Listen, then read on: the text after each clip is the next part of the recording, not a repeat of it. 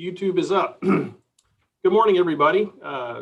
Good to see everybody again today. Had a very good first day of our Interstellar Initiative Grants midterm briefing. So thanks to all the speakers yesterday. And thank you to our keynote, Tim Crane, for coming in and talking to us about the really neat things that Intuitive Machines is up to. That was really fun to hear from him. And it was also good to see how, we're still trying to connect the dots, right? In terms of, we are here, we want to get to this really far, bold destination. And are there potential ways for us to kind of connect the dots with some of these new, very early ideas into some way to try and do some kind of a demonstration for this. So today we got a full day ahead of us. I'll just throw the schedule up to the screen here in just a second. We can take a look at it. So yesterday we had 4 talks. Today we'll have 5 talks, and we'll hear first from Space Commodore Pete Worden here in just a second from Breakthrough Initiatives. And then we'll hear from Richard Norte on his relativistic solar sails. Charles Tace will talk about some of his work with working with the quantum vacuum. Remo Garattini will give us an update on his work with the traversable wormholes. Kelvin Long will give us some inputs on his development of a very high quality modeling code for fusion propulsion. And then Ray Sedwick will finish us up for the day with his work on his centrifugal confinement direct drive fusion. So have a good day planned ahead. I want to go ahead and get started and hand the microphone over to Pete as soon as I can here. Let me unshare my screen. So Pete's with us today. Pete Worden is, of course, the gentleman behind Breakthrough Initiatives. In terms of when you think of Interstellar, you typically think of Pete Worden. He was interested in a very official capacity at a very early state. Some folks remember the 2011 NASA DARPA 100-year Starship. Pete Worden was the NASA side of that. And, that was as bold and as imaginative as that is. That did require Pete to kind of get out there and push the boundaries, and he had to take some friction as a result of that. And so I think, we all applaud him for his bold, visionary willingness to do that. And so I think he's been able to achieve an immense amount more, having transitioned to outside of NASA in his government capacity. So with that, Pete, I want to hand the microphone over to you. Thank you for joining us today. And I eagerly await the day that the Space Force changes their rank to the Navy rank, and you can have your rank officially changed to Space Commodore. So I'm starting the petition. Let's all sign it because we want Pete to be Space Commodore Pete Worden. Pete. Thanks, Sonny. I appreciate the introduction and the title. Again, I want to thank the whole group here. This is very exciting. The efforts between LSI and the Breakthrough Initiatives are very, very synergistic, and we're working pretty closely. What I'd like to do in the next 20 minutes or so is briefly kind of summarize where we are with the Breakthrough Initiatives. That we've had a lot of very good successes, and I want to cover some of those. And a lot of you may know this, but let me bring up the my presentation here. And okay, as noted, I'm both the executive director of the Breakthrough Initiatives and the chairman of the Breakthrough Prize Foundation. I just want to emphasize that nothing I'm going to say is export controlled, so this data is all free and open for global distribution. Our parent organization, and the one I chair, is the Breakthrough Prize Foundation. Over 10 years ago, the Breakthrough Prize Foundation began operation with a set of science prizes funded by some of Silicon Valley's most prominent entrepreneurs, including Mark Zuckerberg, Sergey Brin from Google, Andrew Zwiski, 23andMe, and Yuri Milner from DST Global. These are the largest prizes in science. They're almost 3 times the size of a Swedish prize I'm not supposed to mention. But what we've tried to do is kind of make these the Oscars of science. So, we hope this year we'll be able to meet in person. they meet on the campus of NASA Ames Research Center. Those of you familiar with it will note that large building behind the ceremony venue is the 1930s airship hangar. I got involved in this because I was the landlord, and you always invite the landlord to big parties to make sure you don't get in trouble. But it's quite an impressive affair. You know, it's the first time you see a lot of scientists in tuxes. In fact, it's the only black tie affair in Silicon Valley. You know, that we've had trouble with some of the billionaires understanding that black tie doesn't mean a t-shirt that's black. But we're getting there. This has been quite successful. I want to mention that we have another program as part of this, the Breakthrough Junior Challenge. We invite young people between the ages of 13 and 18 to do a several-minute video on some cool science principle in physics, mathematics, or life sciences. The winner gets a $250,000 scholarship wherever they want to go. The school that they go to gets a $150,000 laboratory. And to me, one of the most important things is that the teacher that inspired the student gets a $50,000 check. I have to say that the young man on the left there was the first winner, and he didn't tell the teacher that he nominated him. So when we called up the teacher and said, "Where do we send your $50,000 check?" the teacher's first question was, "Is this a call from Nigeria?" So we've since gotten everybody to understand that it's for real. But I'd like to talk a little bit about our initiatives. These were started on July 20th, 2015 at the Royal Society in London. Until he passed away a couple of years ago, our chief scientific advisor was Stephen Hawking. The gentleman on the stage is Yuri Milner, who to date, he's almost the sole funder of the Breakthrough Initiatives, a physicist by background, and quite a visionary. I have to say that when we present our results to him, this is worse than my PhD qualifier, because he was trained in Russia and has a very rigid mathematical understanding of all this. So, but anyhow, we're doing quite well, I think. We have three fundamental questions that the initiatives are looking at. The first one was the first thing that we started was, is there intelligent life elsewhere? Now, whenever I get asked this question, what do I think? And I say, well, people say, was there intelligent life here on Earth? And my opinion says it depends on how close you are to a national capital. The closer you are, the less likely you are to find it. But at any rate, we've made great progress on that. I'll talk about that briefly. And then is there other life in the universe, in our solar system or other solar system? And the one that's most relevant for the work that folks are doing here and interested in is, can we travel between the stars? Now, I want to briefly cover some of the results in the other areas. The search for intelligent life is called Breakthrough Listen. It was started, you know, in 2015. It's been going now for 6 years. Yuri Milner committed $100 million for a 10-year project.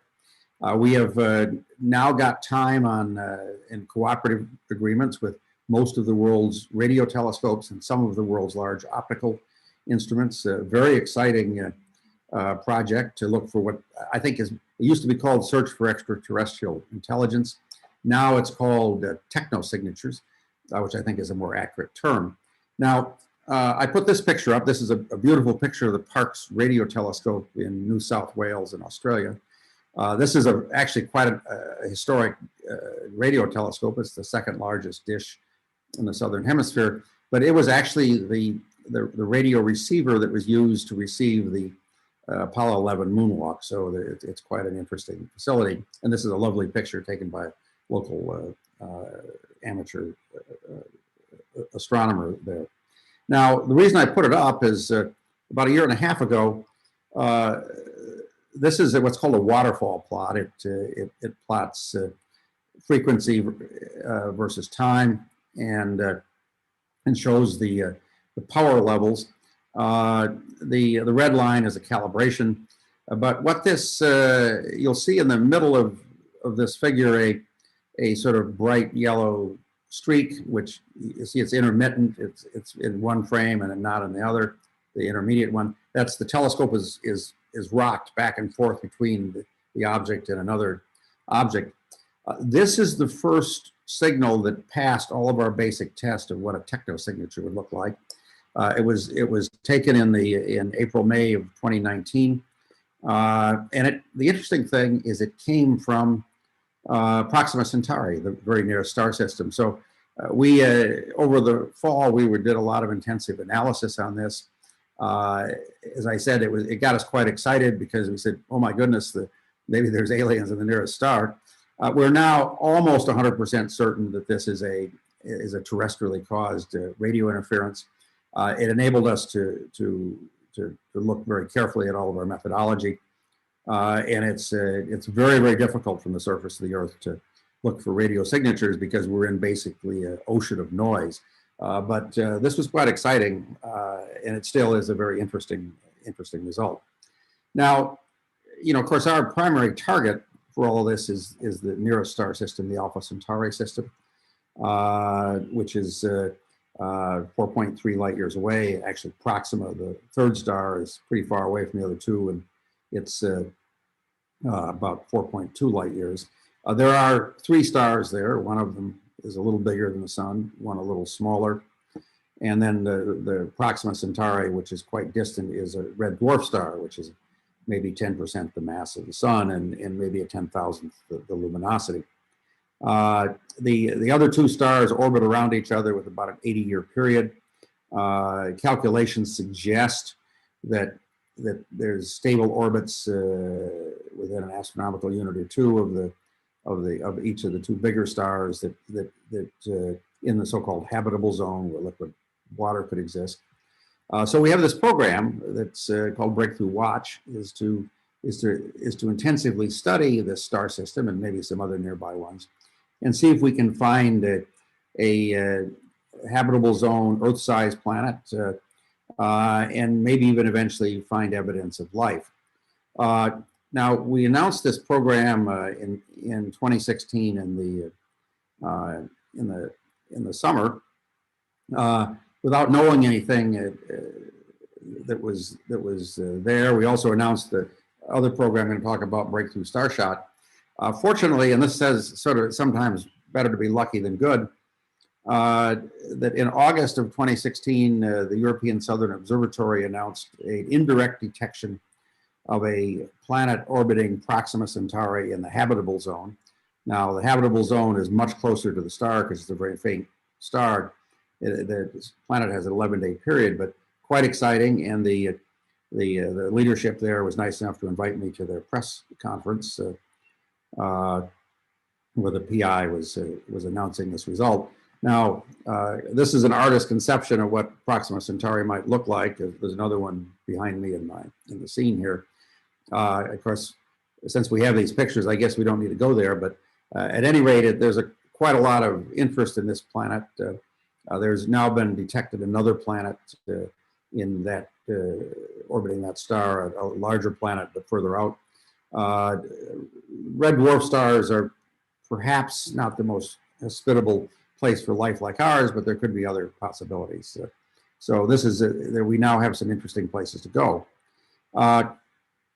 We then started here a couple of years ago a major program this is the Very Large Telescope in Chile. It's 4 8-meter telescopes.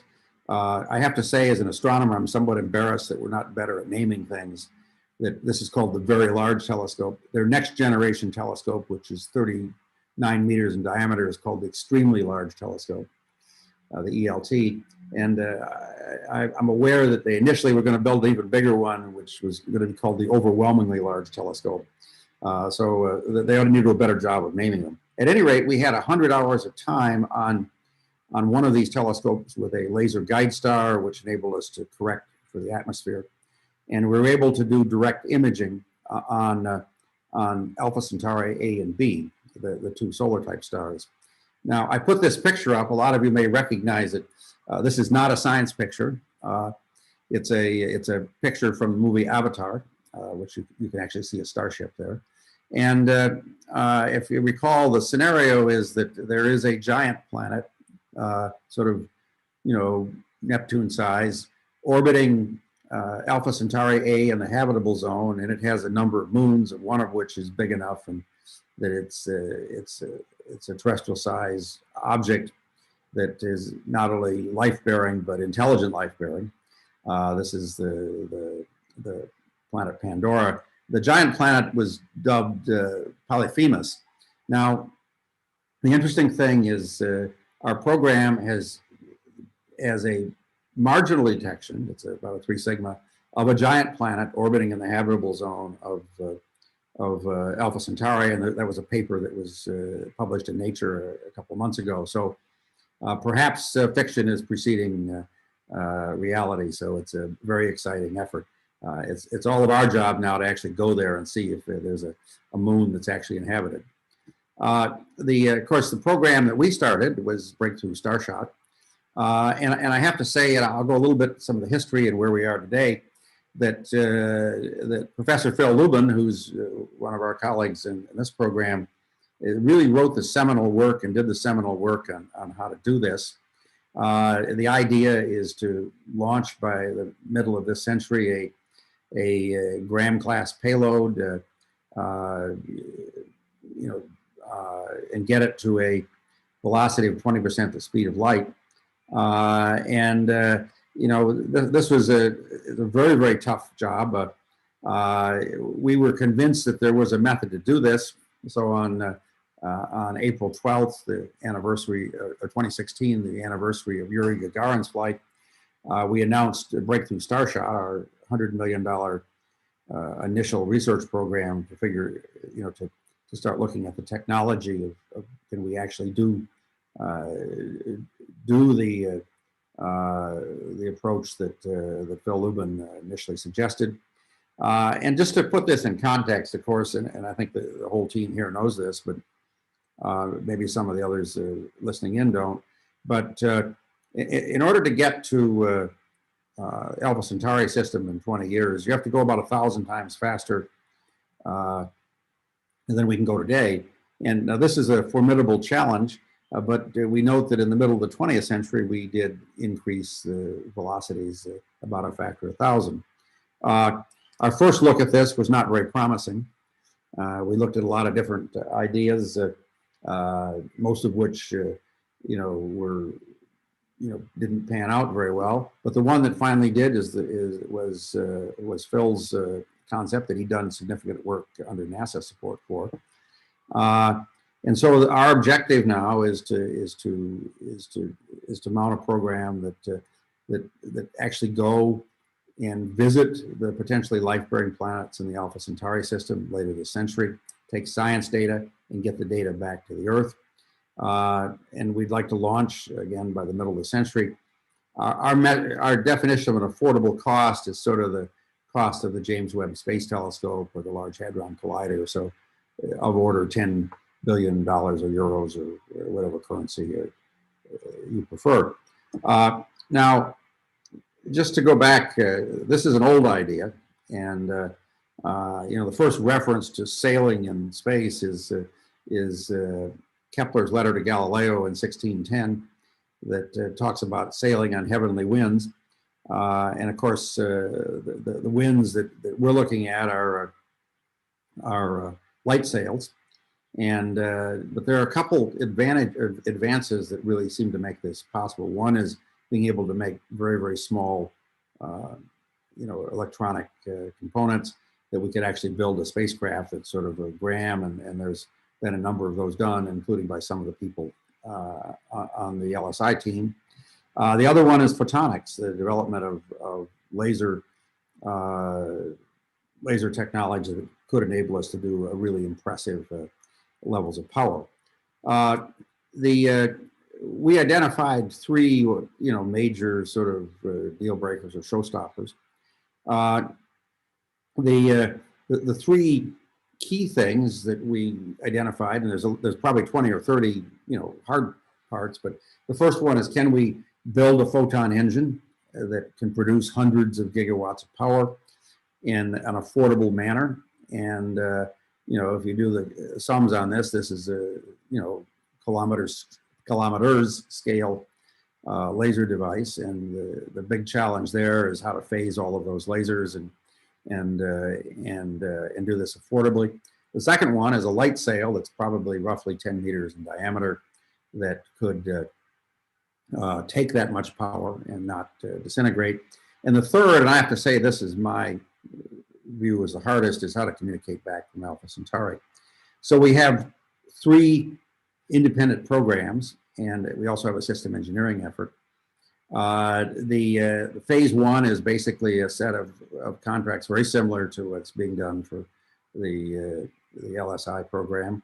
We're almost finished with phase 1. Bob Fugate and his associate Wesley Green are leading that for us. The light sail is phase 1 is in progress.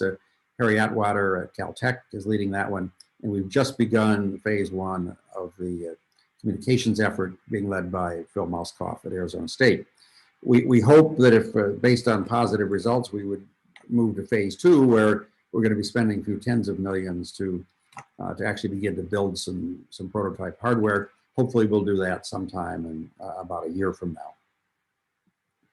Now, of course, you know, light sails do work. I mean, this is the Planetary Society's light sail experiment. There's been a number of others. You know, the technology to build a very, very small spacecraft is now been done by a number of folks. You know, and the point is, sort of the feasibility question is, you know, if you have an electronic watch, the chip in that basically does most of the things a spacecraft does. This is Professor Zach Manchester. He was at Stanford. He's now at Carnegie Mellon. This is a 10-gram spacecraft that is actually built by students. They're called Sprites. A couple of years ago, he launched a CubeSat, a 3U CubeSat, about 8 kilograms mass, that deployed over 100 of these in low Earth orbit.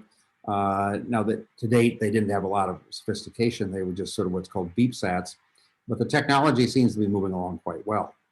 The photon engine is, these are artist conceptions, and I have to, or conception for this. I have to say, when we showed Yuri Milner this, he said, that's not right. And somebody asked him, well, why is it not right? He said, well, you're going to use 1 micron laser. He said you wouldn't see a visible light like that. I think I might have given him a little baloney, but saved the day. And I said, well, it may heat up little particles in the atmosphere enough so that they would glow and shimmer. So he said, smiled and said, all right. But again, this was the phase 1 that we just about completed. These were the performers on that. I note that that Professor Lubin did one of the really important pieces of work for this. We do believe that the technology is coming along, that we can achieve this at least technically. The question is, can we get the cost? I mean, the phase control we think is solvable. The laser sources, you need to get down again a factor of 1,000 from where we are today, which is about a penny a watt. And we do note that we're on a log linear increase, sort of like a Moore's law. The question is, will that continue? And then whatever optics you need to get down that about almost 2 orders of magnitude as well, to $500 per square meter. The kind of the remarks just to close here is that we haven't discovered any showstoppers. We do have some viable approaches that are being published, and the cost trends do tend to look pretty good. So if all goes well, you know, sometime later this century, we'll see a number of light sails sailing by these nearby planets in the star system. They won't all be in a formation like this. There'll be one probably every light day or two. But they will probably have holes in them because there's a lot of dust and stuff in interstellar space. And hopefully with this effort, we'll get our first images later this century and maybe find there's a life-bearing planet. The next step is one or more of the concepts being researched by by LSI, we'll be able to send bigger payloads and hopefully humans sometime early next century. Well, let me stop there before I get buzzed by Sunny, because it's quite a loud klaxon. And I don't know if we have time for a question or two, or otherwise we can move on. I personally have a question, just, maybe a minute and a half answer, if you will. What drew you to this domain, Pete? I mean, you've been thinking about this all your life. It's clear, right? What bit got set at a young age, right? Well, that's a good question. In fact, I'm going to give an unashamed push for a book that I'm writing along with a colleague of mine who worked in the Pentagon, one of my former students, Matt Daniels. But basically, there's a lot of motivations, but to me, the continued adventure of going where nobody's gone before, to put it in Star Trek. I mean, I got excited about, interstellar travel when I was about 6 years old. The first books my mother gave me to try to encourage me to read, one of them was called Stars, the other was called Planets. And I thought the planet one was kind of boring. I mean, I looked at all the planets and I said, look, there's no scary aliens or anything interesting at all. But the Stars one, I thought, okay, that's for me. And from that point on, I said I was going to be an astronomer. And it's when I graduated from Michigan, a local newspaper did a little interview with me, and I said I thought by the end of my lifetime we'd be mounting interstellar missions. My father, who passed away a couple of years ago, showed that to me a couple of years ago, and he said, "Well, at least you're consistent." I think it's the adventure and the inspiration it does, and hopefully it does. This will do it for millions more young people. Cool. Pete, thank you for that kind and sincere answer. If you don't mind, if you could send me an email with the details on those books you just talked about. Yeah, we got to find a publisher, but we've got the book all drafted. Right now it's going to be called American Spaceflight, but we'll probably get a better title for it. Okay, cool. We're dedicating it to Arthur C. Clarke, who's the one that inspired me the most, maybe. Very good. Yes, right. Definitely somebody that can turn a phrase and definitely stir the soul, if you will. So, hey, thanks, Pete, for your wonderful presentation this morning. That was fantastic. So we'll go ahead and get started. Next up, we have Richard Norte from Delft University of Technology. Richard's going to be talking to us about his progress on his project with the title Photonic Crystal Sail Fabrication and Test. So Richard, you have the con, you're muted, so make sure you come off mute and you can share the screen. Can you hear me? Can you hear me? Yes. Yeah? Okay, great. I'm just using another way of speaking on another device. Can you see this? Yes, we can see that. Okay, let me just full screen. Perfect. All right, great. Yeah, I want to thank LSI for this invitation to come share some of the progress we've been making and kind of just talk about a little bit about some of our plans and generally kind of the concept that we've been thinking about lately. And it's actually great that Pete spoke right before this because he's already been able to kind of introduce a little bit of it, but I'll kind of maybe detail what we've been thinking about. And I really like this picture because for me, I feel, there's this kind of inherent nature that people have to try to explore and kind of get off this little rock. And I really like the idea that, for the last 60, 70 years, we've been really trying to figure out how to do that to longer and longer distances.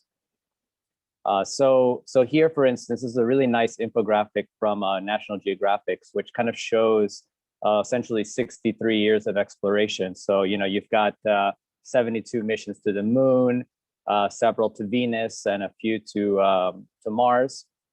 And if you go out even further, you start really, there's really been just a few missions to the outer planets, and a lot of them are being used as a kind of a slingshot maneuver for these kind of deep space kind of missions. And if we really look out even kind of further, we kind of start looking at what is the kind of the furthest man-made object we've ever had traverse out into space, and we always kind of look at Voyager 1. And so, of course, we all here know that the idea is that, even though this is the furthest object we've ever made, it's still quite far away from looking at interstellar missions, really.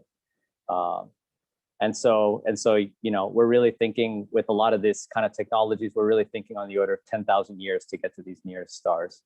And it's actually kind of interesting to think also that actually, I think I heard recently that I think in 2025, we're going to stop having communications with Voyager 1. So that's a little bit unfortunate. But 2025 kind of stands out as a very interesting year, and I'll kind of speak a little bit on that. And so for me, one of the big inspirations to even start thinking about this was I actually saw this Starshot breakthrough announcement several years ago, and I just thought it was just an amazing idea. And it was, and especially really in the ambition of it, and also kind of the simplicity of the idea in some ways. So the idea really being that, if we could get 100 gigawatts of laser power, and we can get a sail and a chip that's on the order of gram scale, that we can get things to a fifth of the speed of light and really think about 20-year missions. So that was actually quite interesting for me, because I'm not really from this space field in some ways. I'm actually more from the optomechanics and quantum technology field. But what you find is that there's actually quite a lot of similarities between these two. And so, but first maybe just to talk about what are those similarities. So this is actually, again, one of these pictures of what one of these star chips would look like. And so the idea being that, we really try to minimize the microcontrollers, the antennas, the radios, the gyroscopes, the cameras, the sensors, communication systems, kind of all into a small chip. And the idea would be to attach this to a light sail. Of course, this is not to scale, but the idea here being that you have a sail that is somewhat something on the order of meters, 4 meters by 4 meters, and needs to be under a gram. And what I find really interesting about this is that, if you look at the kind of the trajectory of the technology that you need for the chips and for the light sail, they're actually quite different. Because in the end, if you look at this light sail, you're really thinking about something on the order of about, grams, let's say. So you can think about a penny is already, 2.5 grams, and you're thinking about something 4 by 4 meters. So if you look at most materials, you're really looking at a sail that's on the order of, 50 nanometers to 100 or a few hundred nanometers. And that's quite a unique challenge, because if you think about it, with the chip, you actually, with these communication systems and kind of minimizing everything, you find that actually kind of goes quite, it kind of aligns pretty well with conventional nanotechnology, which is always to make everything smaller in X, Y, and Z. But the sail is actually quite a unique challenge, because now you want something that is, nanoscale in Z, but you also want it to extend out meter scale. And so it's a really new type of nanotechnology that really hasn't been a focus, but now you're starting to see that it's actually becoming kind of a crucial type of technology for many types of initiatives. So, for instance, here, this kind of just gives a little bit of a sense of the minimum feature size in nanotechnology, and over the last, over the last 50 years, we've really done an amazing job of following Moore's law. So there's prediction that we could get double the amount of transistors every few years. And so maybe it's a self-fulfilled prophecy, but most people agree that there will be an end to Moore's law, and even Gordon Moore thinks that it's going to be somewhere on the order of 2025 is when Moore's law will end.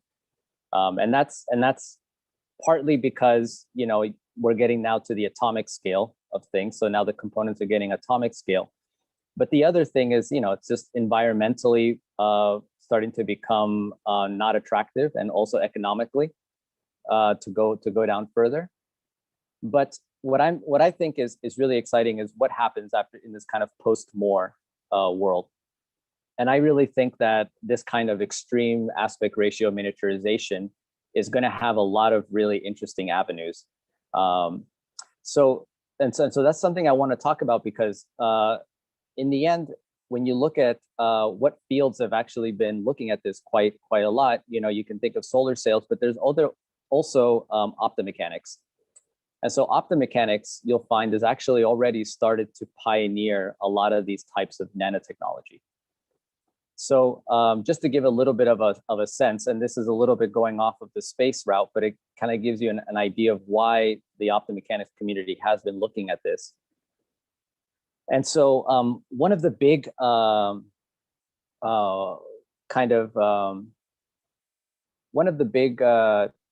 routes for quantum technologies is, for instance, trying to make, using, for instance, optomechanics, the idea of having a movable mirror, which is coupled to light. And the idea being that you can essentially use the light to dampen its motion, and then essentially put it into some kind of quantum state. And so here you can think of, the motion of your mirror being this kind of quantum state here in blue. But the one thing that people really want to do is figure out how to get this kind of quantum technology in room temperature environments, for instance.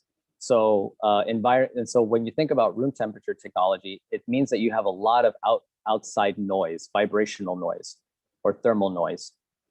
And so what this can do is this vibrational noise can essentially kind of affect the quantum state of your mirror and essentially disrupt this quantum state. So it's very, very sensitive to this outside environmental noise.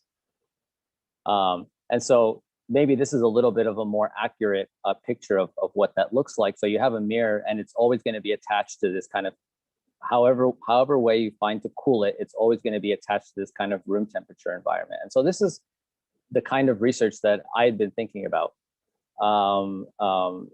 for about a decade. And so it's kind of interesting, because it does have a lot of parallels to light sails. So for instance, if you want to decouple the motion of this mirror from this outside noisy environment, one way to do that is actually to use a kind of an ultra thin mirror, such that you have really very little clamping or interaction with the outside environment. So instead of having this kind of big heavy springs, you kind of use these high aspect ratio mirrors, which are highly reflective, super thin, and also high aspect ratio. So you can actually decouple from this outside room temperature noise.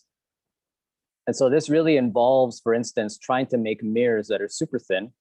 So here, just to give you an idea, you're really thinking about making sub-wavelength mirrors.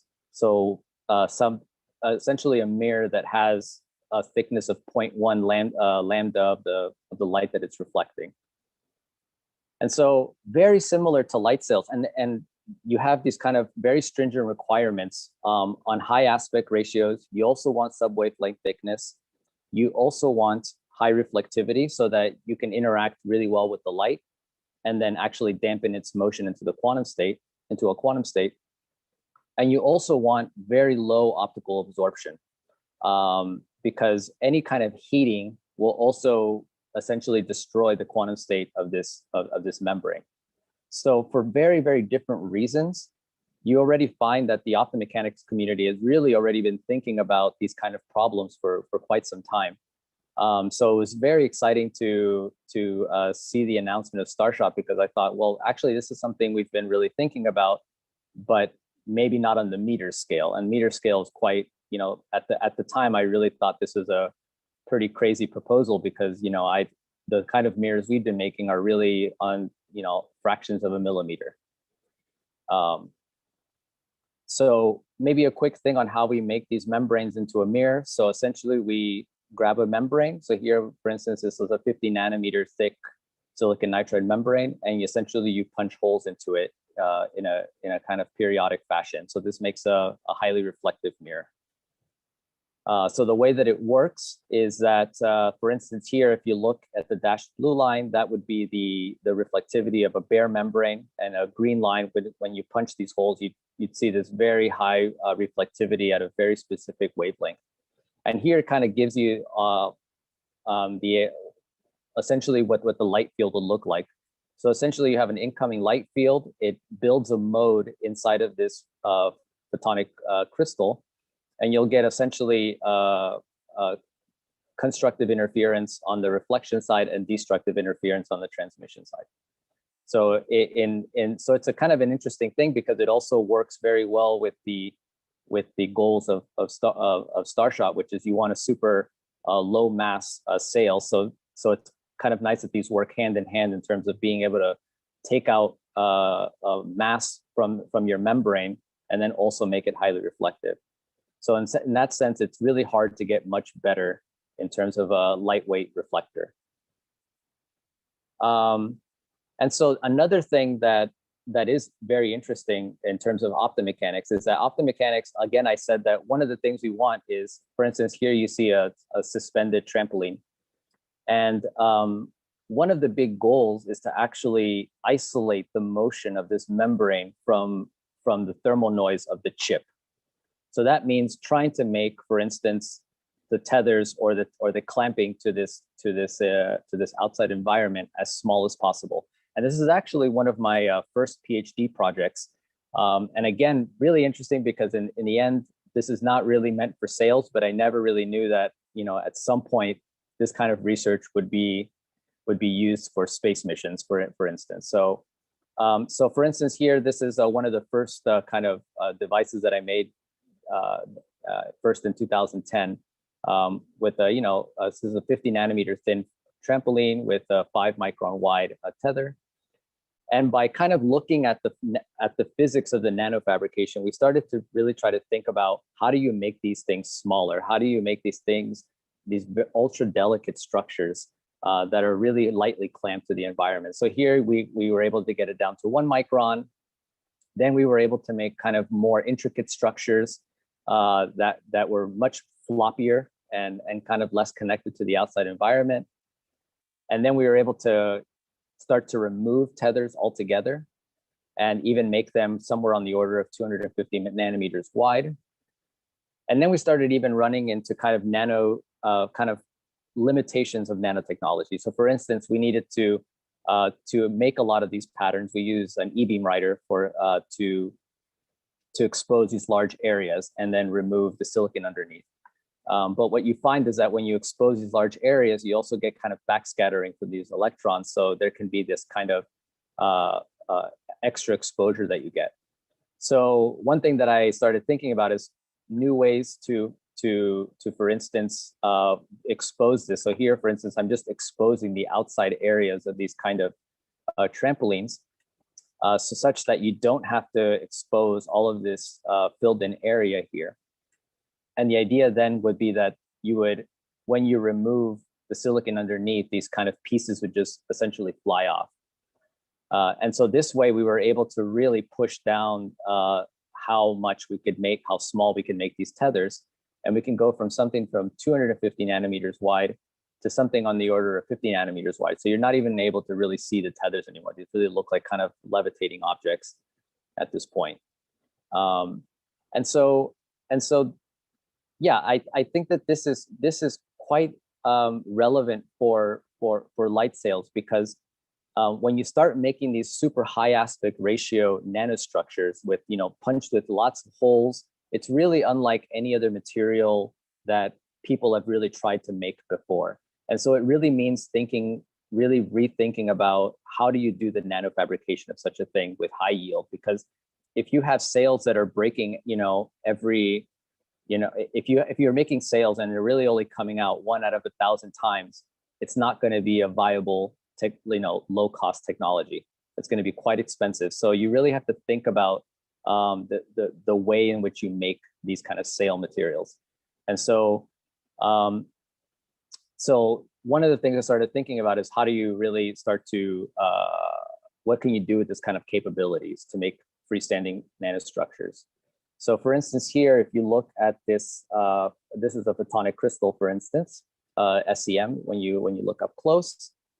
And if you kind of zoom out a little bit further, this light blue area is everything that is a suspended membrane, and everything that is in purple is kind of what the chip, essentially. So this is essentially a kind of a zoomed in microscope picture.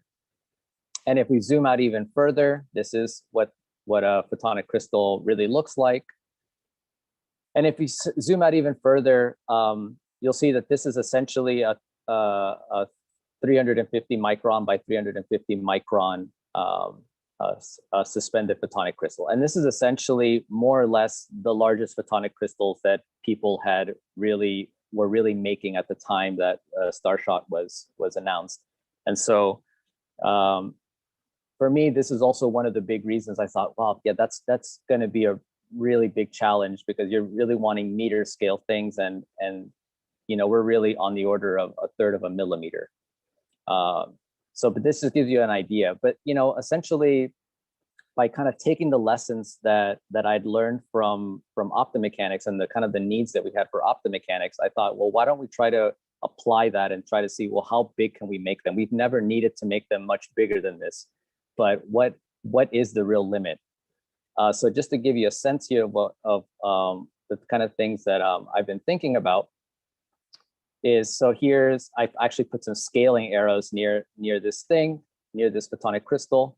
And so now what we're making is these really quite large 4.5 centimeter by 4.5 centimeter photonic crystals. This is a completely suspended, hole-filled photonic crystal that looks just like the one that I just showed you.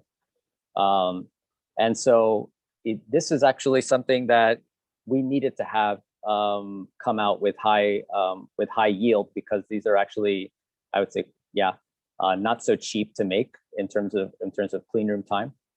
So we didn't have too much of a luxury to get these wrong, but it does give you a sense that we can take the lessons from optomechanics and really start to push this new type of nanotechnology and this really high aspect ratio nanotechnology, which is really very different from kind of the Moore's law type of nanotechnology that we've seen over the last 50 years. So the one very interesting thing I would say with these kind of membranes is, for instance, here, I just to give you a little bit of the specs. So we can really start to make things on the centimeter scale. So right now we're really only limited by the size of the wafer at this point, and also the e-beam writing time.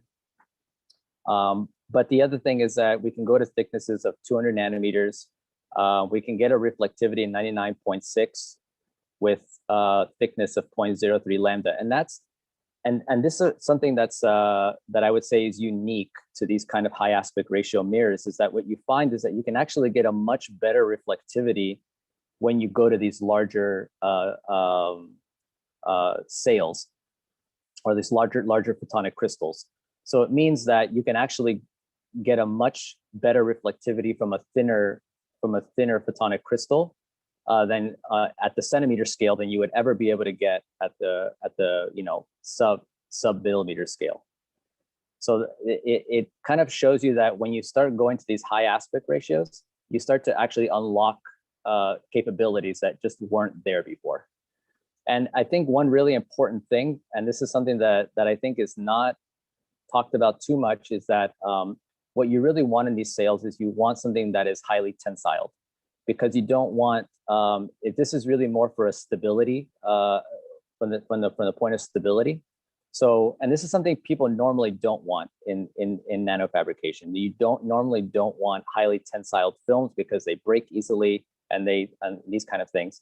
But in the end, when you want to align a high-powered laser to this, you need this mirror to be flat, because you will lose some performance. And actually, I think it would just be hard if you have something that looks kind of like a plastic bag kind of floating around. So this high tensile strength is actually quite important. And so this just gives you a sense of the scale and why this is really different from, for instance, the solar sails, which I mean are really impressive.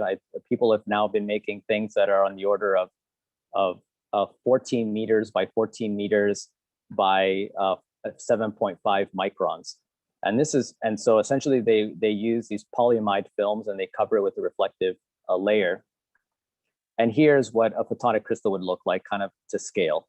And the big difference here is you see the extreme difference in thickness, but also the fact that, here you have a very continuous film and here you have something that's really filled with holes. So they are just really, in terms of delicacy, very, very different beasts. And in terms of materials, material-wise, there's been a lot of materials that have been kind of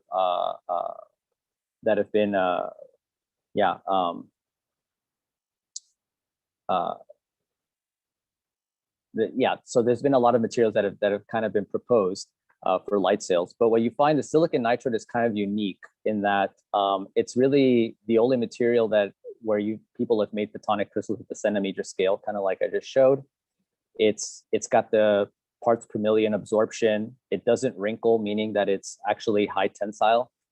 And one thing that I do think is actually quite important, another thing maybe not talked about so much, and I think this is still a question mark, but I do think that having amorphous films does help. Because if you look at crystalline films, then you start to have kind of crystal planes which can break easily, especially when you're accelerating these things to high velocity. So I think amorphous films actually might be a very useful thing in this case. So it really does meet a lot of the kind of the stringent requirements, except for the lateral size. It does meet the stringent requirements, and it can actually get a 90% reflectivity at the kind of aerial density needed by a Starshot. So I think that's actually quite interesting. So here, and just to give a little bit of a sense here, so this is actually a figure from Harry Atwater's really nice review on photonic crystal and light sail materials. And here they kind of outlined, the absorption coefficients and the refractive indices. And of course, silicon nitride, I just kind of added this in here.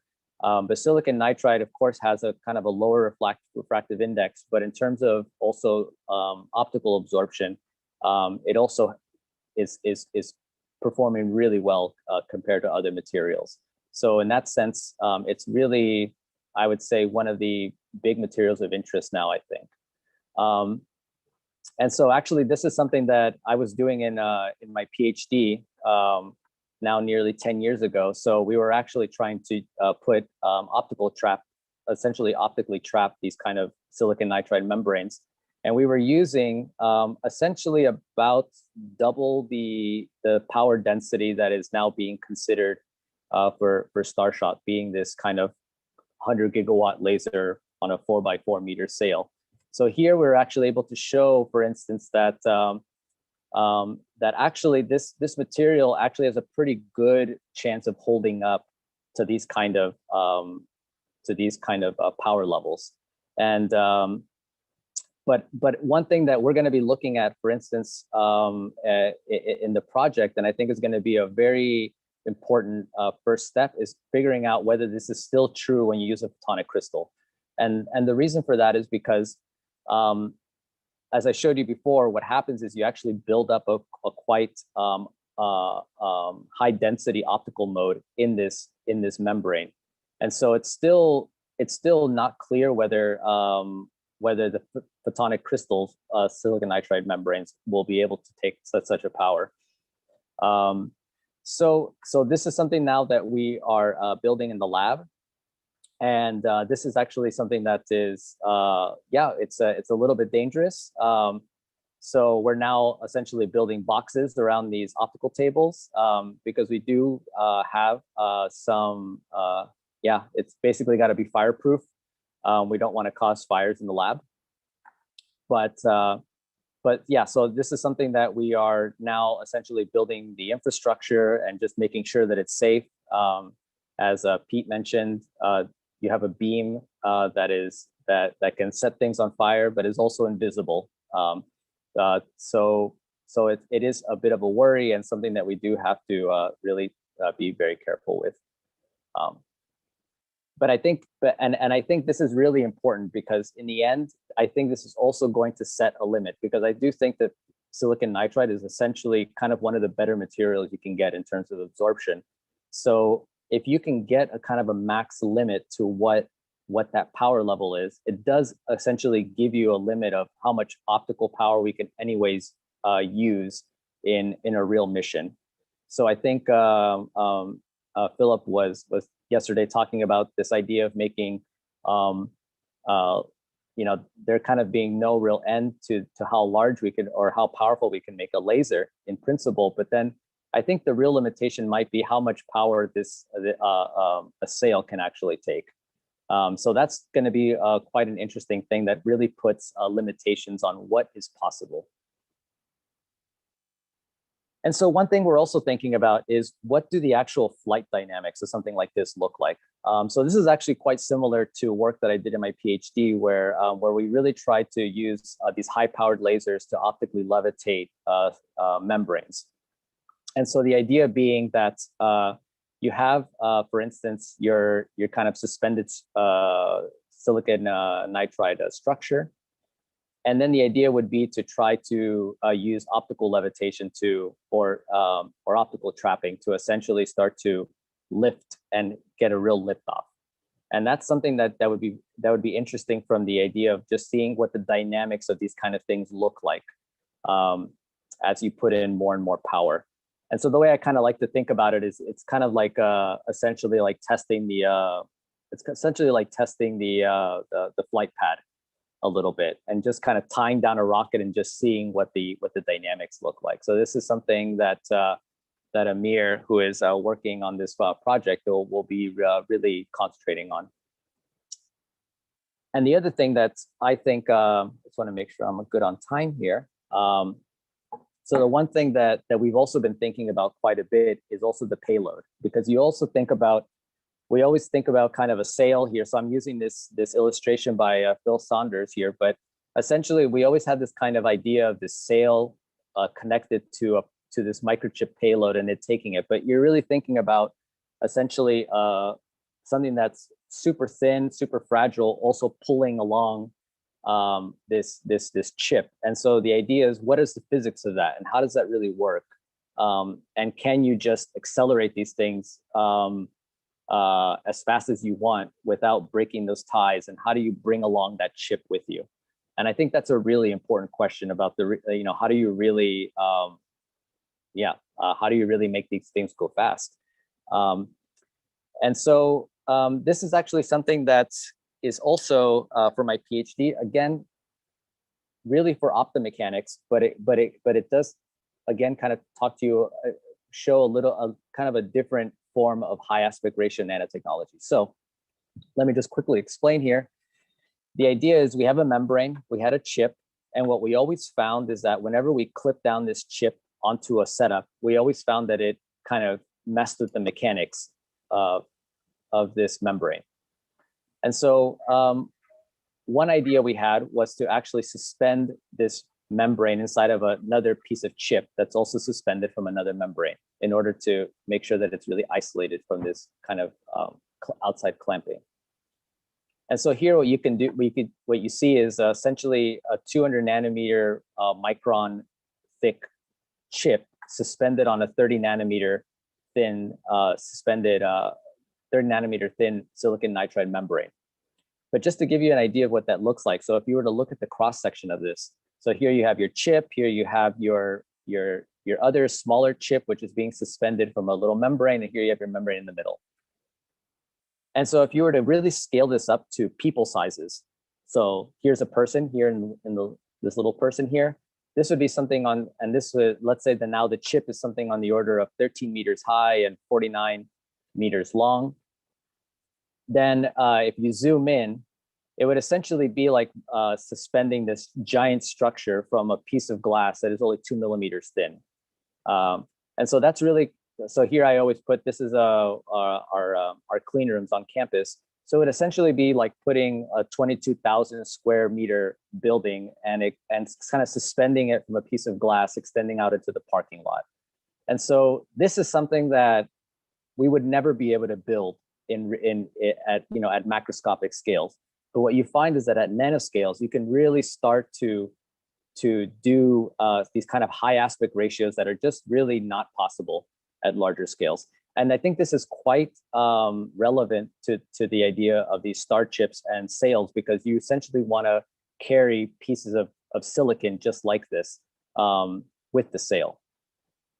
And so this is also something that we'll be looking at is essentially trying to see the dynamics of these payloads. So can we attach small test mass payloads to these photonic crystals, and how does that work?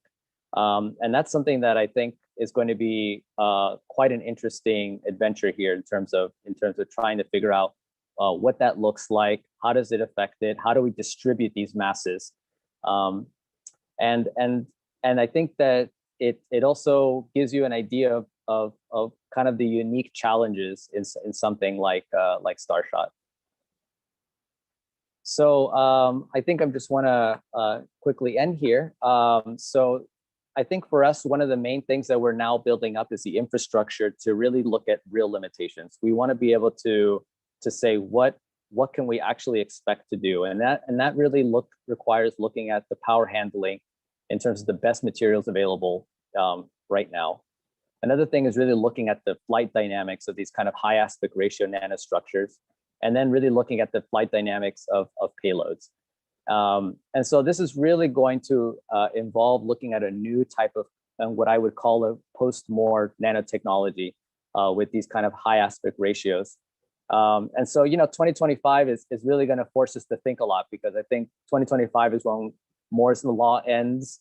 It's the year when we don't have any contact with Voyager. And I think it's quite exciting year, because I think it's going to start to really push us to really think differently about how to move forward. And so here I want to thank Amir, who's now really working on the setup and really getting everything up and running. Miguel Bessa, who has been instrumental in helping us with the light sail design. So he's using machine learning algorithms to really get new types of photonic crystals that can actually look at all of these different limitations. And also Lucas, who's also been quite helpful in terms of getting a lot of this machine learning code running. And of course, Peter and Simon Groblocker, and of course the Limitless Space Institute has been just really wonderful in terms of supporting this work and helping us along. Yeah, thank you. Oh, that's great, Richard. Thank you for the presentation. If you could stop sharing your screen now, we could go into a little bit of Q&A mode. Before we do that, I just want to highlight a couple things. Just listening to these talks again, there's certain things that just stick in my head and really resonate with me. I think Richard, it was neat to hear you highlight the fact that in 2025 we're going to lose comm with Voyager 1, and so that's I think that's significant to think about, right? That's been our interstellar trailblazer, if you will, and so I guess it's a little bittersweet to think about that. It's accomplished so much, but it will be forever committed to the deep, if you will. And I really liked how you highlighted the fact that, and I apologize if you hear hammering noises. They're doing construction on my building right outside the window. So, but we adapt, we overcome.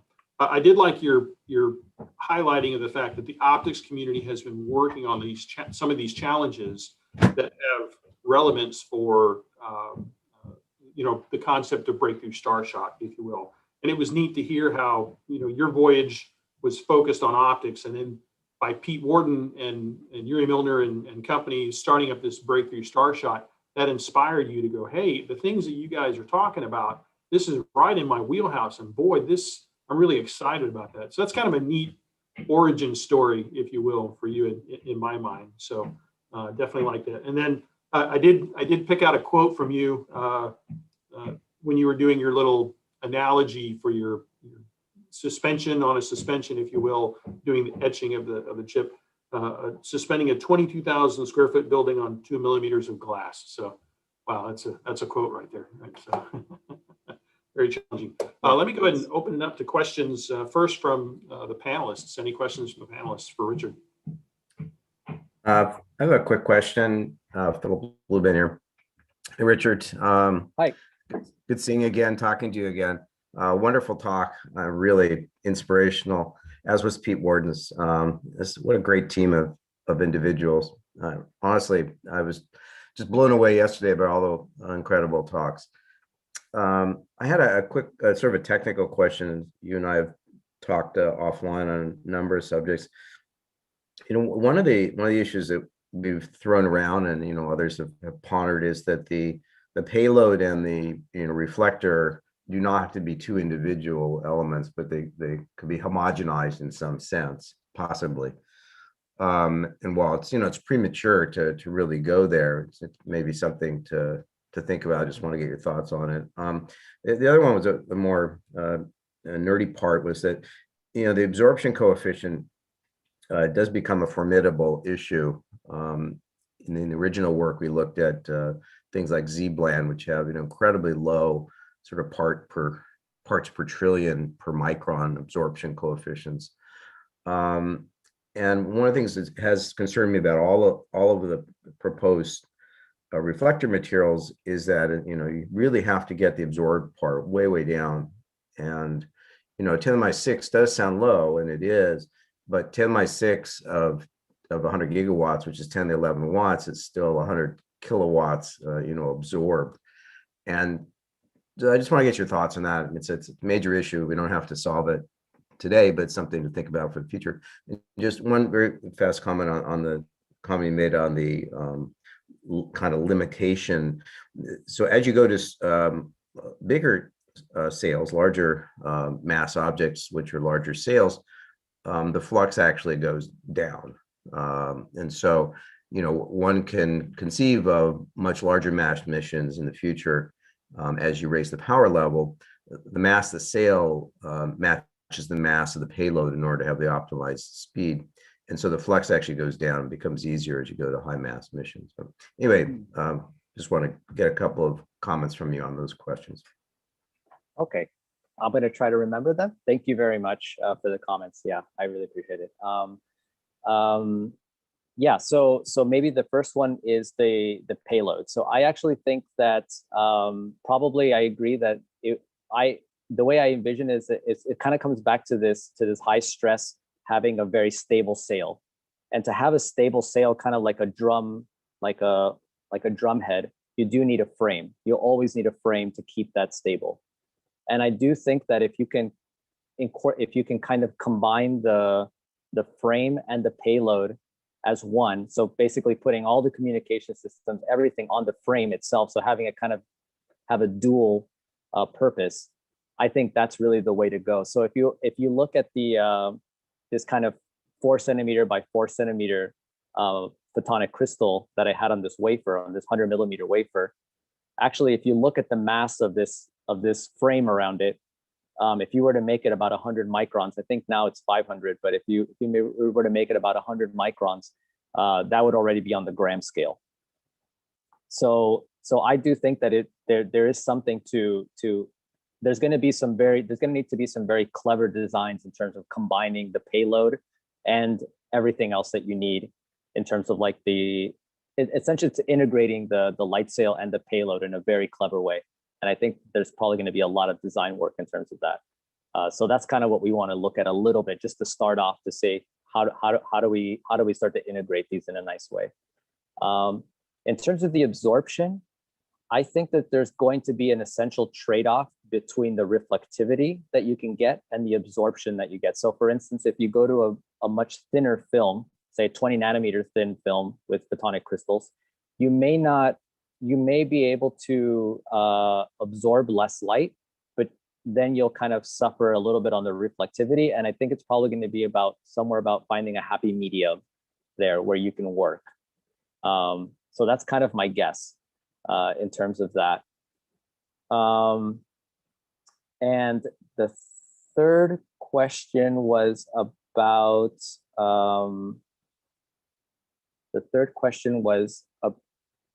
sorry, I actually forgot the third question already. Well, really just two questions. I think you've kind of addressed it. The question of, does it make any sense to homogenize a reflector plus the payload. It's completely unclear to me. I don't expect Yeah. an answer, but just something to think about. Yeah, yeah. But I definitely think the frame, it's going to need a frame to keep it taut, because you need, if you want to shine a laser at it and do this in a nice, precise way, it's going to be a really difficult time if you have something that looks like a plastic bag in space, and then you're trying to kind of shine lasers at it in a nice way. I think it might be difficult. Awesome. Thank you, Richard. Thank you, Phil, for your question. We do have a question in the Q&A panel from Robert Kennedy. It reads, I noticed that you moved from 4 to 3 tethers 120 degrees apart, the minimum number, but the holes are still in a rectilinear array. Is it possible to drill holes in a hex close packing? And would this make the mirror more efficient? Yeah, so it's something we've been thinking about. It's definitely possible, and it definitely, I think, would, if you can pack the holes tighter, that might actually decrease the weight a little bit.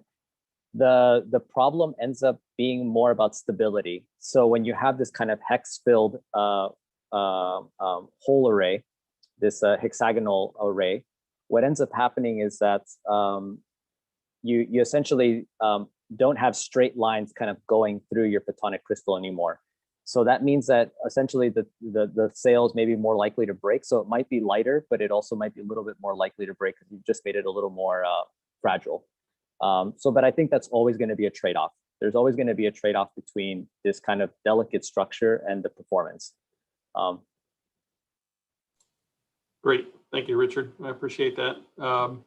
Any other questions from the panelists?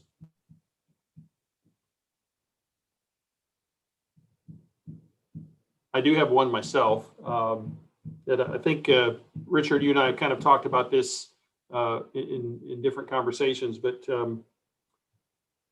you showed a really nice picture of this 4.5 centimeter by 4.5 centimeter photonic crystal that you guys are able to manufacture, right? And as you've heard me talk about before, because of my background in human space flight, we're here and we want to get to here. So what are some of the steps along the way?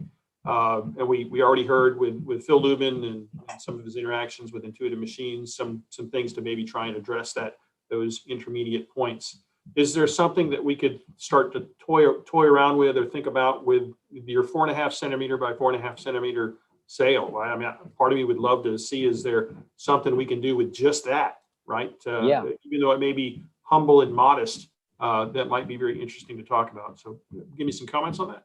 Yeah, so definitely. So definitely something we thought about, because if you think about going to Alpha Centauri, you're still thinking about 800 years with the little light sail that we made. If you were to use the exact same optical, if we could make this 100 gigawatt beam and push, it's really overkill. Let's say we just grab this 100 gigawatt beam with the meter size and we just shined it on our 4 millimeter sail. It would still take something on the order of about 800 years to get to Alpha Centauri. But what I do think is quite interesting is that you can start to really look at solar system when you start looking at smaller scales in terms of distance. Solar system becomes very interesting because now you can think about, for instance, getting to Voyager's position in a year rather than 50 years. And you can start thinking about getting to Mars in 32 hours rather than I think the fastest mission we've gotten there is about 6 months. There's a flyby mission. So you can, and I think also, even for instance, like something like Saturn or like Cassini, you can start to get there in 22 days rather than 7 years. So I think that this kind of technology is actually quite interesting on a shorter scale. And anyways, I think these are the prerequisites for the interstellar missions. We're always going to have to test out things on a local scale anyways. And so I actually think there is some really nice promise in terms of that. Cool. I'm gonna push it just a little bit further. What about just like a tech demo, right, in the Earth Moon system? He said, kind of knowing the answer to the question already. Yeah. So yeah, exactly. So I think we talked about this because we're thinking like, what if we can just use much less power? Let's say 100 watts of optical power. And there you're starting to think about being able to push these things to the moon in about 4 hours. And so then that's actually quite interesting because it's already technology that's existing. We can make these things. It's really about bringing the price down. I think it's bringing the cost of making these down. But essentially, it's quite exciting on the shorter scales.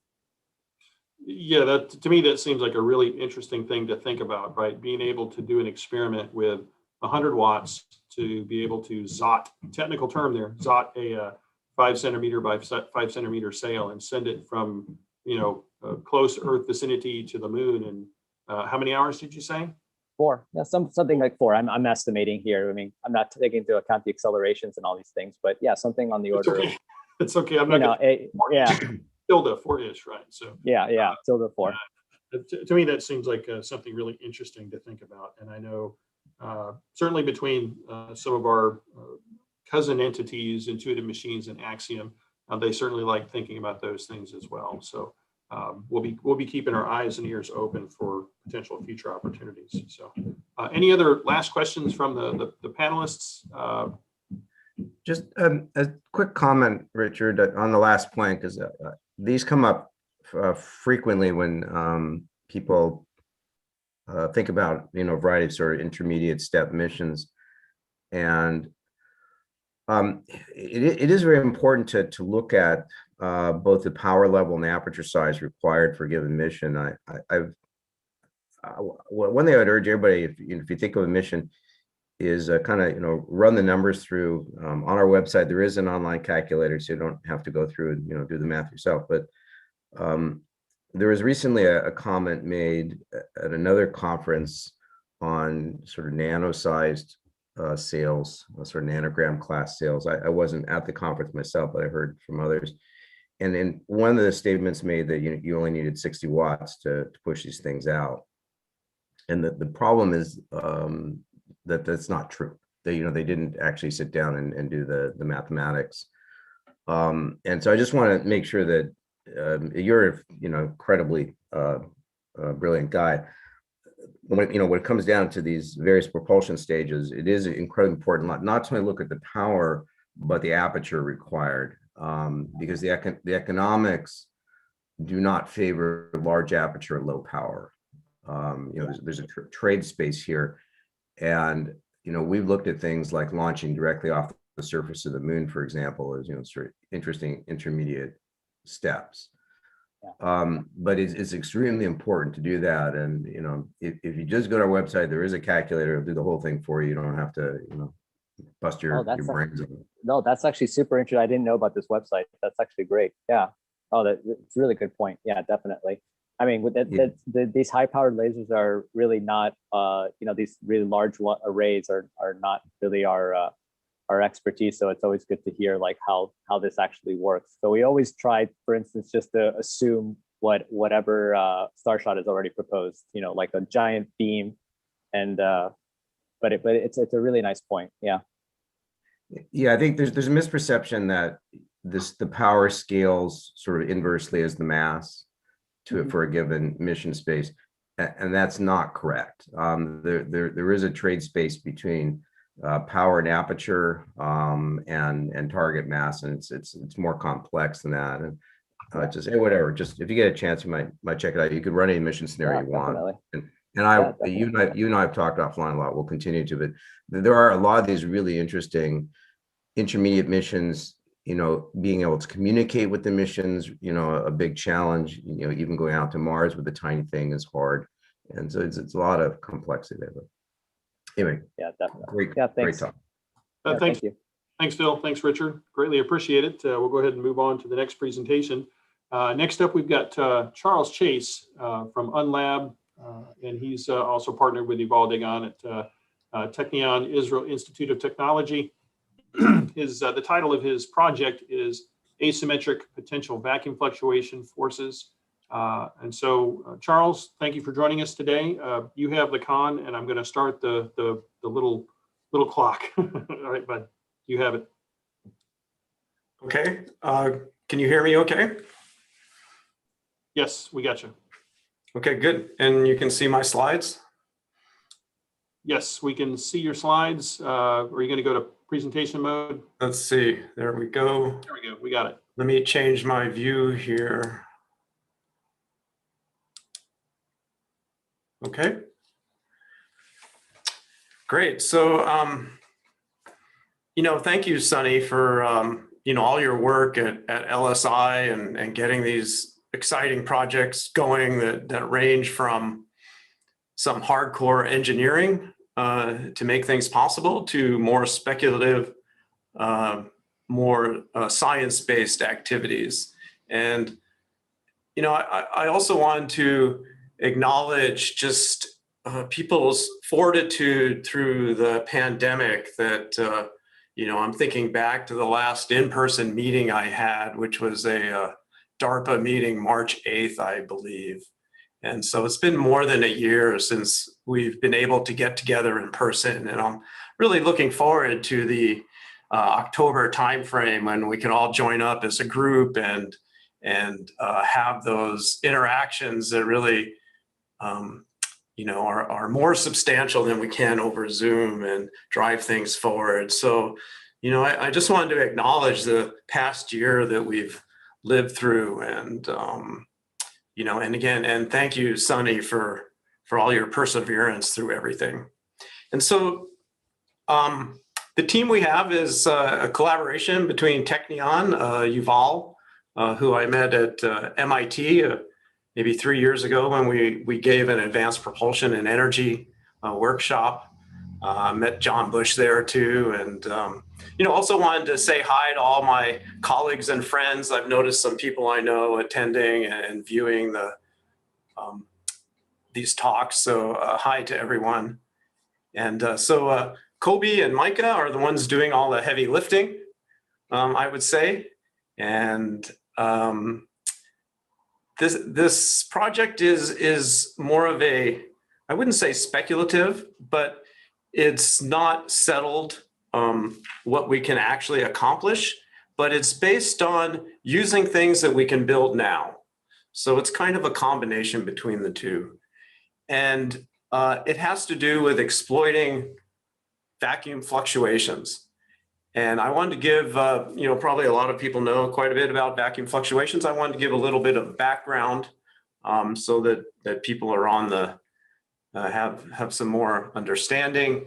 And of course, it's the ground state of a quantum harmonic oscillator is the 0-point energy. I like calling them vacuum fluctuations. It seems to me most accurate. Also in classical EM, when we talk about interfacing with the continuum, well, that's really the vacuum. And you can't get rid of it. If you look at Planck's law, even at zero temperature, there's still vacuum fluctuations even at zero temperature. And that's true with these, the forces, the van der Waal to Casimir forces that are based on fluctuating dipoles. Those dipoles continue to fluctuate even at zero temperature.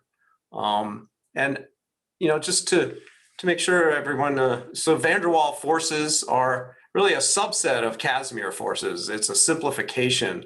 In calculating Casimir forces, you not only take into account the fluctuating dipoles, but you take into account the relativistic retardation waves that come between the two. Calculating van der Waal forces, you don't need to keep those terms because the separation is so close and it doesn't affect the answer. But it's really a continuum of van der Waal, Casimir, Polder, Casimir forces. And the well-known Casimir force is when you have an object and you exclude some of the vacuum modes, which theoretically have all frequencies. So every frequency is resident in the vacuum. And then some of those frequencies are excluded in between closely separated plates. So there's a pressure, there's more modes outside versus inside, and there's a force between the plates. And it actually can be quite large, 1 atmosphere for a 10 nanometer plate separation. And if we look at mass at quantum chromodynamics, and I think someone was, maybe Eric Davis was bringing up this point yesterday, 99% of a proton's mass is from vacuum fluctuations. So that's really interesting to think about. And many observed phenomena have been attributed to vacuum fluctuations, things like the Lamb shift, spontaneous emission. We can generate photons through the dynamic Casimir effect from the vacuum, et cetera. But I think it's important to remember that the reality of these vacuum fluctuations is not really settled. They're essential to quantum electrodynamics. You can't have a consistent QED theory without vacuum fluctuations, but you can attribute things like the Casimir force or the Lamb shift to either a source field radiation reaction or the vacuum fields, and it depends upon how you order the operators. This is how Peter Maloney, who's written quite a few books on the subject, puts it. And of course, there's the famous conundrum of what we measure of dark energy. The vacuum energy of free space is 10 to the minus 9 joules. And QED, if you take the Planck scale cutoff for the frequencies, predicts 120 orders of magnitude larger energy. So that's, people don't know how to resolve that. So, what we want to do is we want to use this vacuum and find out, can we use the vacuum for generating forces? That's really what we're after. And so what does that mean to generate a force from the vacuum? So if you assume that the vacuum has symmetry, translational and rotational symmetry, and it's in thermal equilibrium, there's going to be no force or torque. And this is a general result. It's not dependent on a physical model, whether you're using EM or QED or stochastic electrodynamics. It's a fundamental energy argument by symmetry that in equilibrium and in symmetry, you're not going to generate a force from the vacuum. So we need to break one of these two assumptions to obtain any sort of thrust. And in this project, we're looking in particular at a asymmetric potential where we're putting energy into the system, and that breaks, that makes it non-equilibrium. And then also, we're also looking at some of these embodiments that break the vacuum symmetry itself, and whether that has some physical ramifications or not is unknown at this time. And of course, you can think further that, well, we're in curved space-time, so really the vacuum doesn't have translational symmetry because space-time is curved. And also, with like the Unruh effect, if we're moving through space-time, we're not in thermal equilibrium anyway. So those are some other considerations that we're not really considering in this program. But what we're looking at is making a non-equilibrium, non-symmetric situation. And so just to remind everybody or show what our idea is that we're looking at an asymmetric potential like you have in a resonant tunneling diode. So something that can be implemented and tested quite readily. And this is a simple solution of Schrodinger's equation through a quantum well. And what you do is you get tunneling through the well. That's this tunneling part here.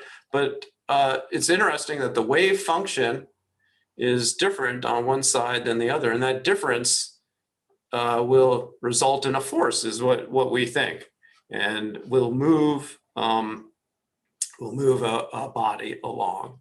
And if you look at, this is some analysis of a resonant tunneling diode, the energy distribution, and you can see the energy distribution in these quasi-static states, the quasi-bound states, definitely asymmetric distribution of energy in these situations. And so our value proposition is really pretty simple. One, can we obtain propellantless propulsion where you're not sending out a propellant?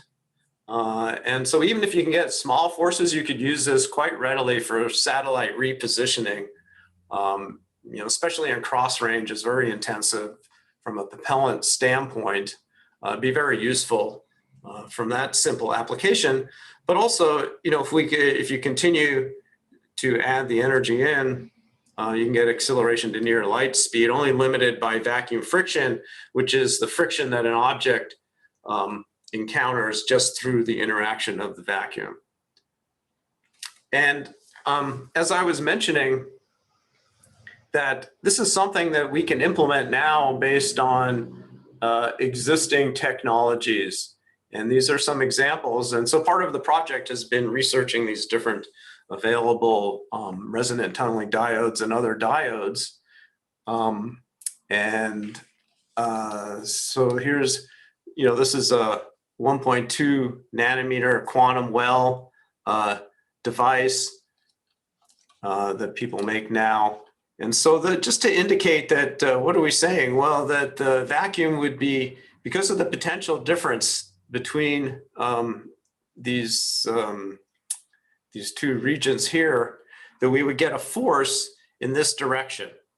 There are other types of diodes. This is a photon-assistant resonant tunneling diode that actually works up at 1 terahertz frequencies. And so in this case, you get tunneling in this sideways direction. So the force would actually be sideways to the chip. This is interesting in that they couple the long wave IR, or the 1 terahertz, not quite long wave IR, but 1 terahertz sort of frequencies. They're building this for energy harvesting. And you get, this is an E and Z region. You get a large intensity of that light here, which then changes the Fermi level, which then enables you to get tunneling through here. And then these are some, on the right-hand side here, there's some recent results from Garrett Modell at University of Colorado Boulder, where he is generating some electrical power by combining a Casimir cavity, a kind of a dielectric cavity, with a metal insulator metal diode. And you're getting, he thinks you're getting flow of the 0 point energy here, which is causing electrons to flow in this direction. And I'll talk a little bit about his device in a little bit here. But I guess the point is that there are these devices that are pretty ready to try to do an experiment on.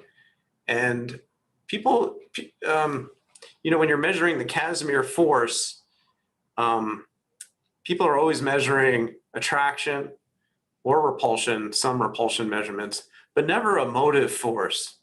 So it's interesting to think about doing an experiment along these lines. So I wanted to point out some recent experimental data that is pretty encouraging to our idea. One, the first is this work from Garrett, where, again, he has this Casimir cavity here. And as you make a smaller and smaller Casimir cavity, you're generating more current. And this is current at zero bias. So, and he's done a lot of, there's debate still, of course, whether is this coming from thermal fluctuations? Is it really because of the vacuum? And, I'd say that is not settled, although he's done a lot of experiments to try to rule those sort of things out. And then another interesting recent result is this fluctuation-induced current from freestanding graphene. And this is out of the University of Arkansas. And so what they have shown is that if you have a piece of graphene in thermal equilibrium, it will continue to fluctuate physically. So this is looking at the membrane height as a function of time, and the thing fluctuates back and forth. And then if you compare, they use an STM to measure this. And as you compare the tunneling current for a rigid versus a freestanding fluctuating graphene, you could see that the current is fluctuating as well, and that you can get this power out. They put a diode over here, and you can measure the power in this diode, which is 0 with rigid graphene, but is generating some small power from the fluctuating graphene, and again in thermal equilibrium. So the system is in thermal equilibrium, and so they also attribute this to vacuum fluctuations. So there's a couple of very recent cases that have shown, hey, maybe it is possible to use vacuum fluctuations to our benefit. And so another thing that we're taking advantage of is the asymmetry that appears to be created in vacuum fluctuations. So the distribution can be changed from shape. So this is some world line calculations that Sunny first pointed us to, which show that there's this asymmetric negative Casimir pressure between a sphere and a plate. So a simple classical sphere and plate configuration, and the negative vacuum pressure, because of the excluded modes, it's not symmetric.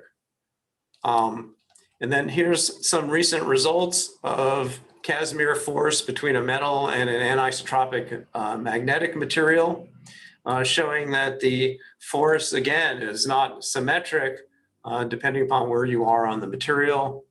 People have also recently measured the vacuum fluctuation distribution in a cavity by using putting an atom through there and seeing how the atom, one atom at a time through the cavity, seeing how it's disturbed by the vacuum. And again, you see this asymmetric distribution of the vacuum.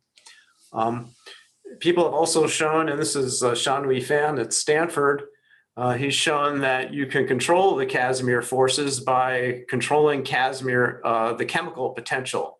So if you look at a couple of semiconductor materials with different chemical potentials, you can of course change those chemical potentials based on a bias, and then you can tune the forces between, say, a plate and a sphere based on that chemical potential itself.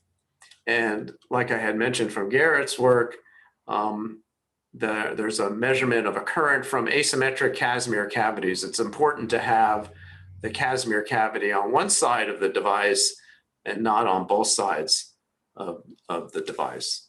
Again, another asymmetric situation. So another thing we know from the Planck energy distribution is that above 7 terahertz at 300 K at room temperature, the vacuum fluctuations actually dominate over the thermal fluctuations. So we want to operate in a region where the vacuum fluctuations are dominating.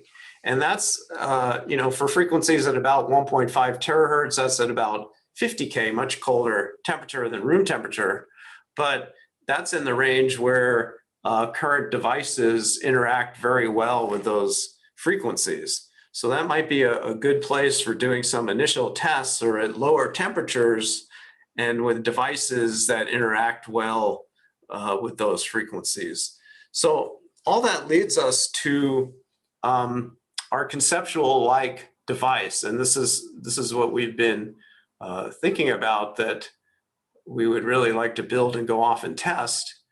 And it's a resonant tunneling diode where you have a system that couples the vacuum to it as broadband as possible, but centered at the quantum well resonant frequencies, those tunneling frequencies in the quantum well that's formed here by N and P doped region, and in the quantum well here.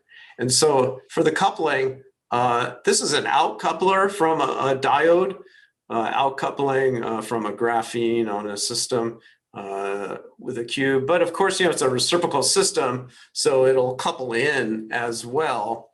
And then we're thinking about these E and Z terahertz waveguide. This is some work from Nader at UPenn, showing that you can get some really low loss up at the terahertz. So the idea would be to couple broadband, with a broadband in, and then especially have low dispersion, low loss at the frequencies that are the tunneling frequencies of this quantum well. And then further, what we would incorporate is a optical Casimir cavity, similar to what Garrett did, that would have a negative vacuum fluctuation pressure that would tend to pull the vacuum in this direction. You could also do that with different materials, and we'll show you later some calculations of different materials and the forces associated with that. And so how is this possible? And how can you use like this cavity to generate power? Well, it has to do with the time that it takes the electrons to flow across these barriers and to tunnel versus the time that the virtual pairs are in existence at the energy that you're dealing with. And so, it appears that might really well be possible. So I just wanted to talk a moment about the, well, did I go out of slideshow? Sorry. Talk for a moment about the experiments that people currently do with Casimir forces. And this is, the famous, really the first, is not the first measurement of Casimir forces, but it was a very definitive measurement down at the UC Riverside of a sphere over a plate. And again, this is measuring the attraction between the sphere and the plate. More recently, like Alejandro Rodriguez has done these measurements with these nanomechanical structures, and by measuring the forces on here, you can back out the Casimir force. And so again, measuring attractive and effective repulsive forces. They're not really repulsive forces, it's just because of the way that it enters in the structure, you get a repulsive force. And if you look at the history, this is recent work from Jeremy Mundy. If you look at the history of those measurements, you'll see that they're all either attractive or occasionally repulsive when you have a polar liquid in between. And so I wanted to share some relevant work with that we're doing under our DARPA Quest program. So this is funded by DARPA DSO, and non-equilibrium vacuum fluctuation forces is our program. And working with Shan-Wei Fan at Stanford, we've shown that we can convert fluctuation differences to kinetic or motive forces.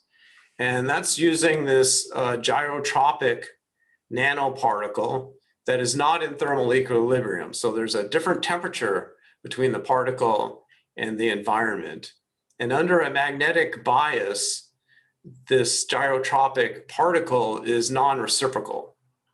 And so what happens is that the fluctuations from the environment that influence the particle can only go in one direction, and that results in a rotation. It begins rotating on its own, and it'll rotate up to a terahertz frequency. And so in this particular example, it's a 20K temperature difference, 100 nanometer sphere. And you can see this is the pointing vector with and without a magnetic field applied. So without a magnetic field, the gyrotropic particle is reciprocal, and you just get the emission of energy from the particle based on the thermal difference. Now, if you apply the magnetic field, it's now non-reciprocal, and you get a rotation of the particle, and you can see the Poynting vector going around, and you generate torque from the system.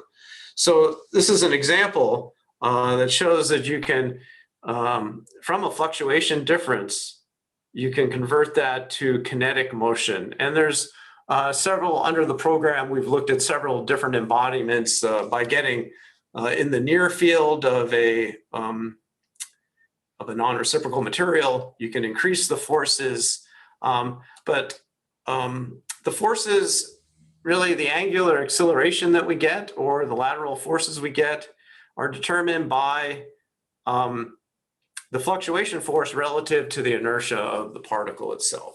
So that's important to consider in a potential experiment, is the inertia of this diode system versus the size of the force that we can generate. And we're working on calculating the size of those forces, and we're going to talk about that in a little bit. But so a couple of approaches to measure these forces are, one is through optical levitation, and this is a little different than an optical trap in that the momentum transfer is balanced against gravity.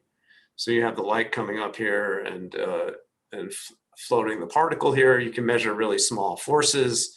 And another approach is these lateral force scanning probe microscope, where you have a vertical cantilever and it disturbs an evanescent wave through the motion of the cantilever, and you can measure sub-femtonewton forces. So what we would propose, what we'd like to do, is measure these motion forces versus attraction or repulsion of through symmetric cavities, asymmetric dielectrics, something with a chemical potential, resonant tunneling diode by itself, which we think we'll get motion from, and then some of these asymmetries integrated with the resonant tunneling diode. So I think that, and we'd work with our colleague Jim Jimjeski at UCLA, who is a pioneer in many of these type of measurements. So that's kind of a background of how we would implement this and go about testing it. And so we've been working to understand these sort of forces, and we're really going back to the beginning of people calculating Casimir forces, which is Lifshitz, and to get a really basic understanding.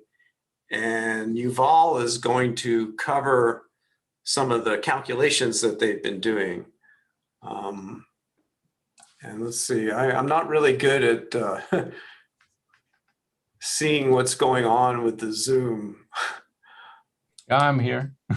Okay. You're still sharing your screen, Charles, if that's okay. Yeah, I'm gonna just flip the charts. Hey, Yuval. Hi, hey Charles. So please, you can continue sharing and maybe just flip the charts, right? Okay. Yeah. So I'll just talk a couple of minutes about what we've been doing. And I don't know how much time do I have, but I'll just talk and just over 8 minutes. You're good. 8 minutes. That's a lot. Okay. I talked too much. I'm sorry. No, it's fine. So I just want to say that the main goal here was, as Charles said, was to ask ourselves theoretically, can we structure or build asymmetric materials or devices that will be propelled by interacting with the vacuum? Now, the problem is that since there's a debate as for the very nature of the vacuum fluctuations, it's not a simple question to answer. So what we do here, we seek for theoretical resources or formulations that are robust and well validated for interactions between materials and the vacuum. And that's why we started. So we actually took a couple of steps backwards from the actual diode here. so as Charles shown before, for the diodes, we can definitely calculate the asymmetric waves that we will get propagating around the diode. But if we don't really have the interactions of those waves with the vacuum, we won't be able to really say anything about propelling forces. And so what we thought about doing here is to, and you can see the simple model that we try to follow is forces between dielectric slabs. And here we, in this illustration, we have 3 slabs denoted here with the epsilon 1, 3, and 2. And you can see a schematic representation of basically something that's similar to what's going on in Vanderwaals or Casimir attraction physics. But if we're now talking about dielectric materials, the propagation will be different. And obviously, if we talk about, so if you look at Casimir original paper, which was published in 1948, I think, Casimir assumes perfectly conducting plates. They are finite plates, as you can see here in this schematic, but perfectly conducting. Now, what's will probably happen in our diodes is that we will be far away from perfectly conducting plates, and we want to model that. And so we assume the following form for our electric field, which is basically mode decomposition as suggested by Lifshitz. And then using Maxwell's equation, we are able to write a very simple formulation using, which is essentially a Helmholtz equation, where where we have kx and ky are tangential wave numbers, and here omega is the frequency that we have to choose. C is the speed of light, and epsilon here, which is a function of omega, is the permittivity.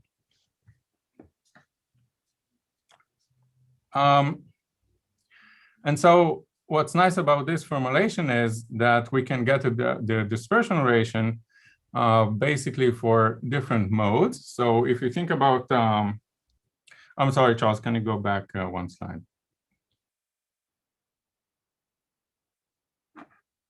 One slide back. Yeah, thanks. So if you think about this, again, those plates, so in Casimir, we don't have the tangential electrical field because we have perfectly conducting plates. And so the wave numbers, the tangential wave numbers are gone. And then we're left with basically a complex number here for this K. So, and then we have the usual Casimir solution. But here we're dealing with two-dimensional waves. This is in general three-dimensional, but we can always think of a two-dimensional problem here. And then the whole, and then the equation and its characteristics are changing. So we can find, please move forward. Charles, yeah. So we can find the dispersion relation, which gives us per frequency omega, the relation between the dielectric permittivity of the different slabs. Here in those cases, we have the wave numbers, and this solution is good for each frequency. And now we have two different modes, one that we can solve separately, but eventually what we want to do is to add everything up to get the 0-point energy, as you can see here for the two modes or two different dispersion ratios. Yeah, and so eventually the forces are calculated exactly the same way that we can imagine Casimir calculated. So we have forces per in area, which is basically we just take the spatial derivative of the total energy.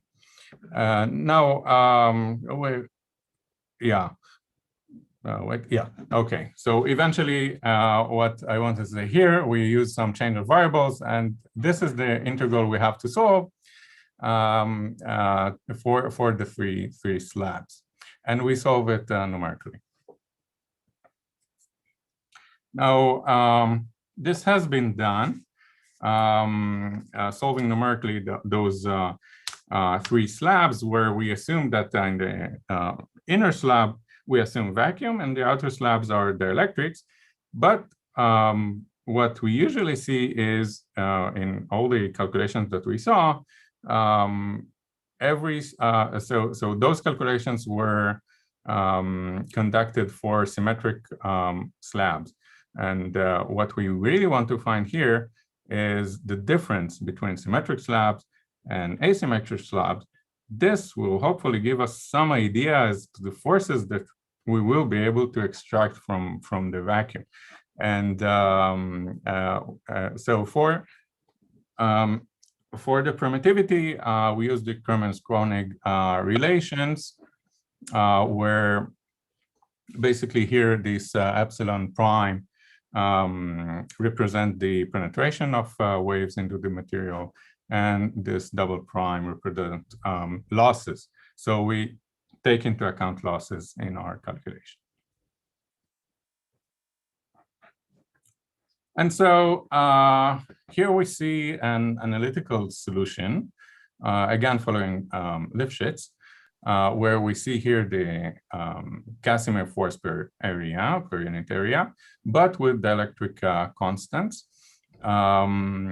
This analytical solution is good for large separations only. But what we can see here, let's look at the right plot here. So here we see the force as a function of the separation between those plates. And we can see a small difference. If we take a closer look, we can see the difference between the symmetric. So here in blue is the Casimir force when we take those permittivities to infinity. But we have different cases. For example, we'll take one case, the green one. So here we can see the difference between the dielectric materials versus the dielectric and metal material, for example. So we have, so we have a difference here. And what we want to do here is to analyze this, difference. But again, this is good for large separations. Hey, Yuval, this is Sunny. Sorry to interrupt. Your 3-minute went off just a few seconds ago. I don't know if you'd heard that or not. So, FYI. I did not, but yeah, so I'll go fast. Yeah, Charles, please. Charles. Yeah, so eventually what I wanted to show here is this. This is the difference between dielectric metal and dielectric forces per area, per unit. Oh, no, sorry, it's normalized by the Casimir force. And we can see, I think for the first time, the extent to which we can maybe exploit some asymmetries using dielectric materials with relation to the Casimir force for different permittivities.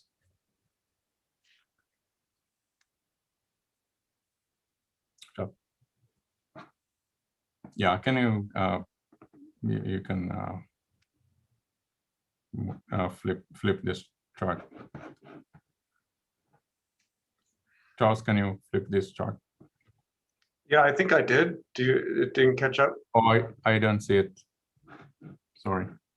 Yeah, I see it now. Okay, maybe this is the last slide I want to do. So this is our full numerical simulation solution for the integral I showed you before, which shows you the force correction factor, basically the force ratio between what we get with the electric materials and the Casimir using 3 different configurations. So we have aluminum here and solid lines, copper aluminum, which gives us the maximum force curve, and in the middle we have copper and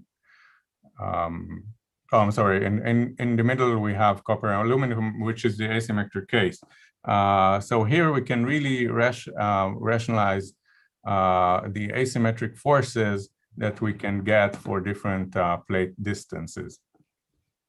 Guys, I think, Charles, I'll finish here. Sorry, I'm over time. Oh, well, it's really me. I talked too long. I didn't have a clock. I don't know how to see things right. I apologize. And so Micah has also been doing some work on calculating the vacuum photon flux that we probably don't have time to go into fully. But I don't know, Micah, if you had a 1 minute sort of summary.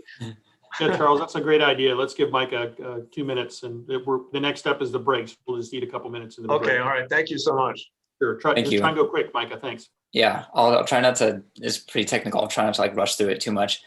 So we know that these vacuum fluctuations create photons when there's the addition of some kind of nanostructure that inhibits the inhibits the existence of modes inside a certain region. And so when you have these wave representations over here on the left part of the slide, you see the creation and annihilation of the quantum fermion vacuum. And so there's 2 ways to think about this. There's the wave representation and then the particle representation over on the right, both of which are mediated by the Heisenberg energy time uncertainty principle. So most of our calculations had taken place in the wave representation, where you can see that we have the provided by Maloney, the vacuum spectral energy density. And so you can, like, by using standard techniques that we've used to calculate the Casimir energy, by using the Euler-Maclaurin formula, we can calculate difference in momentum, or like difference in wave vector inside and outside the cavity. You can skip to the next slide, Charles. So we had 3 different kinds of analytical approaches here to calculating the flux. So that was the objective, and it provides some kind of intuition into the available force carriers in the system. And so the first approach is a individual photon momentum, where the logic was we have the number of photons can be provided by taking the total momentum of the system and dividing it by the individual photon momentum. Photon number is not conserved in this system because we have to have a summation of every single different energy mode, but there could be different photons per mode. So that provides some mathematical difficulty. So we take the momentum approach to mediate that. And so dividing the Casimir energy approach by, we all know that momentum of photons is h bar speed of light times k. So when you divide both of the inside versus the outside, you have to add these 2 different kinds of geometric factors. You have the 2 pi is for like only the positive region, and 4 pi is for the entire sphere, for as far as like outside the cavity. And so this is classified as a divergent sum. And then so by using the Euler-Maclaurin formula, we find that the difference in photon momentum inside versus outside the cavity was actually 0. So the way that I interpreted these results is that we have modes that are shared inside the cavity versus outside the cavity.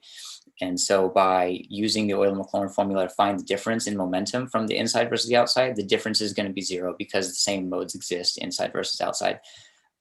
That is not the case for the larger restricted modes. So the restricted modes are not mutually exclusive, or not as mutually exclusive as the purple modes are in this diagram on the left. The next approach we have is the number of fluctuations per volume by using the Heisenberg energy time uncertainty principle. So we can find the delta E by using the energy Einstein energy mass equivalence, and then use that to algebraically rearrange to find the fluctuation lifetime. And then the distance at which that these fluctuations can travel within that delta t is mediated by the speed of light. So we can calculate the distance the fluctuation event can travel within its lifetime. And then once a thermal photon or a cavity photon will polarize this fluctuation and to form a quasi-stationary state, it has an associated decay rate. And so calculating the number of photons per volume based on this approach would give us 7.6 times 10 to the 22 photons per second. So this doesn't take into account any kind of different frequencies or different kinds of energies associated with these fluctuations. These are just like the fluctuations that occur at a certain volume.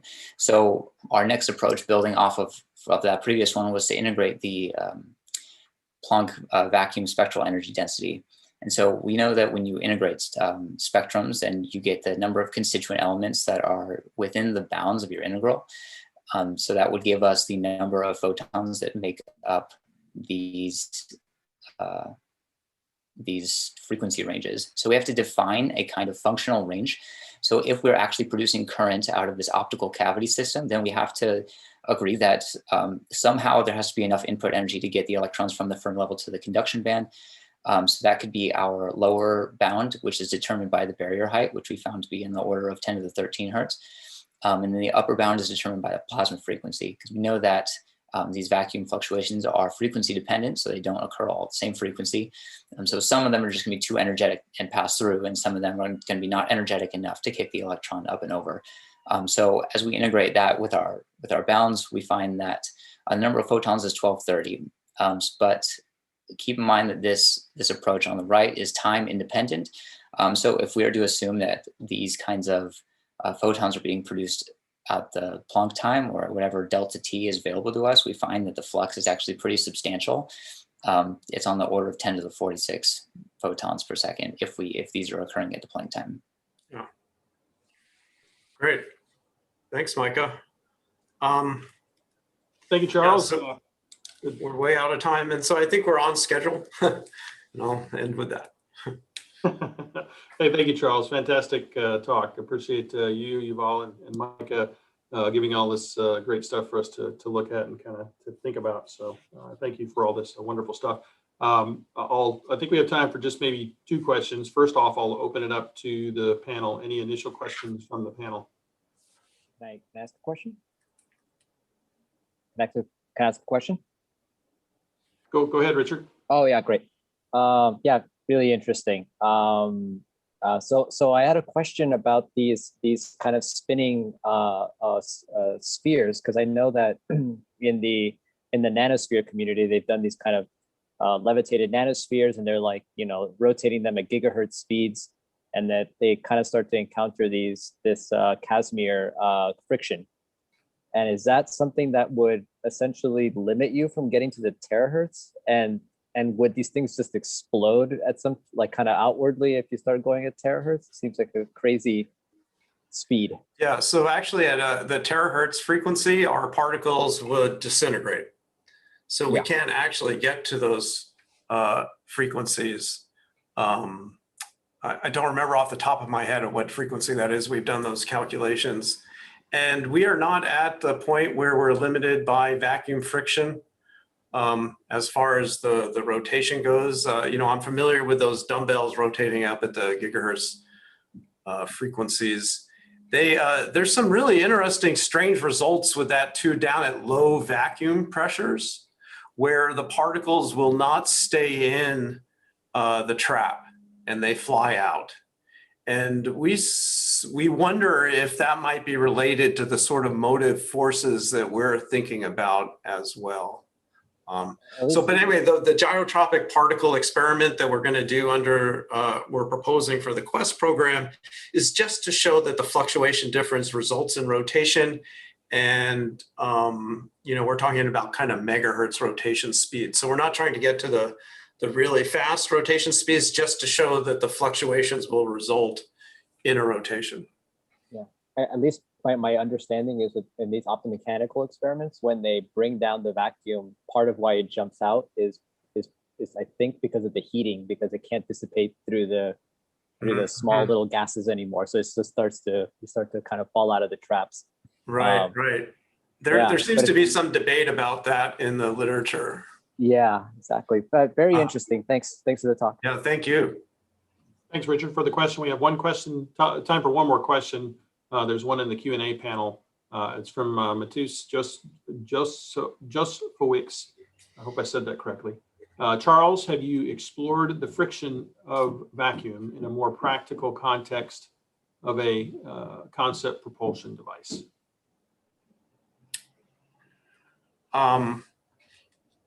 Well, so the vacuum friction forces are much smaller than the forces that we're trying to generate. And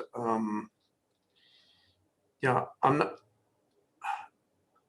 not really sure how we could take advantage of the vacuum friction, I guess.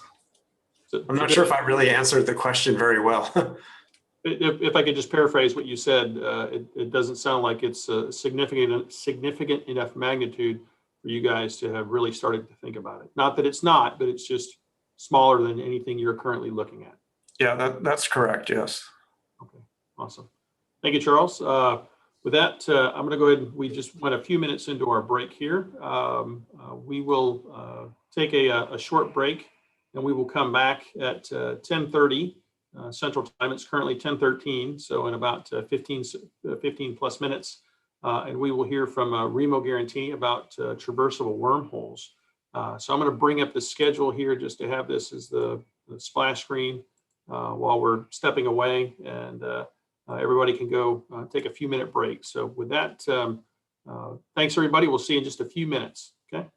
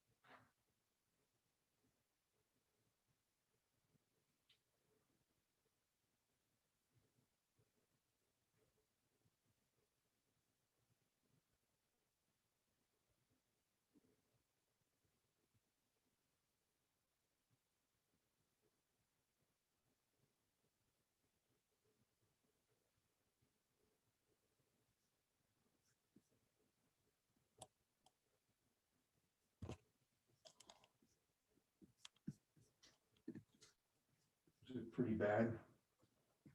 It was all right. I mean, the problem is the tarp is falling apart. The tarp's it's full of like little holes this big all over the place. I think it was pretty good.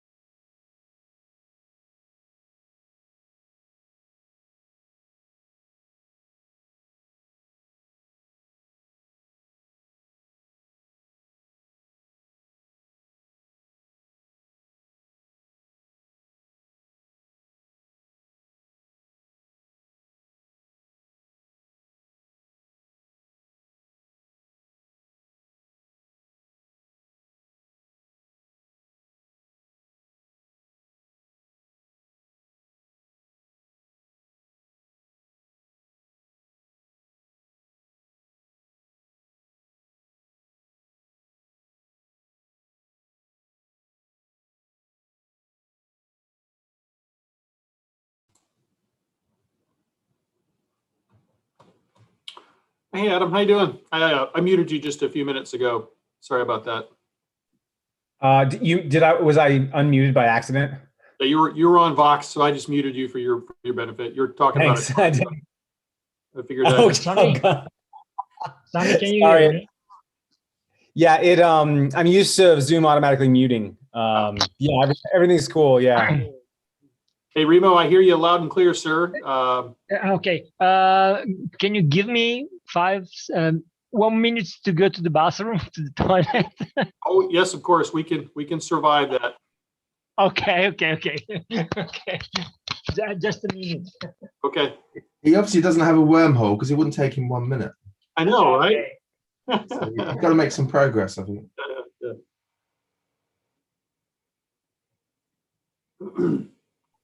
So Kelvin, if we have any issues with screen sharing during your pitch here in a little bit, I've got the PDF up in case we need to, and I can be your chart flipper for you. Yeah.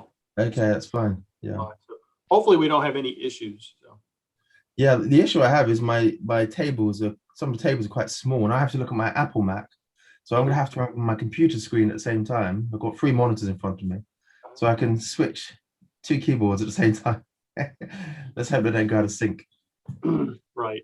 Yeah, I was going to say that's a challenge I have every once in a while when I'm running this. I have different aspects of this meeting up on different screens, and I lose my mouse when I'm moving around from different screens. Right, so. John, you've changed location again.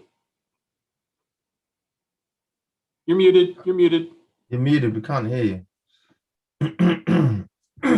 Yeah, no, I flee the sun. It chases me around my apartment. Okay. Looks like you're sitting in a James Bond. I'm in the comfy chair here. That's right. That's good stuff. That's good stuff. David, I don't know if you saw it. John, I sent you a question yesterday about David Bohm's ideas of quantum mechanics, the wholeness and empirical order. I don't know if you had a view on it at all. Well, yeah, I remember reading that when he had the book Wholeness in the Implicated Order. I think I have it here in my library. I read it as an undergraduate. It's sort of embracing this notion of the non-locality of everything and everything being connected. But we're sort of trying to see how you can account for apparent non-locality with the local dynamics with memory, right? That's sort of because the idea is the particle's history excites this potential, and if you didn't know that the system had memory, it would appear to be non-local, but in fact we believe it's local, spatially local, but temporally non-local. its potential. So it's an interesting connection, though. And you know, the other thing about Bohmian mechanics, it wasn't sort of rooted in relativity, whereas de Broglie's mechanics is, right? So you basically have this high frequency, which we view as the source of the waves, and therefore ultimately the quantum potential. But yeah, Bohm had quite a hard time. So I think, you know, what he did was very important in providing a counterexample to the impossibility proofs that held sway at the time. So he was at least trying, which is more. You know the story about how those papers came to be? It's kind of cool. He published a textbook that towed the Copenhagen line, and he was at Princeton at the time, and he got invited by Einstein to Einstein's office after he published it, and he had one conversation with Einstein, and he came away being like, "Crap, it's all wrong." Tends to happen to people who write the textbooks, right? Griffiths has a sort of renouncement at the end of his textbook. Hey, Remo, we see you and we hear you. Are you ready to start your presentation? I'll do your introduction for you. Okay, so thanks everybody for joining us back after our break here. We've got another 3 great talks in our afternoon session. First up, we've got Professor Remo Garattini from University of Bergamo. His project is titled Traversable Wormholes, A Road to Interstellar Exploration. So Remo, I'll hand it off to you if you want to go ahead and try and share your screen. Oh, let me see where it is. No, just.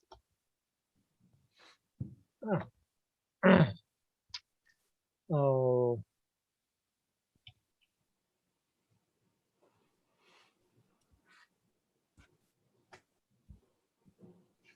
Can you see it? Yes, sir. We can see. Fantastic. Can you go to presentation? Maybe? Okay. Awesome. Can I go? You're great, bud. Thank you. Okay. So first of all, thank you for this meeting, Sonny and the organizers. And well, for the first part of this meeting, of this talk, I'm going to use most of the slides that I used during the first presentation. The reason will be clear during the talk. Okay, one of these slides is used by is credited by Long, Kelvin Long with this here. It is old, but it is only to show you several points. If you my point is that if you insist to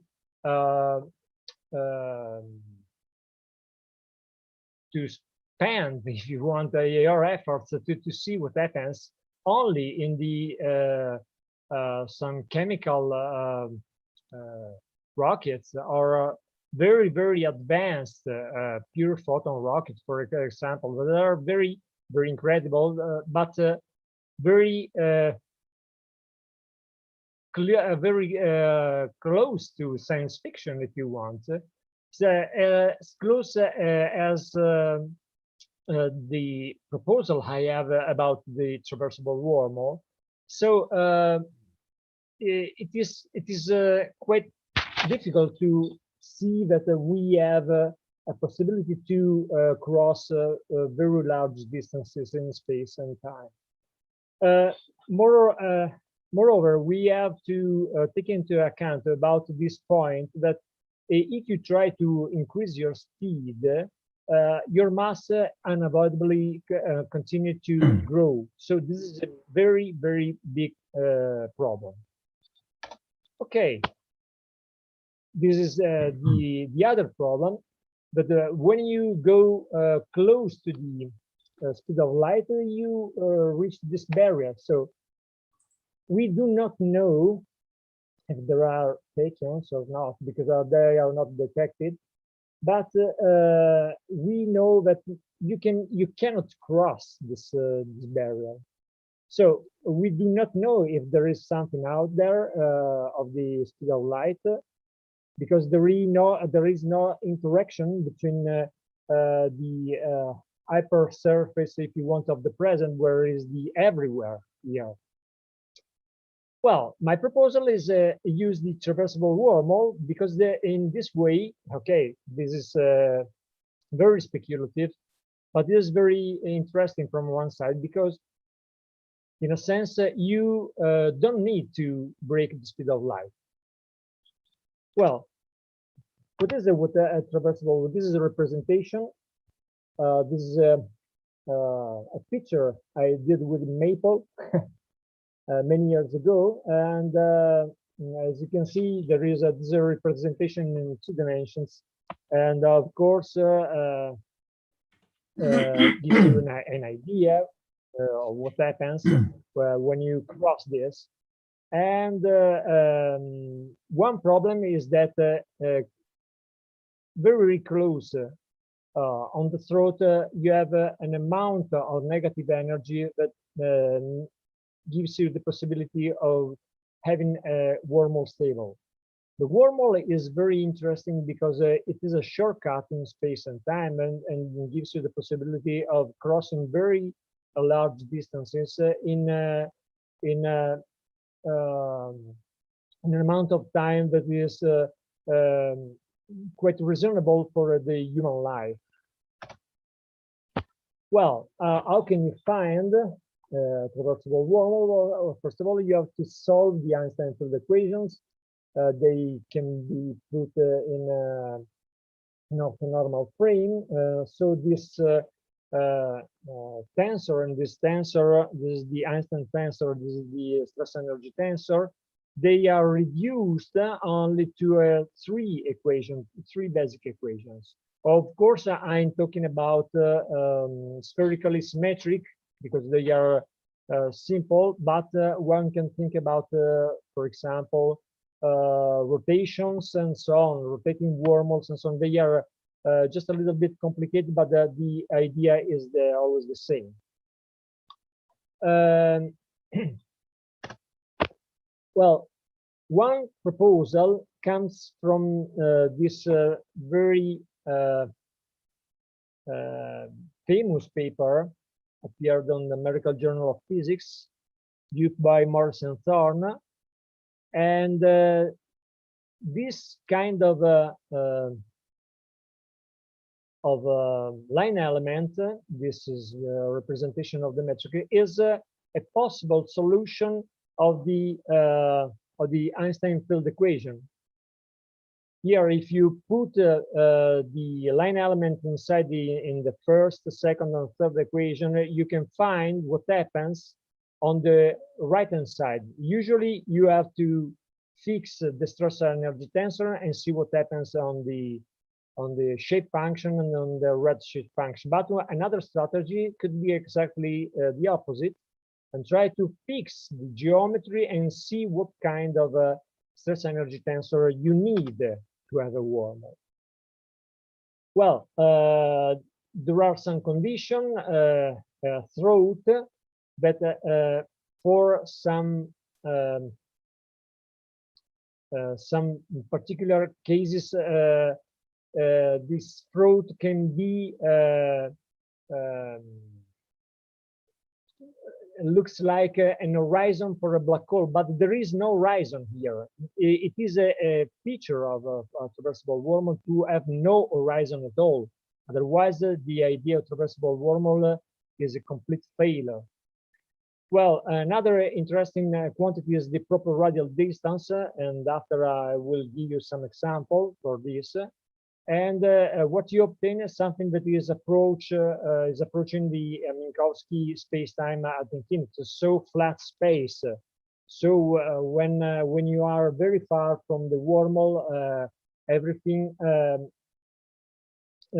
goes like a space without matter field. Well, An example, a very simple example of traversable wormhole is this one. It appears on always on this paper of Morris and Thorne, and it is very simple. The redshift function is null, is vanishing. The shape function is constant, and this shape function mimics the Schwarzschild throat. And as you can see here, there is no coefficient that gives you the vanishing time interval. In this way, we avoid the presence of a horizon. But even if this is a very simple line element, and so you have a very simple equation, Einstein field equations. Well, the volume integral quantifier measuring the average null energy condition is divergent. So it is impossible to use this kind of very simple model to obtain a traversable wormhole that can be used in some way. Another simple example, very famous, is that view of is known also as Ellis-Brunito wormhole. It looks like a Minkowski space in spherical coordinates, but there is a point that is not vanishing. So when L that covers exactly the range minus infinity and plus infinity goes to 0, it appears that it remains only a sphere, this point, this surface. And another representation in Schwarzschild coordinates is exactly this one. And there is, once again, the third condition is satisfied, and also this kind of condition is satisfied. This is the play route condition. Well,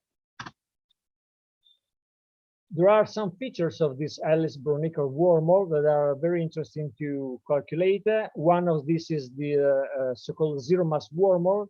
This is because when you try to compute the mass and you put the limit of the area going to infinity, this goes to 0. This as the result of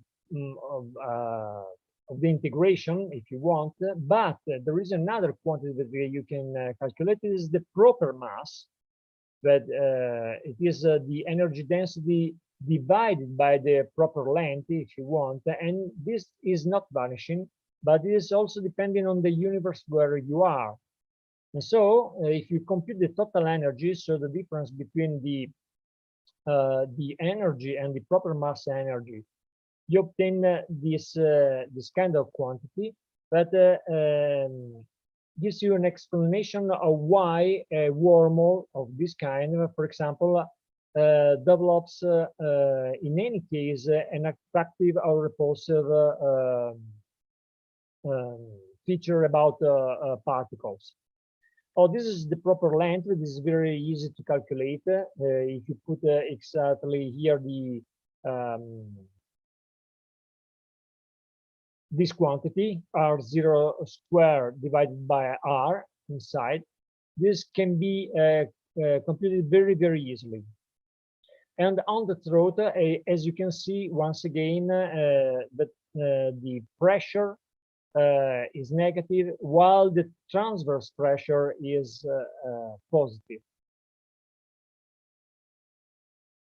However, for having a stable wormhole, you need exotic energy. So this exotic energy, in a sense, is something that in all reference frame is measured as negative, something that is in nature does not exist, except for one candidate, very important, that also the previous speaker has introduced, is the Casimir energy. So the Casimir energy can mimic exactly the behavior of this exotic energy and can be reproduced in a laboratory. Briefly, one feature of the Casimir energy due by the calculated by the Casimir, and is the feature of the energy momentum tensor. This is the difference between one divergent and another divergent part, but the difference is finite, completely finite, and it depends on the distance of the plates of this device that is formed by two parallel conducting surfaces in vacuum at 0 temperature. So it is a very ideal situation. And what happens at the end, that there is a pressure and that push the surfaces close each other because of the presence of these boundaries. So in vacuum there is no boundary, and putting these two surfaces, these two plates, breaks exactly the invariance by translation, if you want, in vacuum, and introduce a preferred length. This preferred length appears also here. And as you can see, if you try to compute the trace of this matrix of this tensor, it is traceless. Another feature of the strength energy tensor is that it is also divergenceless. So it is conserved the current, if you want, the energy, the stress energy, and also it is stressless. And if you put numbers inside, you can see that there is produced a very tiny force.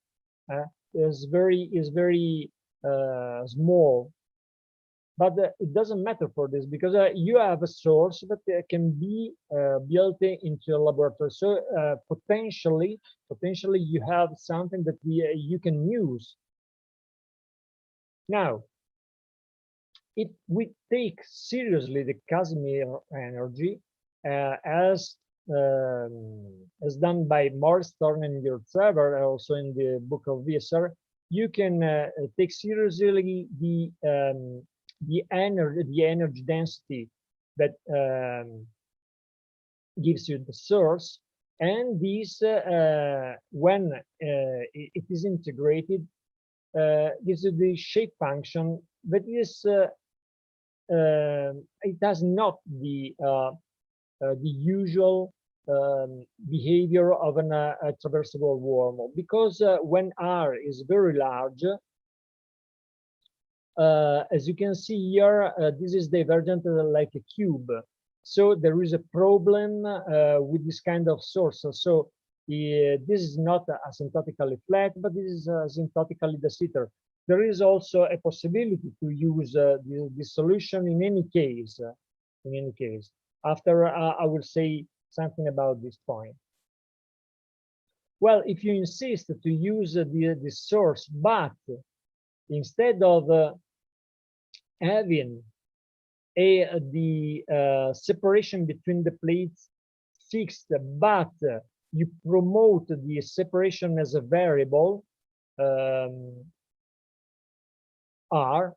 This variable R is the radial distance between them. So what you obtain is a new form of the solution, and this unfortunately there is a continuation of the solution here, and for the spatial value of omega equal to 3, there is a spatial value of the ratio between this R1 at square, but this is related to the Planck length, and the size of the wormhole. This 3 is very special because it's the relationship between the pressure and the energy density, and it is a feature exactly of the Casimir effect. Note that there is if you want, you can think that this shape function is a superposition between the Ellis-Bernikov, except of the except for the factor 1 divided by 3 here, and the usual Schwarzschild, except for the factor 2 divided by 3. So it is a superposition of two solutions. This is a solution. So this is a new solution. And what you obtain if you try to compute the stress energy tensor is you can separate it into a traceless part and not traceless part, and the whole stress energy tensor is completely conserved. But separately, these two terms are not conserved. So only the sum. But this is what is important. Well, some features for example, one can compute the embedded diagram. So if you rotate about this axis, this solution, you obtain a surface very close to the initial picture I presented, and this is the proper length. This proper length is very useful to compute the proper time lapse. If you want to cross, for example, from this point and go to this other point in a certain amount of time that is reasonable. For example, you put these two stations, and I'm borrowing the terms, the terminology from the paper of Morris and Thorne, and you place the two stations at this number, 10 to the power 4 to the throat, and you can see that from this calculation, it is possible to compute the proper time lapse and also the time lapse. There are two different times that you can compute. Moreover, you can also think that the traveler has a radial velocity v of r, and what you obtain after the calculation is that for this solution, for the wormhole I presented, delta t is approximately equal to delta tau. Difference between the two time lapses is exactly the redshift function, but this is finite. And this time lapse is quite good because it is 5. For example, these are pure numbers, but nothing. To obtain these numbers, you have to impose some constraints that are coming out from the Einstein field equations. Well, another profile that can be used is a generalized absurdly benign traversable wormhole. Is a generalization of the absurdly benign traversable wormhole. And what is interesting is that outside of this region, very short, the space-time is Minkowski. So this is very interesting because you pass from something that is curved to something that is completely flat. And if you, for example, put the same numbers I used before, for example, a plate separation of the order of nanometers, you obtain something very huge.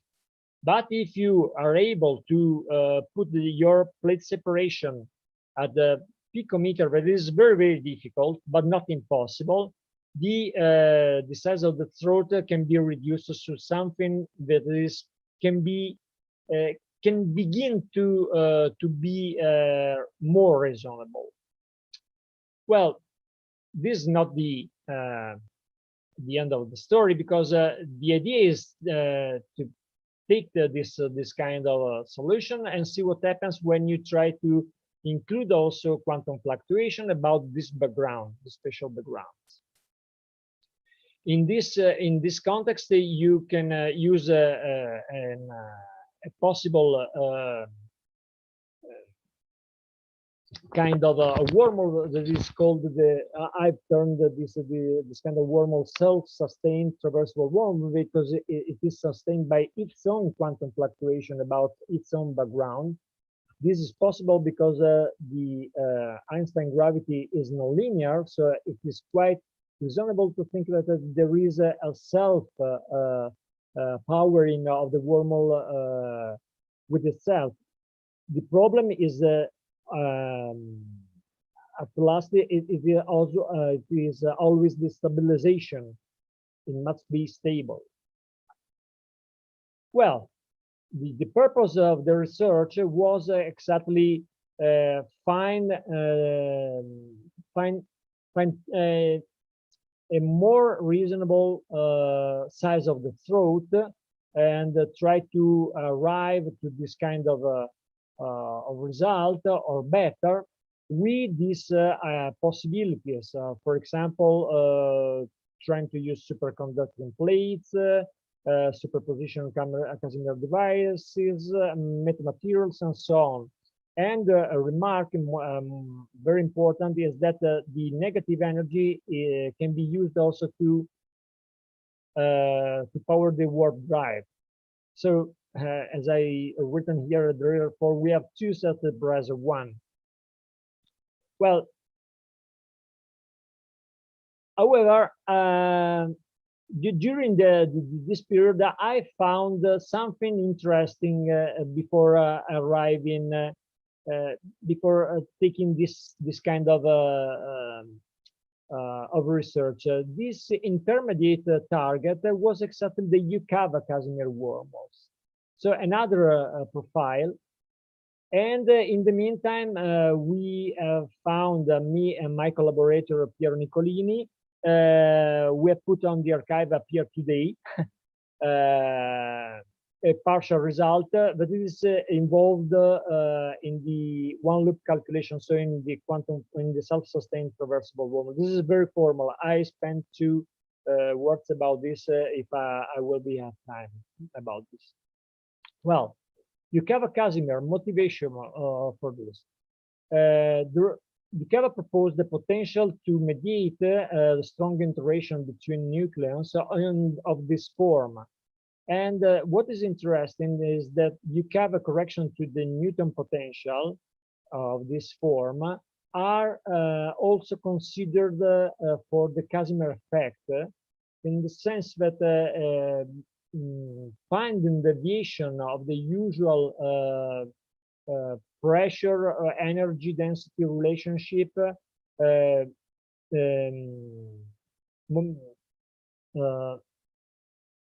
that are deviated by this factor can be really a possible target for experiments.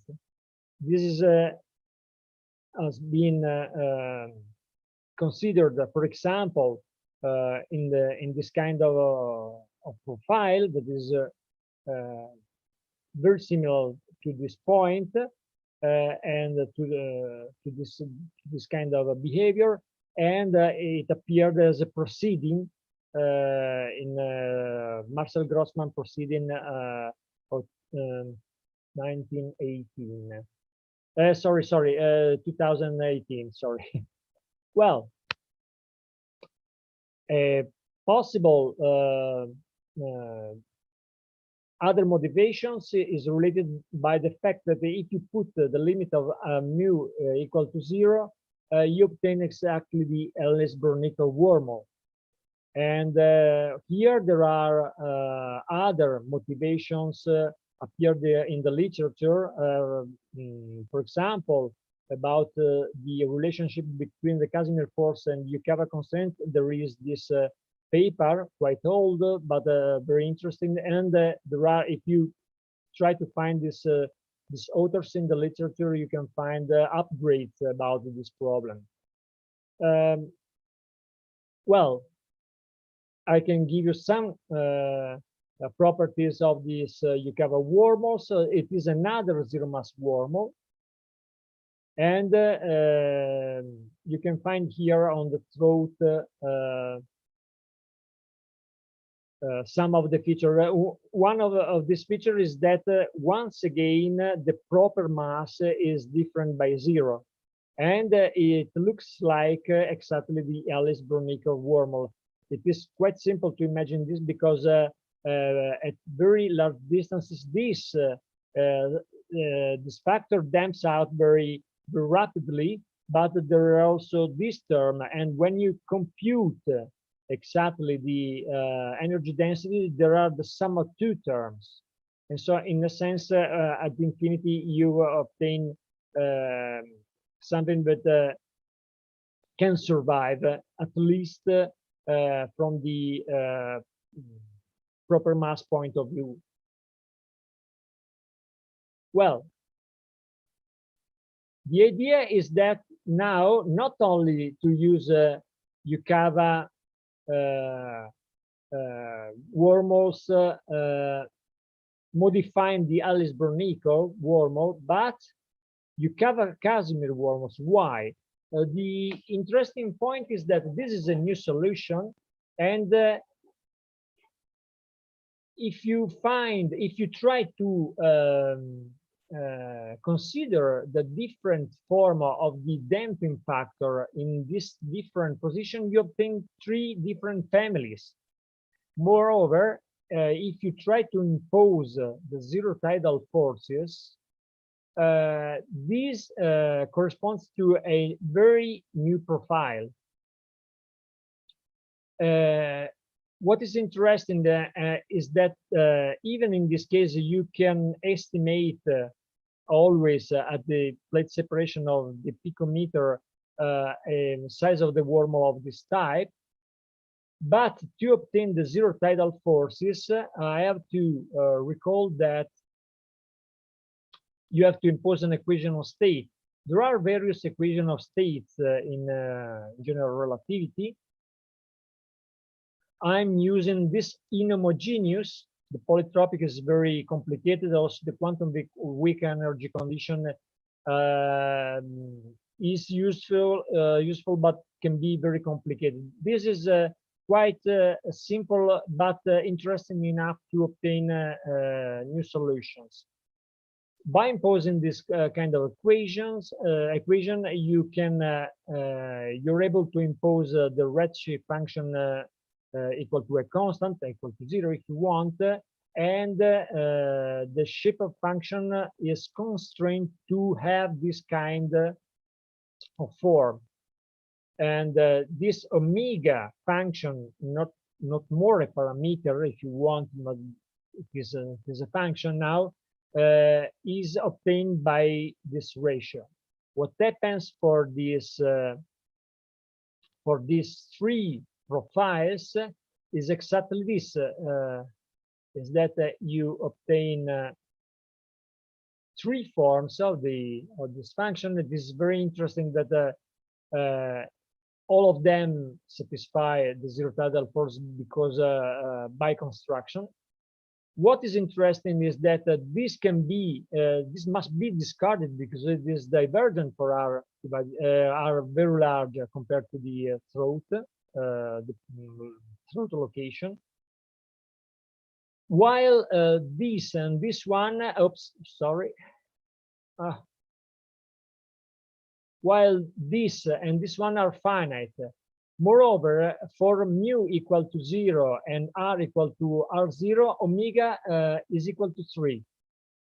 And the same appears also here. So at least on the throat, the usual relationship between the pressure and the energy density is preserved.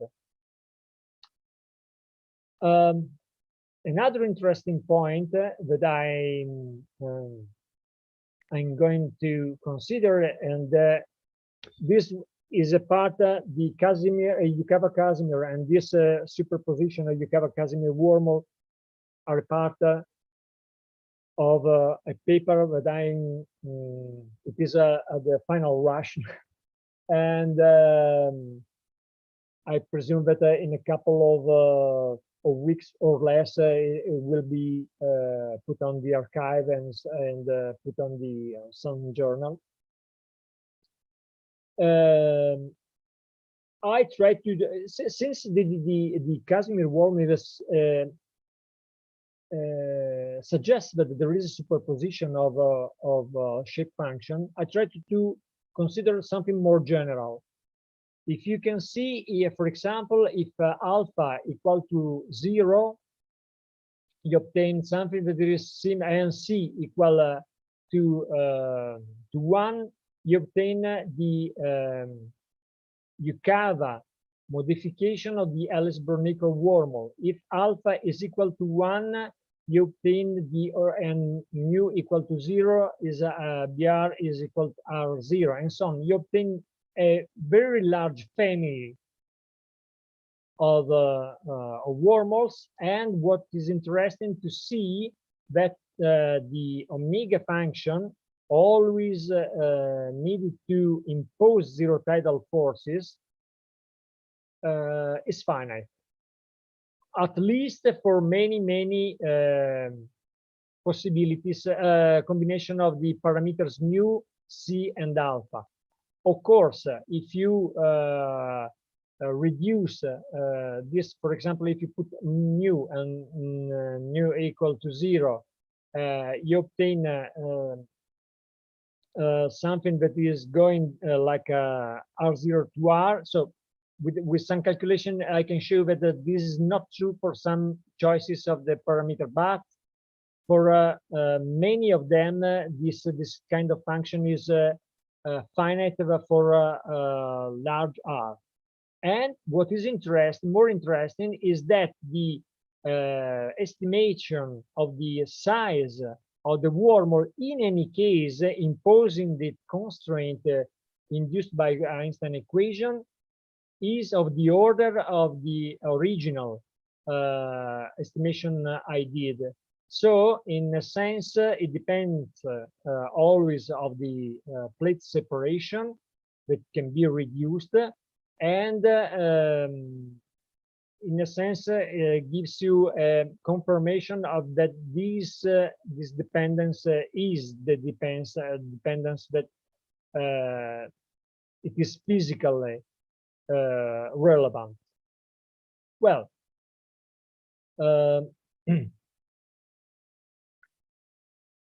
the idea is to put some of these kind of solutions to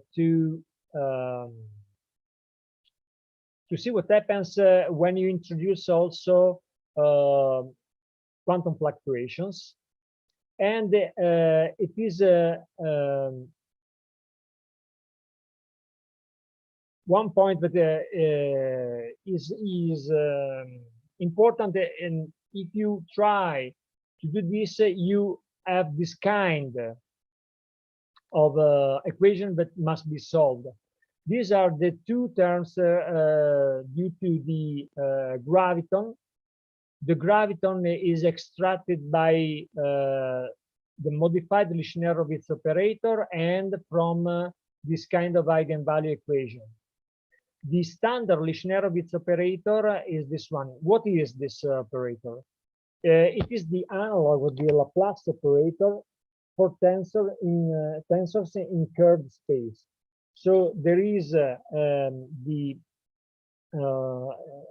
it rises that the curvatures appears because you have curvature because you are in a curved space, and this appears also for Minkowski spaces and reduces very much for some kind of spaces that include also Minkowski, but are termed Einstein spaces. So with this kind of equation, you can build the propagator, and with the help of a variational procedure, you can obtain this kind of energy density equations,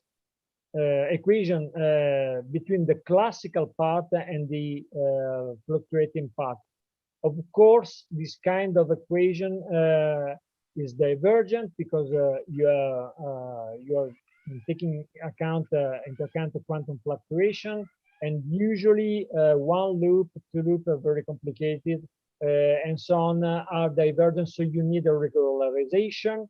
You can use many techniques to regularize. For example, you can use Pauli-Villar. You can use the zeta regularization. You can alter space-time introducing, for example, generalized uncertainty principle. You can use non-commutative geometry. You can use also gravity's rainbow, that is another kind of a modification of the space-time to take into account, to take under control the divergence. And you obtain something that is completely finite. But there is a formal problem, not trivial, and the problem is this one. And this is the goal of the paper I produced with the paper with Piero. Hey, Remo. Yeah. 3 minutes, but Okay. I'm going to the end. So the problem is that if you use a transverse traceless tensor with this is transversality, and this is traceless condition to have the spin 2, the graviton, fluctuating. So in general, this kind of operator is not TT. Only for Einstein matrix this is true, and the result of our paper is that delta 2, so this modified Lishnerovitz operator, can be transported in a TT in a weak sense, so in an integral form, not in a strong form, but in an integral form. You can recover exactly the properties of the TT, and this is very important to obtain the physical meaning of the gravity. These are other papers related to the traversable wormholes. There are other about this subject, and my team is myself and Piero Nicolini. And the next step, as I told you before, is the application of this Casimir-Yukavan absorbable benign profile to the self-sustain, to see what happens when you put together, if you want, the electromagnetic and the gravitational part together, and for example, you introduce the quantum fluctuation of the gravitational field to see what happens on the throat. If it may be destroyed or it may be stable, we do not know at the moment. We want to introduce also the effect of metamaterials. Why? Because the metamaterials can be another source of negative energy. And at the end, I do not know if there will be time into this year, but another idea is to superpose this Casimir device, including also the superconductor. So there are many possibilities to improve this ideas, to see, to probe, to see what happens. So thank you for your attention, and this is the outlook. awesome. Thank you. Thank you, Remo. Great presentation. Certainly enjoyed it. Lots of good stuff there. Very, very packed with information. If you could unshare your screen, that way everybody can see the speakers.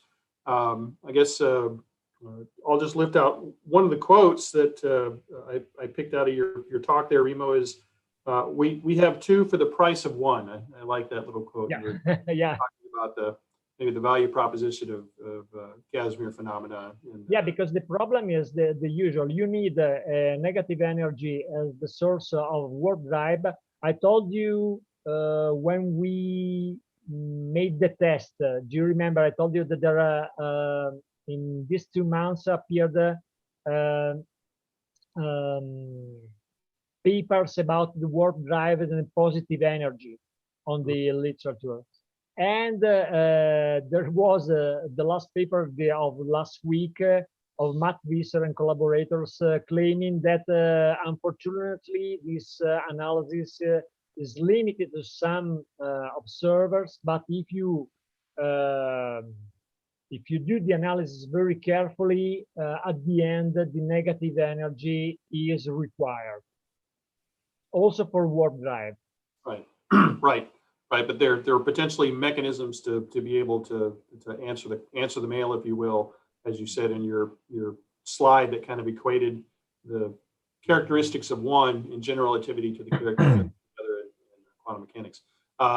Any questions from the panelists real quick before I go to some of the Q&A? Yeah, I got a very quick one. Your separation was 10 to 11 meters, which is about an AU.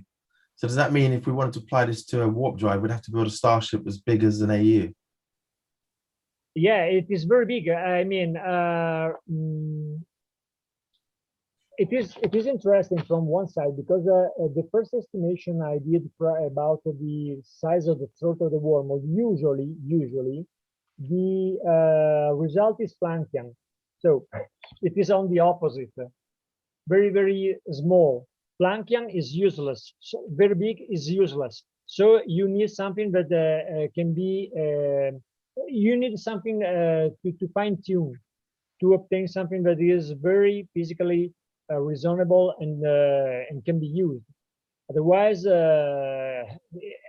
as you said, it is so large that you can englobe a solar system and so on. But what is interesting is you are obtaining something that is very large. So maybe trying to fine-tune one solution and the other one, and some kind of other mechanism, you can exactly fine-tune this kind of proposals to see if there is something intermediate that is can be used. It is a pure speculation, of course. It is pure speculation, but as you know, if you don't begin, you never. Right. Good answer, Remo. Thank you. I got a question from Max Comis on the Q&A. He's asking a question about picometer plate separation, and he's just bringing up the fact that this is, this is not too far off from the radius of a hydrogen atom. I think that may be a question that myself and some of the other nanofabrication folks might could take an initial cut at, right?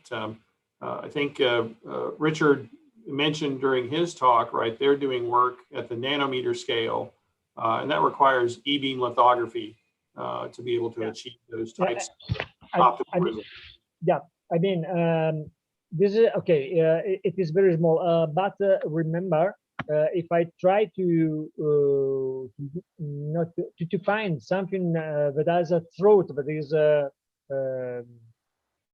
physically meaningful, maybe it is not enough to reach the picoscale, but maybe it is you need something lower. So a pico, it is a quite reasonable good result. For example, it's not. Now you cannot use it now because you have no the technology to use it, but maybe it is the first step you can think about it. Now technology is the technology of this moment, of these years, because at the nanoscale the Casimir effect is completely studied. It's not completely understood, but there is a laboratory. You can do many things with film and so on at this nanoscale. The picoscale maybe can be. That's so.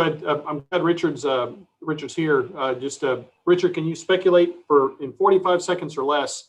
I want to keep this on schedule, right? If you were to be faced with trying to get down to the picometer level, what are your initial thoughts? I mean, I know nanometers e-beam lithography capable, right? But yeah, I think that's going to be really tough because a lot of the films that you're thinking about are like even the smoothest films that people make in nanofabrication usually have an RMS of something like 0.1 nanometers.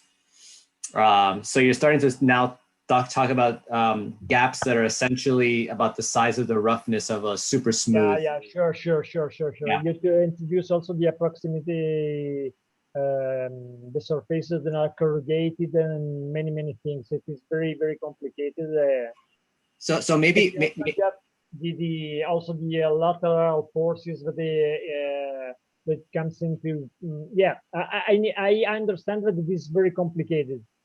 So maybe one question I have is that, sorry, real quick, is that because one of the projects that I did was actually trying to find the Casimir force between two superconductors. And people had speculated that you could find gravitational Casimir effects between these. And that seems like to be the way to kind of enhance these forces, kind of gravitational Casimir kind of forces. Is there a way you can utilize that, I guess? There is a group in Italy, experimental group. They're trying to weight the vacuum. Yeah. Is that the Archimedes project? Archimedes, yeah. You know. Okay, yes. Fine. Okay, yeah. Fine. And in their paper, they consider the effect superconductor layer. And the effect of the magnetic field inside, and they find that there is an enhancement of the negativity of this difference between the negative energy. So,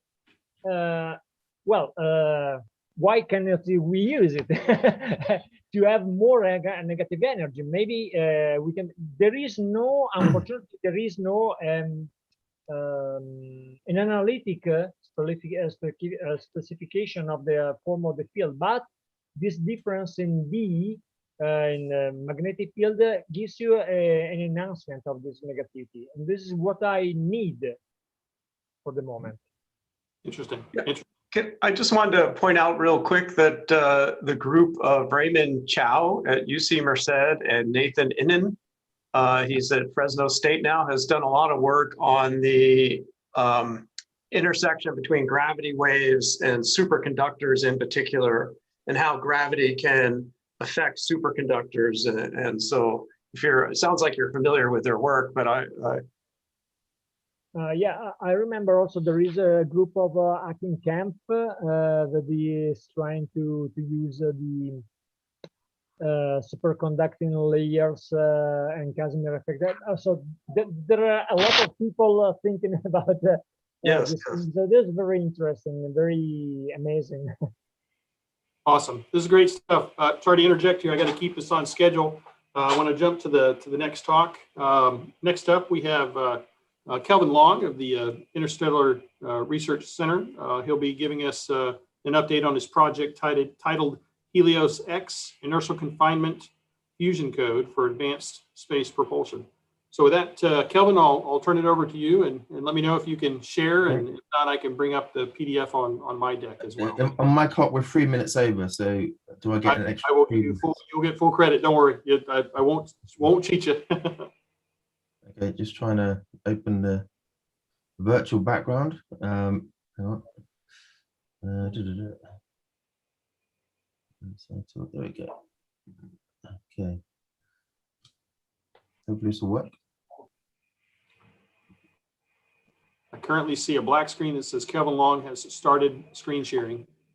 It says preparing slides, so just anticipation. The hamster's busy, right? So. Okay, can you see that? Yes, I can see that. Do you have two of me? That's a bit weird. Right. Okay, so thank you very much, Sonny, and we want to thank the Limitless Space Institute for their support of this work. I've been actually thinking about doing this work for quite a few years. As you'll see, it sort of comes out of Project Icarus, which is an initiative I started. Unfortunately, I'm always busy doing other things, so I never quite get around to doing the work. So this has given me the kick I need to get it done. So thanks to LSI and also to Breakthrough Initiatives, who have been very supportive for this work and other work over the last year or so. So I'm going to talk about ICF propulsion specifically, and I'm running two keyboards at the same time, so hopefully this will work. So I'm going to talk a little bit about a recap on the project, what it's about, I'm going to spend a bit of time on ICF propulsion dependencies because that's relevant to some of the discussions that follow. I'll show you some initial results of modeling, of trying to build some models of some systems. And if there is time, we'll see how we get on. I've got some extra stuff which I'll talk about, which is going into the coding, which we can throw in towards the end, and then some conclusions and future work.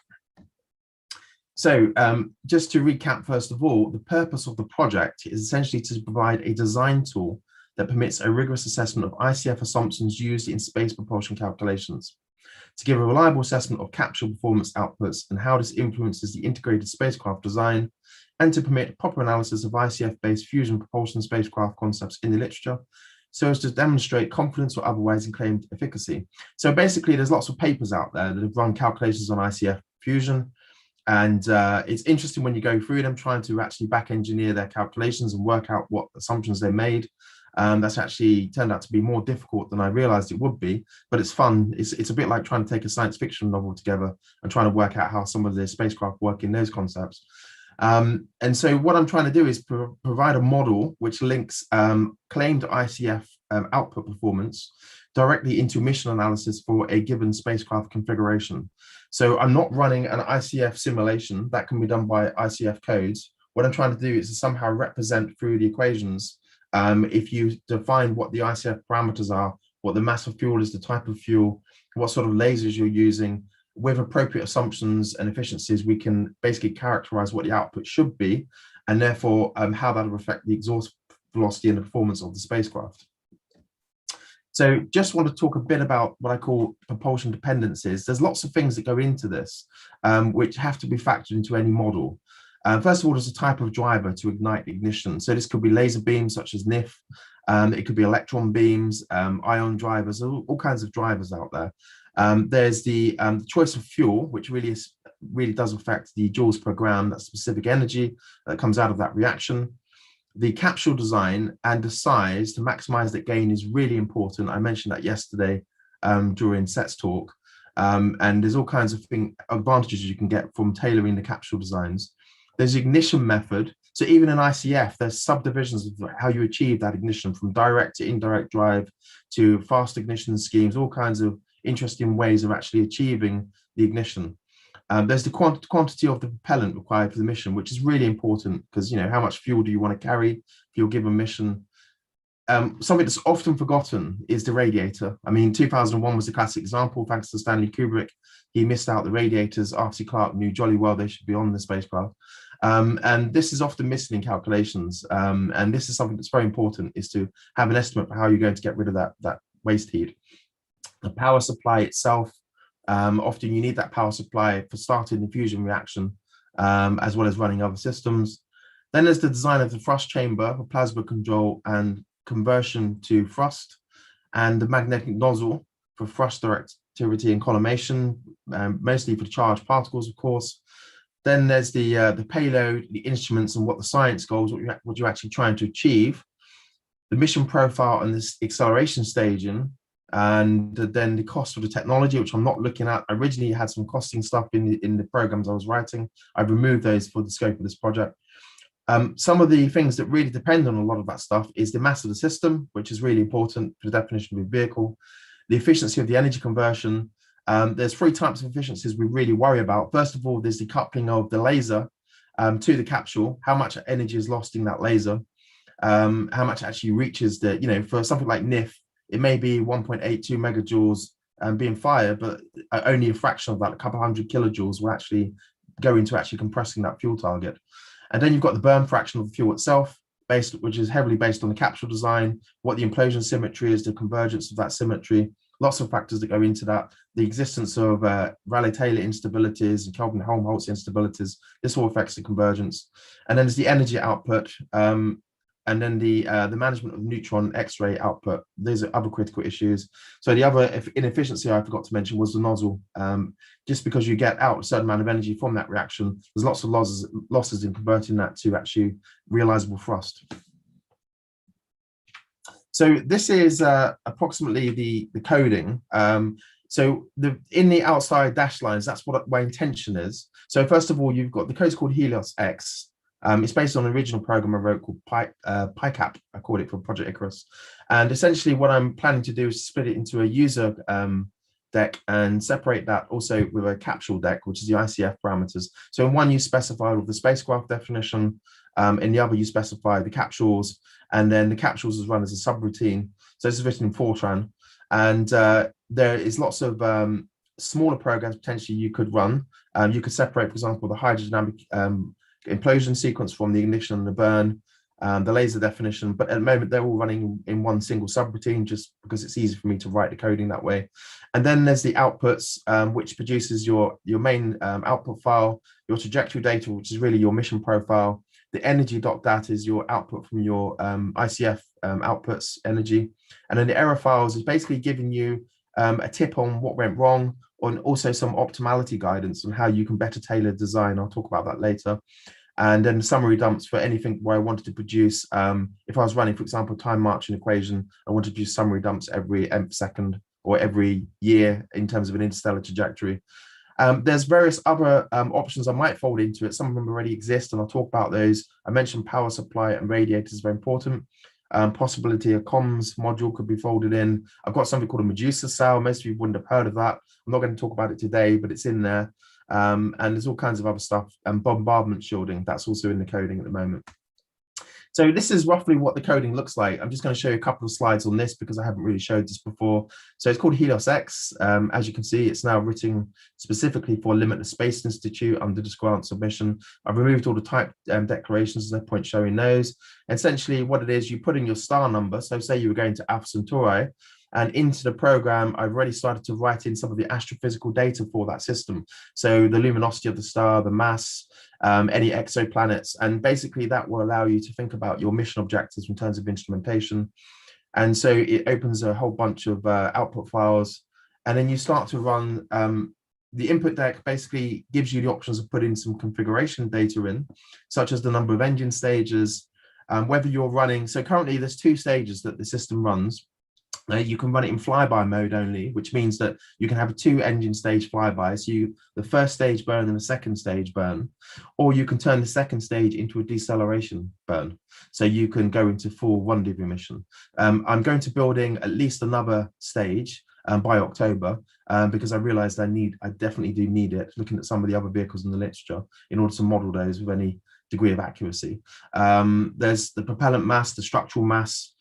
There's other things you can fold in, such as the tank droppage, and that's one of the reasons why some of my numbers are slightly off at the moment, because I haven't looked at the fidelity of the tank droppage, and that's a trivial thing to do. You can see the choice of fusion reactions. Currently, I've only got 4 reactions coded in. Again, it's not difficult to coding, lithium-6 and alpha-2 reactions, or lithium boron reactions, or any other reactions I want to code in. I don't do daughter reactions, but that's something that I could also do at a later date. But essentially, you choose your reaction, and you also choose whether you want the energy deposition to include the protons and the neutrons. And it runs the calculation. You can see definitions there of pulse frequency, the masses of the pellets. Now, at the moment, the way I've been running it historically has been as a direct input. So you explicitly put in the numbers for the burn fraction and the exhaust velocity. But what the whole point of developing the subroutine with the ICF is this will calculate those parameters for you. So I want to actually get an explicit determination of the exhaust velocity from the ICF calculation, which then feeds directly into the main coding. And you can see this is just showing you some of the coding. So we've got here some of the mass ratio calculations and the configuration layouts. The number of pellets to give you need that to know how many pellets there are. We're talking about billions of pellets in these tanks. And you can see here calculations on, for example, the stage velocities for different burns. So this is all in Fortran, as I say. And then you're calculating the thrust and the specific powers for different stages. And then here we've got some calculations for the staged distances. It's a bit more complicated because it's not just the linear constant acceleration equations. You have to use what's called a logarithmic acceleration for distance. You use the correct equation, and it should calculate the correct position of the vehicle. And this is just showing you what an output file looks like, just parts of it. So it echoes some of the initial input to make sure you're running the right problem. It time and date stamps the calculations, as you can see at the top of the sheet. So you know exactly what the calculation is you've run, particularly important when you start going to different versions, what the payload mass is. And then this is showing you a typical output file for what a first engine stage might look like. So it echoes the propellant and the structural mass, what the ICF pellet mass is, and it starts to do calculations such as the boost time for that period, what distance it reaches, it estimates the radiator mass, the power supply mass. Again, these will be given an option to put that in directly, or you can calculate it for you. And the velocity increments, the average acceleration, the jet power, the specific power, even the Q value, which all comes out of the subroutine for the ICF. Second stage, similar kind of information. And then we've got overall performance, which will include things like the total mass ratio, the cruise velocities, the total cruise distance time, the total mission duration, and there's other things coded in such as stellar encounter time. So if you're flying in flyby mode, for example, to Barnard Star, and you were daedalus, you want to know how long am I going to be within 10 AU of the target, and it might be only 0.4 of a day, for example, and that's important to know for instrumentation, looking at interferometers, telescopes, and so forth. And there's a bombardment shielding routine, which calculates some of that. I'll show you that later. This is Daedalus, which is this huge ICF engine developed by the British Planetary Society in 1978. It was published. I won't go over all the details of this because I talked about it last time, but it's a very rigorous design. It uses deuterium helium-free fuel, two-stage. So my starting point was to basically build a Fortran model of Daedalus because it is such a reliable design and it was done so well. And this is just roughly how it works. Is you've got this electromagnetic gun which throws targets into the target chamber. These pellets are 1 to 2 centimeters in diameter, and they are then fired on by 19 electron guns, and then you get this plasma which rebounds into the chamber and exhausts for thrust. This is just showing you a beautiful illustration of, sorry, not an illustration, a model that was built by a friend of mine, Terry Reagan. I commissioned him to build this. It's about a 1 meter model. It took him about 5 or 6 years to build it, and it's the most accurate representation of Daedalus there is that was ever built. Pretty cool. So this is me modeling Daedalus, running the calculations, and you just getting all of the right numbers, you know, estimating what the burn times are and so forth. And I won't go over all of this because there's a lot there, but just to show you, for example, you know, this is the first stage, the boost time 2.05 years. That's what we expect. According to my calculations, that will end of that boost stage, it would be at a distance of 3,217 AU. It's calculating the jet power, which is 39.95 terawatts, and the specific power for this stage is 40 megawatts per kilogram, which this is a huge monster. And you can see you've also got the number of neutrons per pulse, neutrons per second, all being calculated for you. And second stage, similar kind of calculation, boost time 1.76 years, and then it goes to the overall performance. So this is 12% the speed of light, flyby probe only, total mass ratio of 40. And it reaches Barnard Star in about 50 years, just under. And that's just showing you an illustration of some of the trajectory data. That's just showing you the time and distance plot, which you can plot in graphing software. And so my next protocol was to basically get to a point where I can plot in the table here. You've got I is the original numbers from the 1978 report. II is my calculations from 1920, which is basically just repeating Daedalus without any new numbers. And the next column, which is to be filled in because I'm waiting on finishing the ignition model, is essentially updating their model with revised numbers. So for example, we know that the interstellar medium is an order of magnitude less abundant in its dust than we thought in 1978. So when it comes to the particle bombardment calculations, that will change. What else changes about the capsule design, the assumptions about the cross sections for absorption of neutrons and so forth? All of those things need to be changed to give you an updated model. And that will be my kind of numerical validation. My next point on was to start to think about more sophisticated models. And this is really Project Icarus. And I came up with something called Leviathan, which I haven't yet modeled. I published a paper on this quite a few years ago, where I did the back of envelope calculations on the design. And essentially, it's quite a complicated system. It's an anti-proton catalyzed deuterium fusion engine stage, followed by a deuterium helium-free stage, followed by a proton boron 11 deceleration stage, then a Medusa cell, then a mag cell, and then it flybys into Proxima, gravity assist, less than 500 kilometers per second, gets to Alpha Centauri and does a full orbital insertion. But me and my team, we kind of discussed it and decided that was too complicated a model. This is just showing Leviathan. It was published in 2012. But I think when I finish this coding, I'd like to go back to Leviathan and fully model it in a bit more detail. The antimatter catalyzed fusion bit may be a bit more difficult.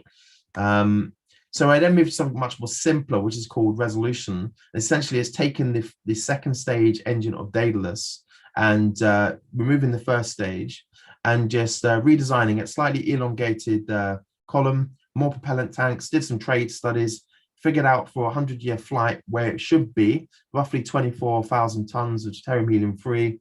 And then I went into more of a calculation mode. You can see resolution, what it looks like. And this is some of the output from running the model. Much improved from Daedalus, does full orbital insertion, jet power 1.8 terawatts. The thing that worried me about this concept was the boost time.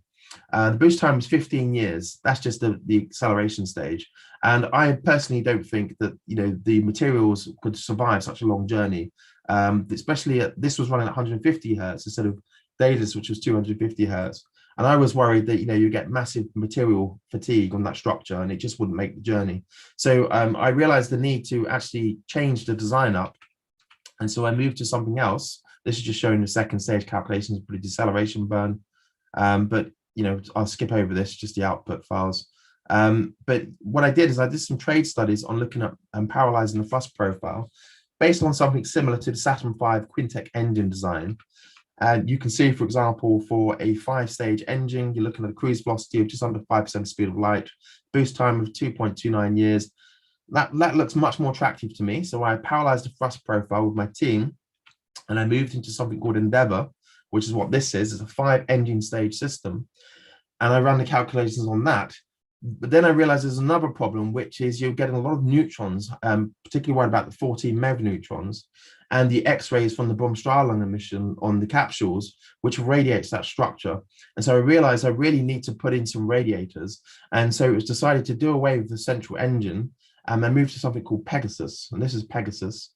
And the actual configuration has different kind of illustrations for what it might look like. These specific images are done by a friend of mine called Michel Lamontagne in Canada, who's a brilliant artist. Some of the previous images were done by Adrian Mann, who's a friend of mine in the Netherlands. I like working with artists. You can see this is a 4-engine stage system. You can see there's huge waste heat radiators centered in the middle. And if you go to this one, you can see all the propellant tanks powered at the front. And then you can see with just some of the deceleration tanks loaded at the front, you can see the payload just there in the front and the middle. So this is kind of where I am with revising Daedalus, producing a modern version of it. It's this 4-engine Pegasus system. What does Pegasus look like in terms of numbers? Well, engine thrust, we're talking about 1.5 newtons, meganewtons for the first stage, and then the deceleration stage of 0.39 meganewtons, jet power, 7.3 terawatts, specific power 1.44 megawatts per kilogram. So it's much improved on Daedalus. The quantity of fuel is only 22,000 tons and 4,000 tons for the deceleration stage. So it is an improvement, but there are still some issues to work out. In particular, how reliable is the capsule ignition model?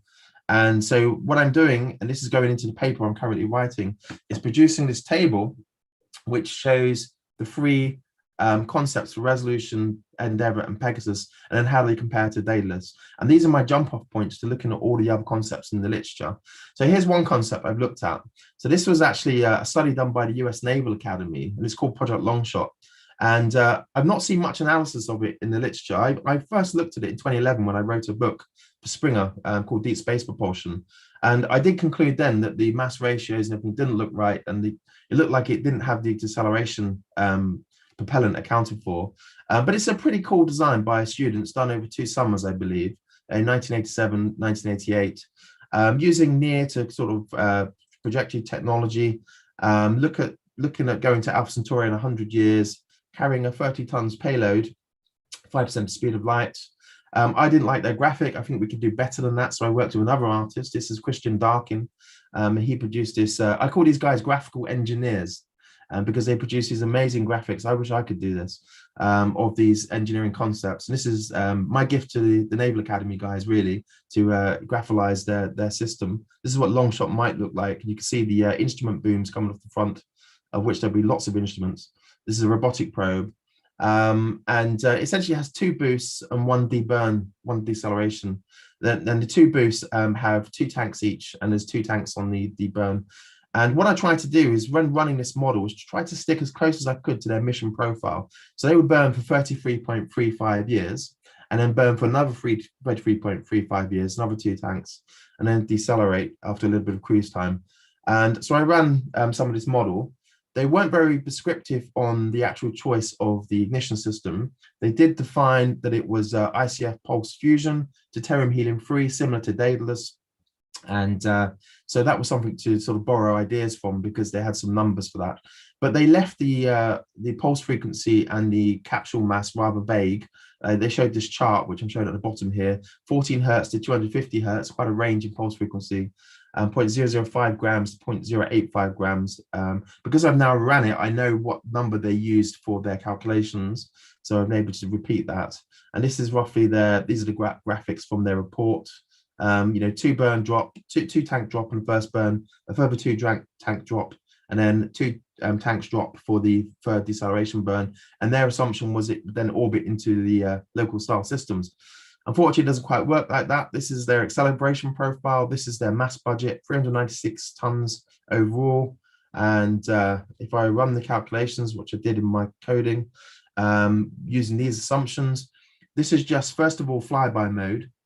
No point running the deburn mode, the deceleration mode, if you won't even match the acceleration requirement. And running the first 2 tanks for 35 years, then the second 2 tanks for 35 years, using their mass budget as best as I could model based on their numbers. It's only, by the end of the second stage, it's only reached 2% of the speed of light, and it's only at 27,000 AU. If it carried on cruising about 185 years, it would reach its interstellar target, the nearest stars, 272,000 AU away, after 252 years since leaving. So it doesn't meet its requirement. So this is just showing some of the output in my coding. I won't go over all of this in the interest of time. So I decided to run the calculation again, but this time taking off the deceleration tanks and putting them into the acceleration phase. So now we're burning 3 tanks per acceleration phase. It still doesn't reach the target. Even after those 2 burn phases of 3 tanks each. Again, I'm matching the masses and everything with the original design concept. Takes 133 years to reach Alpha Cen. So maybe we could add another 2 tanks. So now I'm adding mass to the structure. Still takes 125 years. So I can see that if I keep adding more fuel, I can get there in under 100 years, but this is flyby only. If I want to have deceleration as well, remember the deceleration goes as the square root of the total mass ratio, then this thing is going to take, it's going to be a lot more massive. So they massively underestimated the fuel requirements for Longshot. Unfortunately, as prescribed, it doesn't work. But I want to emphasize that I think it's a very cool design. And when you read the report, which I recommend people read, their discussion of all of the issues for interstellar flight are generally correct. And I think they identified all the right issues. And had they had more time, they might have done the calculations a bit more rigorously. I started looking at another system. This is from a paper in 1983 by Hyde. This is using a krypton fluoride laser. And it basically, I think it was a 2 megajoules. Yes, 2 megajoule laser, which would push capsules down the target chamber and then fire the laser onto the target and hopefully get to the nearest stars. But what they did in their calculations, they only looked at interplanetary missions. So they looked at missions to Mars, Jupiter and Pluto. And again, their mass budget, 486 tons in total. Trying to actually take apart their numbers is not easy, especially when the quality of this paper, as you'll see on the next slide, the table on the right is one of the tables out of their paper, and it's a very poor quality paper. It comes originally out of Lawrence Livermore. If anyone can get hold of a better copy, I'd love to have it. But it's trying to actually understand the numbers is not easy. But essentially, I'm getting all the right numbers that they get. I'm getting the right jet power, the specific power, their thrust, their mass flow rate. So I'm quite happy with that. The total mass ratio is not too different. There might be some slight differences based on how I'm modeling it. What I am not getting right is the velocity and acceleration profile. And I think the reason is because they're using a variable exhaust velocity system. And I need to understand what their assumptions is a bit better. And then that's really good because it's teaching me how I can better code up problems in my coding so as to properly model these sorts of systems. So I've got to go back and revisit this. And the next system I'm looking at, which is really a successor to that earlier study, is by Charles Orff, which is a DT Lawrence Livermore study, again mainly for Mars missions, but it's a very good study which I'm going to look at, and I'll be presenting results of that in October, as well as the finished results of the other ones. So in the last 15 minutes, I'm going to move on to a couple of other topics. I'll skip over some of these slides because of the limitations on time. I did show this slide last time, but it's just to point out, you know, ICF has all these other methodologies by which you can achieve ignition.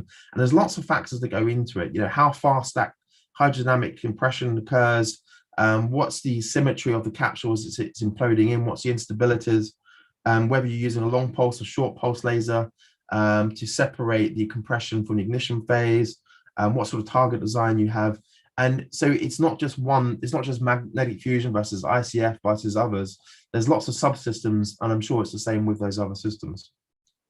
For the Daedalus system, they had a very unique capsule design, which is deuterium helium-free, but they had this tiny little tritium trigger in the middle to help ignite the burn.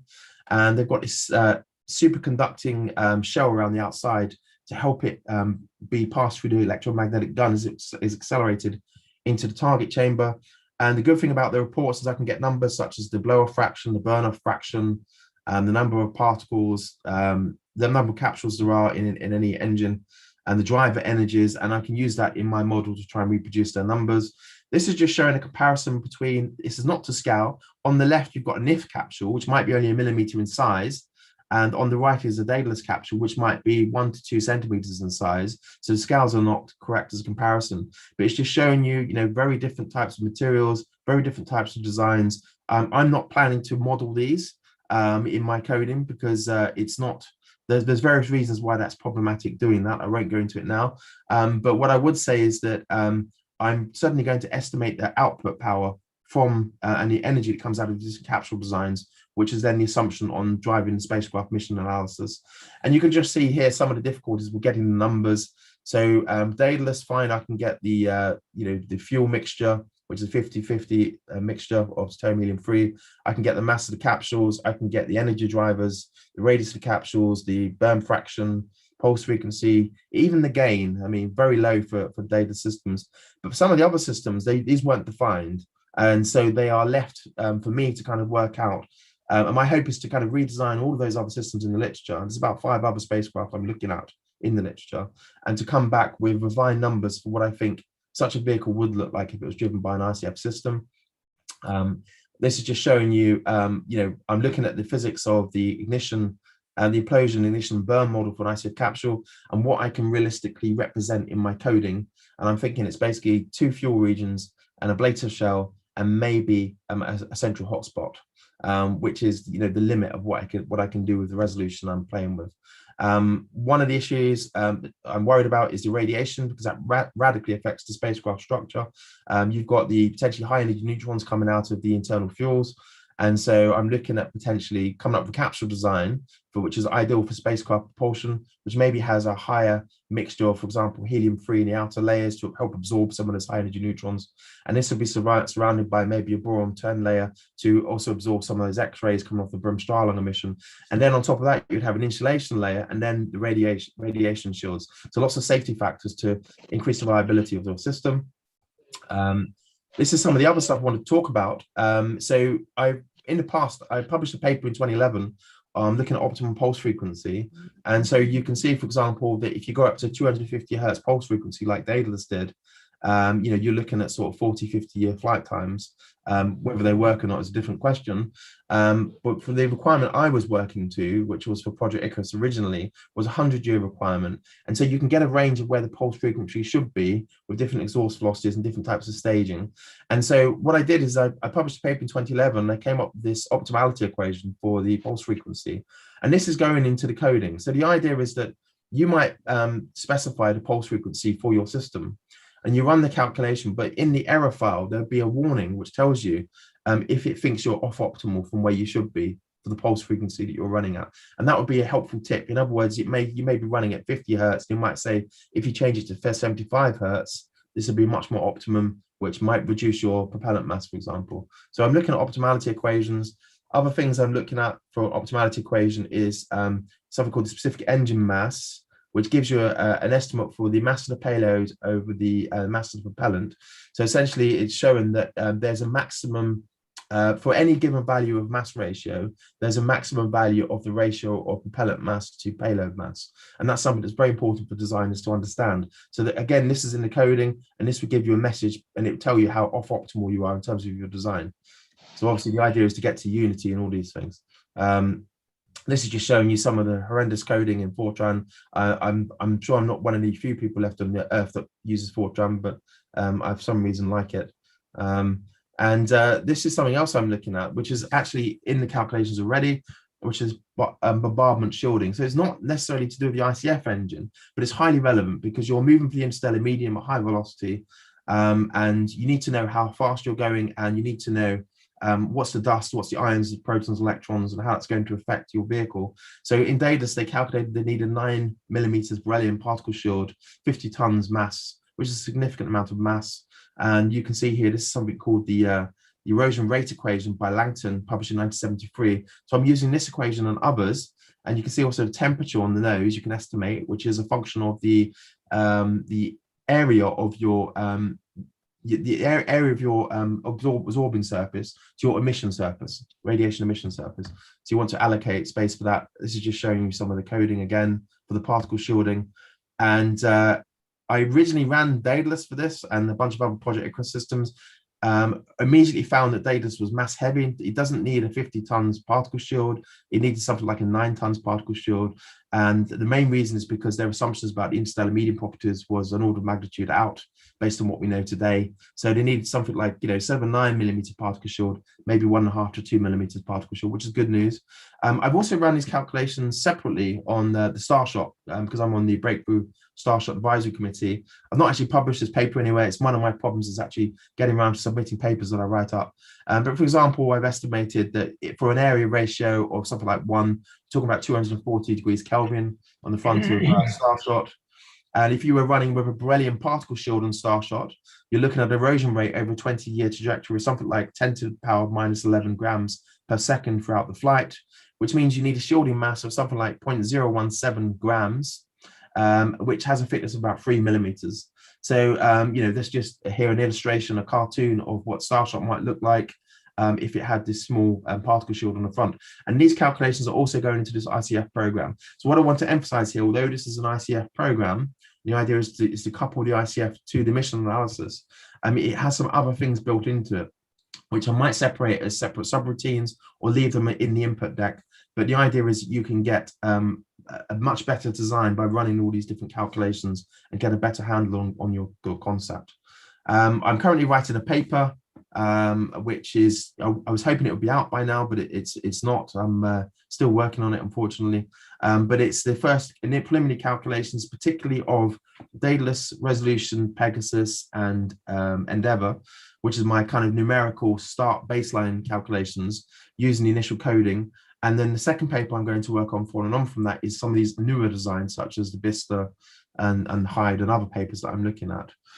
So in conclusion, with a couple of minutes to spare, I presented the progress of developing this HELIOS-X code so far. I'm trying to develop a set of baseline models and generate the output, which is, one of the interesting things is as I develop these models and I start looking at other systems, I realized the deficiencies in my own coding. I realized, for example, looking at the Hyde system, that it has this variable velocity system, variable exhaust velocity system, which I currently don't model. So I realized that if I'm going to model Hyde properly, I need to code that into my system. So there's lots of little nuances like that. Tank droppage, properly modeling tank droppage, because that affects the mass ratio. All these tiny little things. So the more systems I look at, the more I realize I need to do more coding, which is fun, but also annoying. And so I began to apply the coding to these different systems. The main things I need to complete is I want to complete some lower delta V options for interplanetary. I realized this from looking at particular Longshot, this Naval Academy study, because they had a lot of lower solar system delta V stuff before they even switched on the fusion engine. Basically, you don't want to fire this fusion engine up in Earth orbit. It's too luminous. You've got all the satellites. You want to take it far away, perhaps out to the gas giants, and fire the engine up out there. And so you need to get some delta V to start with, or you might even choose to escape from the solar system first before you switch on your fusion engine. So what I've realized is I probably want to design some low delta V sort of orbital mechanics stuff at the beginning, so you can choose to have some initial conditions before the engine's even switched on. So you've got a delta V to start with. Then there's going through the nuances of different designs, completing the development of the implosion, ignition, and burn physics subroutine, which I have been working on, but I'm not willing to show that any of that results at the moment because it's let's just say it's messy, and there's a lot of physics in there, but it's a lot of fun, and I'm trying to work on you know, after I finish the first paper, I'm planning to get onto the second paper, so that I'm hoping the first one will be submitted or published by October, and the second one will be submitted certainly by October.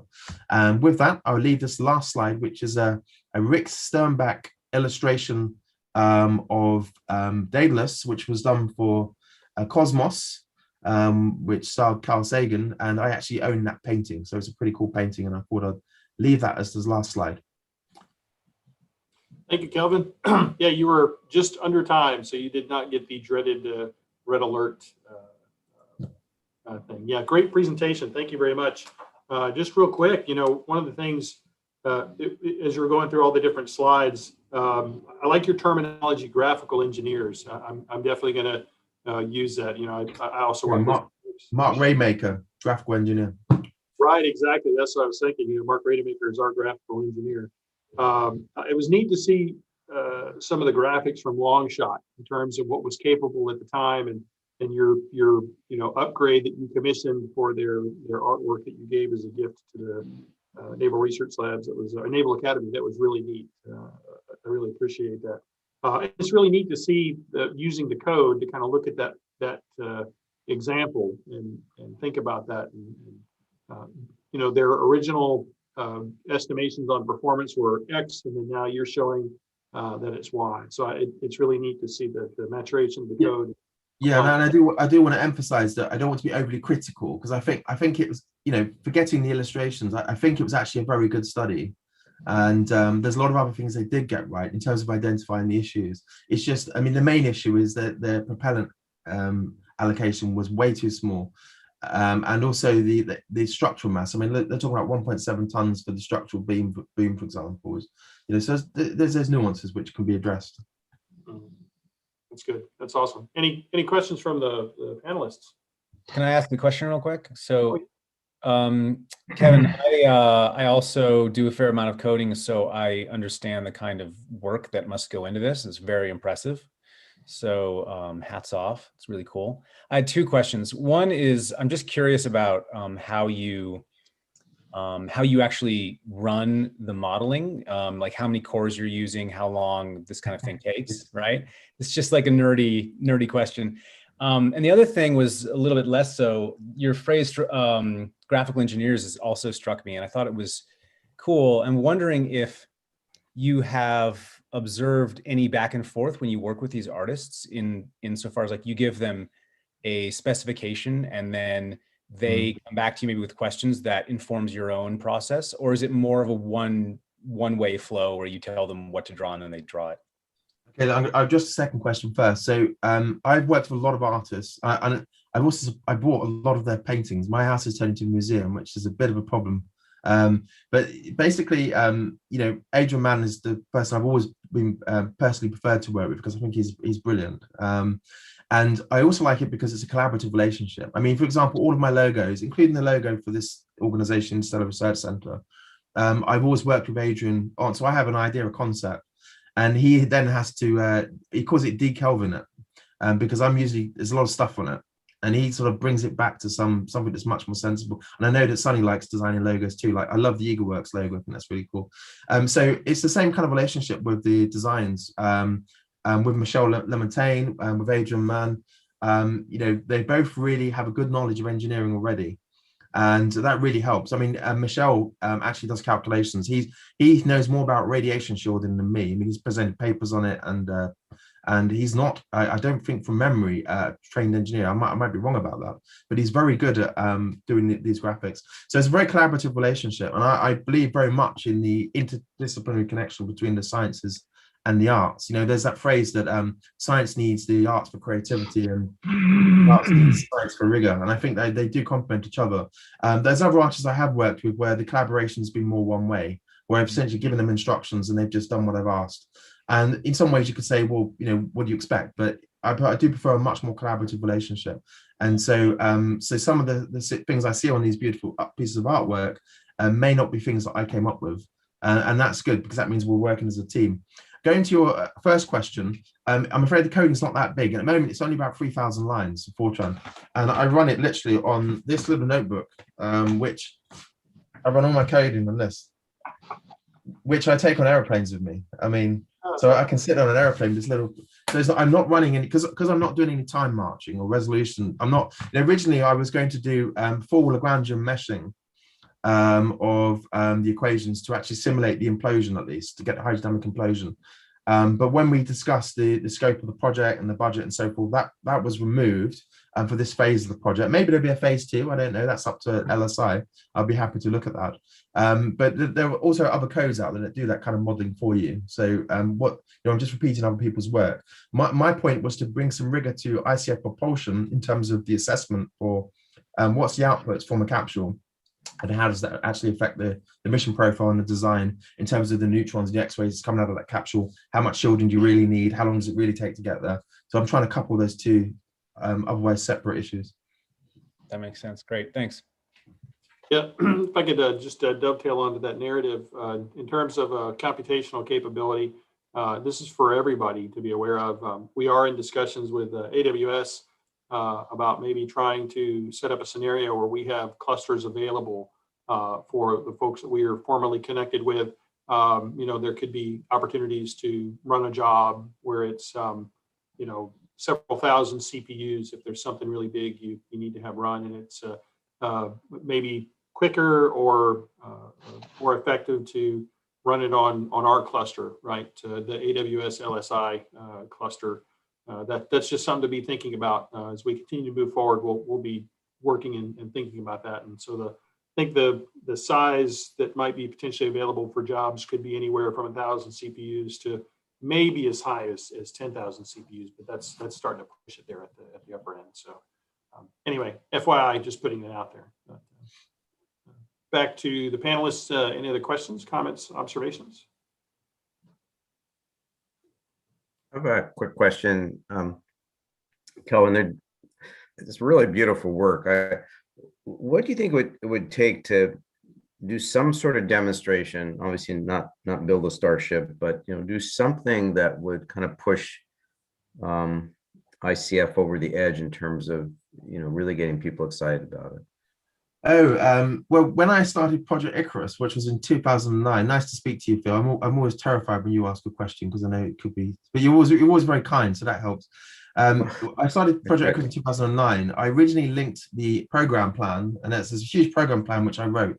The team thought it was too big. It was like 80 odd pages, and I think it's available probably on Wikipedia or something. But one of the validation points was NIF, right? National Ignition Facility, because so I've been involved in NIF a little bit. I visited NIF a couple of times in my previous life, shall we say, in a previous job that I worked in.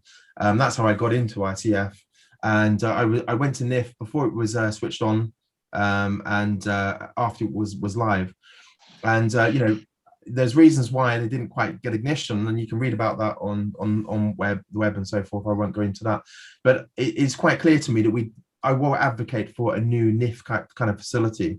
I think that one of the things that perhaps not understood by some of the politicians and the public about NIF is that because it's called the National Ignition Facility, it's seen as a kind of a failure. But actually, the amount of physics we learned from NIF, about what happens when you scale up the energies and what kind of new scattering mechanisms kick in that we didn't understand, and I would say it's taken our understanding of ICF to a new level.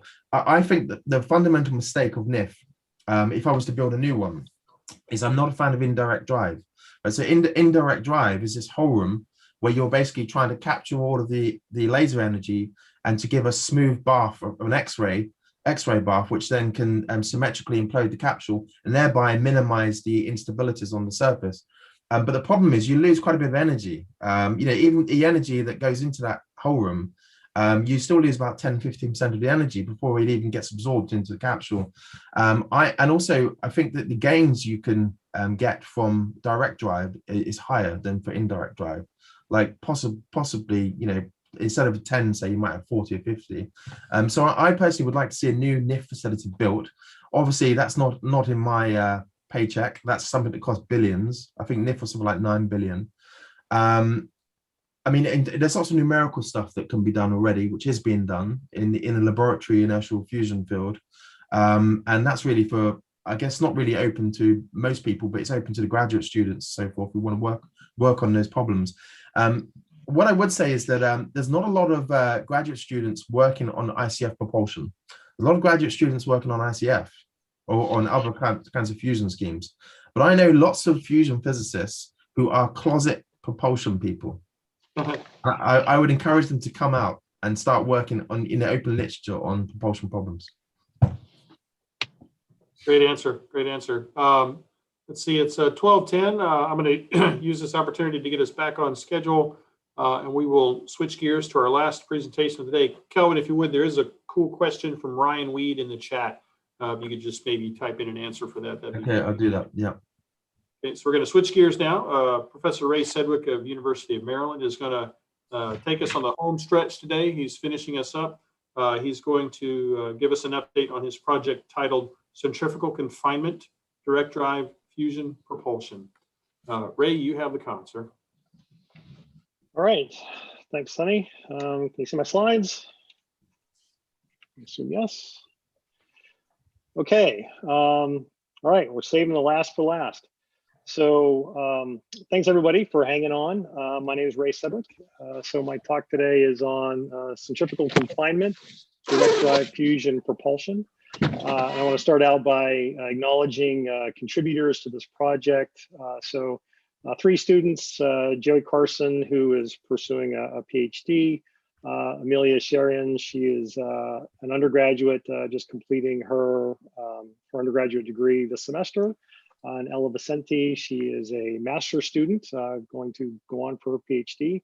And my colleague in the physics department, Adil Hassam, who really is to be credited for all of the work on this particular concept prior to the LSI grant starting.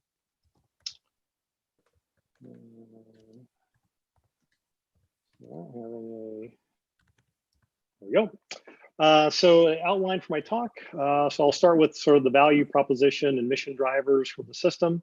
I'll talk a little bit about the confinement technology, specifically the previous work that was done, and then how that leads into the current work, which is a direct drive fusion propulsion concept. Just briefly mention the schedule for the project, milestones, and introduce the team members. And then I'll present the results to date under this grant. So the reactor analysis we've done, bypass flow mixing, plume detachment, and power conversion. Then I'll wrap things up with a summary. All right, so in 2018, NASA released an STRI solicitation providing several reference missions for deep space exploration. And what they released was just the first column here, the specific mission, sort of the duration and the distance. And the idea was that the proposed systems were to be scalable up to greater than 1 ton payloads. And so we carried out sort of an evaluation of what the mission level requirements would be for these. And the performance values really show that the missions sort of optimized to, to minimize the total power system plus propellant mass, but they really favored, I think, a direct drive fusion device. And so that was we had actually proposed this. Unfortunately, this particular element of the solicitation was canceled before anything was funded. So the centrifugal confinement is essentially a magnetic mirror. So it's a magnetic mirror device with the addition of a radially applied electric field This generates a rapid azimuthal rotation. And so in this particular configuration, actually the electric field is exactly the opposite to what I'm about to say.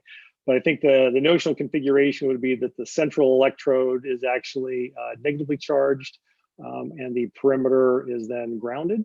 And for at least the experimental version, then on the ends, the axial ends, there would be electrical insulated field lines that would terminate these.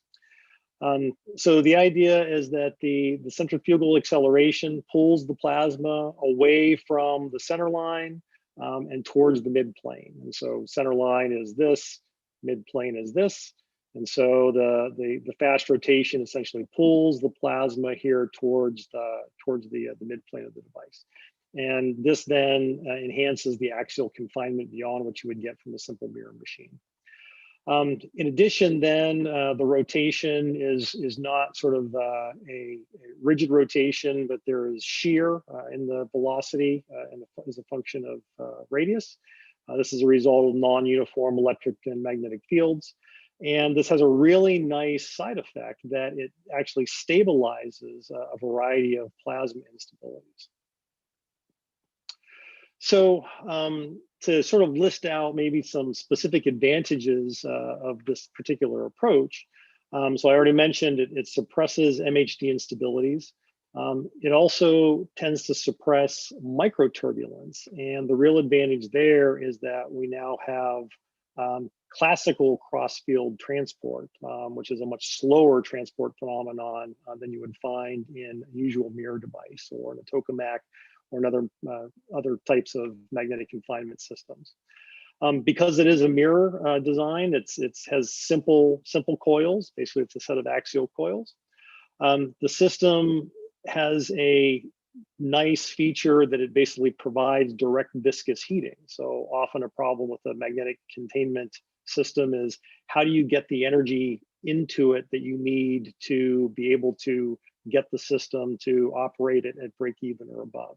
And so this power input to rotate the plasma gives sort of a natural way of doing that. The thermal confinement time in the system is really set by parallel electron transport along the magnetic field lines. But this is really only a feature of a laboratory experiment where those field lines need to terminate on the vacuum chamber wall. So in the vacuum of space, the idea is that the system would be open and you would not have a termination point for these electrons. The electrons, if they're not able to terminate on a surface, will eventually stop and turn around. And so we actually remove this main thermal loss mechanism by just considering its operation in the vacuum of space. The electrons essentially end up being confined by the ion space charge. The electrons are not massive enough on their own to be confined by the rotation. The ions are, and then the space charge keeps the electrons from leaving the system. So in the preliminary simulations that were done, this is prior to the LSI grant, it was demonstrated that the Lawson criterion could be met, and again under this thermal loss mechanism, that the Lawson criterion can be met at rotational Mach numbers of about 4 to 5, and this is relative to the thermal speed in the rotating frame.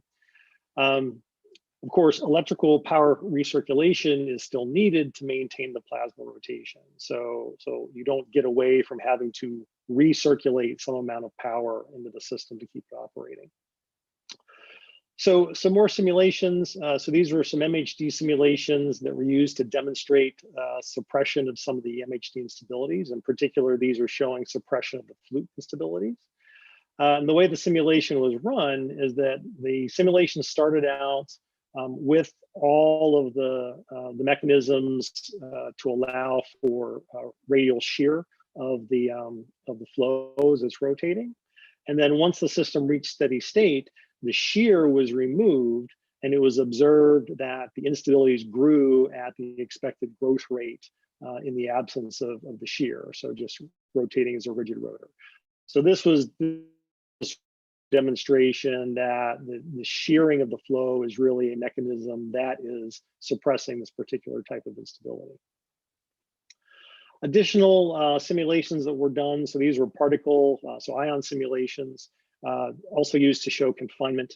The idea here was that they were accounting for large Larmor motion that might actually invalidate the MHD analysis that was done. And so what's shown here, the results for a magnetic field, a mirror ratio of 7. And 2 cases are shown, one rotating at Mach 3, one rotating at Mach 6. And in both of these diagrams, V equal to 1 corresponds to 12 keV of energy of the ions. And so the fuel ion loss rate is controlled by 2 things now. Instead of just the mirror ratio, it's also controlled by the azimuthal velocity. Right? You can see here that for the M equal 3 case, you get a significant clearing of the loss cone of the ions. And once you reach a rotational Mach number of 6, then you've almost completely removed all of the ions from the loss cone. And so this definitely dramatically increases the confinement time for the ions. So they also conducted an experiment, the Maryland Centrifugal Experiment, or MCX. This experiment was operational from 2000 to 2010. It was really meant to demonstrate 3 goals. The 3 goals were supersonic rotation of the plasma, demonstrating MHD stability, and demonstrating the centrifugal confinement. And all 3 of those goals were achieved in MCX. And so you can see either my presentation for this grant for the kickoff, or this reference here in APS from 2003 for more details about the experiment. So one interesting thing about the experiment is that charge exchange of the rotating plasma with neutrals in the vacuum chamber was actually demonstrated to be the main limiter for being able to achieve high rotational speed. And so the nice thing is, again, when you transition this to the space environment, you're not going to have that problem with a significant background of neutrals, short of things that might have been injected that were not actually ionized. But those neutrals will quickly migrate out of the system. And so that should alleviate that restriction on the ability to get the plasma rotating at a high speed. So they also did in that same paper that I was showing some results for a couple slides ago, how a system like this might act as a thruster. And so what they did was sort of the obvious thing. They just introduced an asymmetry into the field to allow plasma loss in one direction. They also lowered the rotation rate because it works so well when it's rotating quickly that they had to reduce the rotation rate so that the plasma could actually leave. So the assumptions in the system, they had about a cubic meter of plasma. The plasma density was 10 to the 20 per cubic meter, and the confinement time was about 2 milliseconds, which is consistent with the operational state of the system. The mass flow rate out of the system they had was 10 to the minus 6 kilograms per second, or about 2 milligrams per second of flow. But the alphas are very energetic, 3.5 MeV coming out. And so the specific impulse was very high, up around 5 times 10 to the 5 seconds. The thrust was, a very considerate thrust of a considerable thrust of 10 newtons. And so this results in a jet power of about 25 megawatts. And so this 25 megawatts is actually comparable in power to reference mission 1 that I discussed at the start of the talk, which was the Fast Mars mission.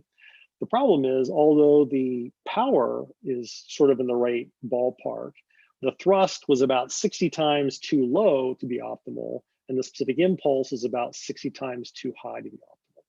And so that situation then leads to the basis for the current project, which is the idea of using a bypass propellant flow to mix with the alpha losses downstream so that you can increase the thrust and decrease the specific impulse. So this is basically just it's a direct heating mechanism of some bypass propellant flow. And the the added benefit is that this propellant could be anything. It could really be anything based on availability and storability. So for instance, water is something that we think is sort of ubiquitous in the solar system, and it stores well, high density. So does CO2. And so these are propellants that you could load up initially on the Earth, but you could also do in situ resource utilization as well. And then on the upstream side, here to the left, the idea is to outfit the system with a direct energy converter. And specifically, we're looking at something called the standing wave direct energy converter, which is sort of a relative to the traveling wave DEC, which some of you might be familiar with. And it's really nice the way that it sort of fits into the system, because the alphas that are coming out are already, their pitch angles are already bounded by the fact they sort of self-selected on their way out of the reactor. And so having a really low pitch angle of the ions going into the SW deck is a very desirable situation. So the idea is you would expand the field, you would convert any of that remaining azimuthal energy into directed axial energy. The alpha particles are then decelerated by an RF oscillating field. This AC power that's generated will then get fed back into perhaps something like a Cockcroft-Walton charge pump, which can produce high voltages, relatively low currents to power the plasma rotation. Of course, this could also provide power to the rest of the spacecraft. And the real advantage of having a direct energy conversion system is that you don't have to have large and massive radiators to get rid of the waste heat from a thermodynamic converter, where the waste is being radiated away at a low temperature. All right, so quickly, this is just the schedule. So there are four main things that we were going to hit on. Designing a some code to look at varying electric and magnetic field geometries. So that was completed. I'm not really going to talk about that today, because that was really just sort of a tool to allow us to do other things. Assessing the confinement and the alpha moderation scheme, analyzing the exhaust and the bypass flow mixing, and then looking into designing the power conversion and recirculation. And so here we are about midway through the third task, but time permitting, I'll give a little bit of results on the fourth task just from previous work that was done. This is the team. So in addition to myself, Jerry Carson, I mentioned, is a PhD candidate, Ella Vicente, currently master's, but will be a PhD candidate. Then two undergraduates, Amelia Sherian, who's going to be graduating this semester, and Matt Stezakevicius. Yeah, gotta keep practicing that. Matt's relatively new. I will get his last name down. So he is currently finishing up his sophomore year as an honor student in the aerospace program. As I mentioned, Professor Adil Hassam, who is in the Department of Physics, and really everything I've talked to up to this point is really credited to the work that he's done, and colleagues of his in the physics department. All right, so part one, I'll talk a little bit about reactor analysis. And so we're going to be focusing on this part of the system. And so we started out with a zero-dimensional reactor model. And so, some of the things in this graphic here, so P alpha is the power that is released as energetic alphas. And so just note that I'll be baselining DT fusion for the system, for this analysis. So the alphas are 3.5 MeV. P loss is the power loss. Actually, I separated them out. So P loss is really the power loss through convection, and P rad is the power loss through radiation. Then we have GP and GT, which are the fraction of alphas that are born in the upstream and downstream loss cones. So these are alphas. The alphas are born isotropically. The ones that are born directly into the loss cone are immediately lost because the rotation of the plasma is not sufficient to confine the alphas at that energy. So alphas that are born outside of the loss cone will thermalize, but some fraction of those may scatter back into the loss cone and be lost as well. And that's what is captured by the F alpha. And then finally, the A to C is the SW deck power conversion efficiency. And so just to note here, so of the alpha power that's generated, some amount of it, the prompt alphas that leave the upstream direction, so this fraction of the P alpha gets converted into power by the SW deck. And so it comes back into the system, reduced by some efficiency, which is typically quite high. And that contributes to the plasma heating directly through the rotation of the plasma. But then in addition, there are also the alphas that are born outside of the loss cone. And as long as they do not diffuse back into the loss cone before losing energy, then they will also be contributing to the plasma heating. It should be noted that the same power that's coming in to replenish the heat loss is also replenishing the momentum loss of the rotating plasma. So driving the plasma rotation contributes to both, both the improved confinement as well as the plasma heating. So in the 0D reactor model, so we have the volume, which we're assuming is just a toroidal plasma. We have the alpha product power, which is the usual expression. We have the rotational input power. So this is the fraction that was lost in the upstream loss cone multiplied by the efficiency of the SW deck. Then we have the thermal input power. So these are the alphas that were not lost and did not scatter back into the loss cone, in addition to the power that is being recirculated back through the SW deck.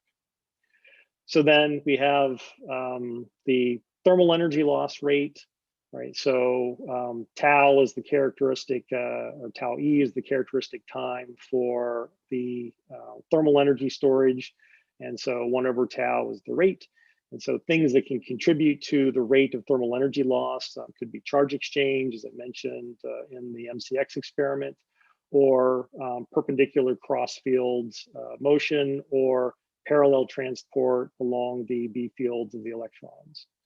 The rotational energy loss, so similar idea, charge exchange can also remove rotational energy or momentum from the system. Cross fields migration can also do it. And then in the parallel direction, it's really the ion losses, not the electrons, that would contribute to rotational energy loss. So thermal energy balance, straightforward. So on the left-hand side, the rate at which the thermal energy leaves the system is going to be equal to the rate that it's put back into the system minus heat that's radiated away, which is not captured on the left-hand side. And then similarly for the rotational energy balance. So we have the rotational energy being lost at a rate of 1/tau m and replenished by only the power that is being recirculated externally. The alpha power internally does not contribute to the rotational energy of the plasma. So if we look at these two rates of energy loss, so the first thing we can do, as I mentioned, for a system that is operating in the space environment, we can eliminate the charge exchange process as a loss. And as I mentioned, without the end walls, we can also eliminate the electron energy loss. And so where this actually comes from is the electrons are energetic enough to leave the well up until the point that the well becomes too positively charged, and in which case they would not. But those that can leave the well before that happens will reach the end wall. Then they will actually be replaced by a cold electron that can come back into the system. And so there's this energy pumping mechanism that can occur even if the electrons are not physically leaving the well. But this mechanism is actually eliminated when we're operating in the vacuum of space. So we have suppression of the ion loss parallel to the B field as well. So there we go. So parallel to the magnetic field, so the usual ion-ion collision time, which would tend to cause the fuel ions to move into the loss cone and be lost, that loss time is actually increased by this factor. Right? So it's factor of the Mach number squared over 4 times the exponential of the Mach number squared over 4. And the reason is that as the system rotates faster and faster, only the highest energy tail of the ion distribution is energetic enough to leave. But once that leaves, then ions have to upscatter into that high energy tail to be able to leave the system.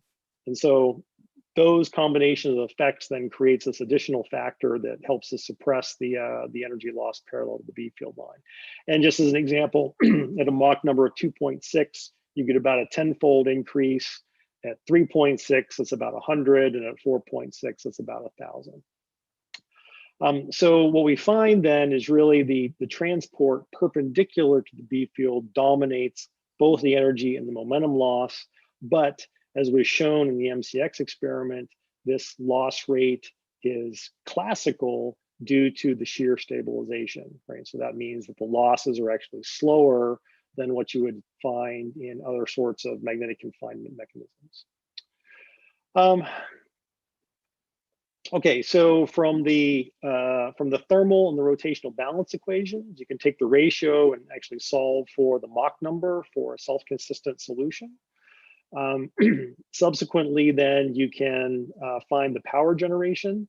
So here I have the power generation per unit volume expressed in kilowatts per cubic meter. N20 is the density times 10 to the 20 per cubic meter. The temperature is in keV, and the tau m is already discussed. M is the Mach number, A to C is again is the conversion efficiency, and the GP is the alpha loss upstream to the SW deck. So we can then calculate the recirculated power and the jet power, as well as establish essentially a Lawson criterion for the triple product, which is shown here, very convenient units. And so this specifically applies for the DT reaction near the 14 keV minimum of the triple product, which I just specified that so I could use an analytic approximation for the reactivity. So just a simplified look. A conversion efficiency for the SW deck, we think that 80% is not unreasonable. So just suppressing the alpha diffusion back in the loss cone, no thrust, and ignoring the radiated power, just to simplify the expression. Note that GP and GT cannot physically exceed 0.5 each, but practically they really wouldn't exceed a value of about 0.15, which would be indicative of a mirror ratio of only 2. As you go to higher mirror ratios, then this number is actually going to go down.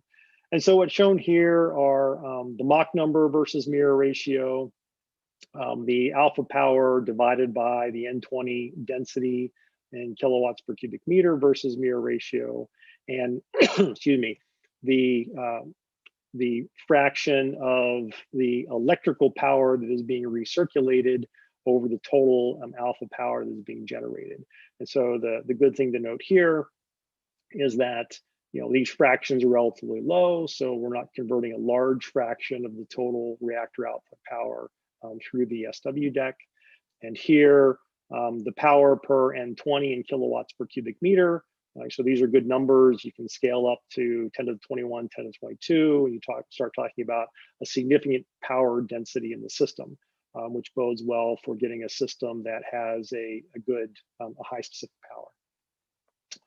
We also did a little bit of preliminary 1D reactor modeling. So essentially, this is just taking the momentum equation at the midplane, resolving it into azimuthal and radial components. The azimuthal includes simple transport model, sort of was already discussed, and this drives a self-consistent electric field and a radial velocity profile. The radial component becomes a flux function over Z, and so you have essentially constant angular momentum for each of the magnetic flux surfaces, and then this drives a solution for axial and radial compression.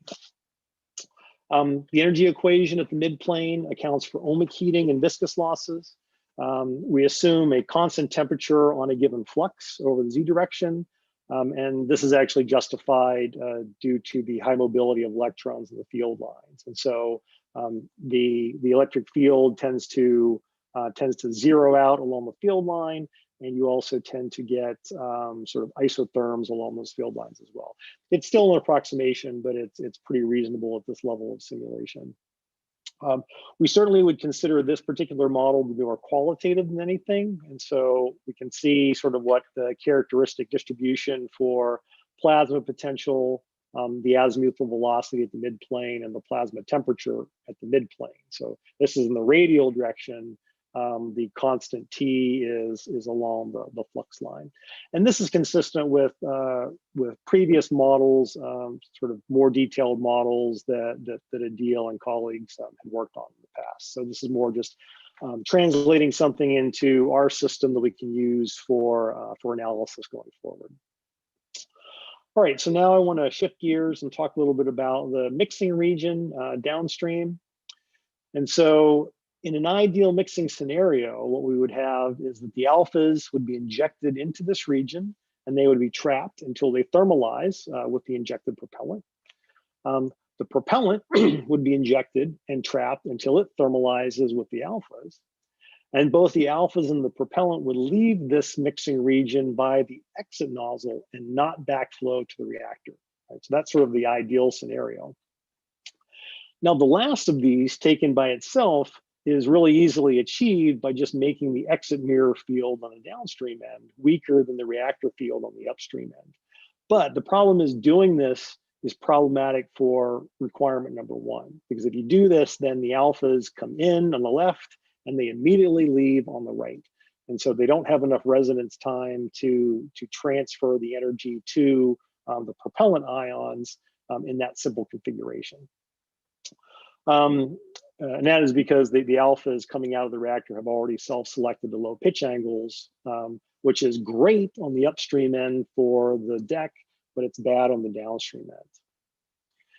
So looking at collisions then, let's just assume for the moment that the alphas at 3.5 MeV and the warm propellant plasma, which would maybe come in around 10 and leave around 2000. So there's going to be sort of a distribution of energies from 10 to 2000 in the mixing region at a given time.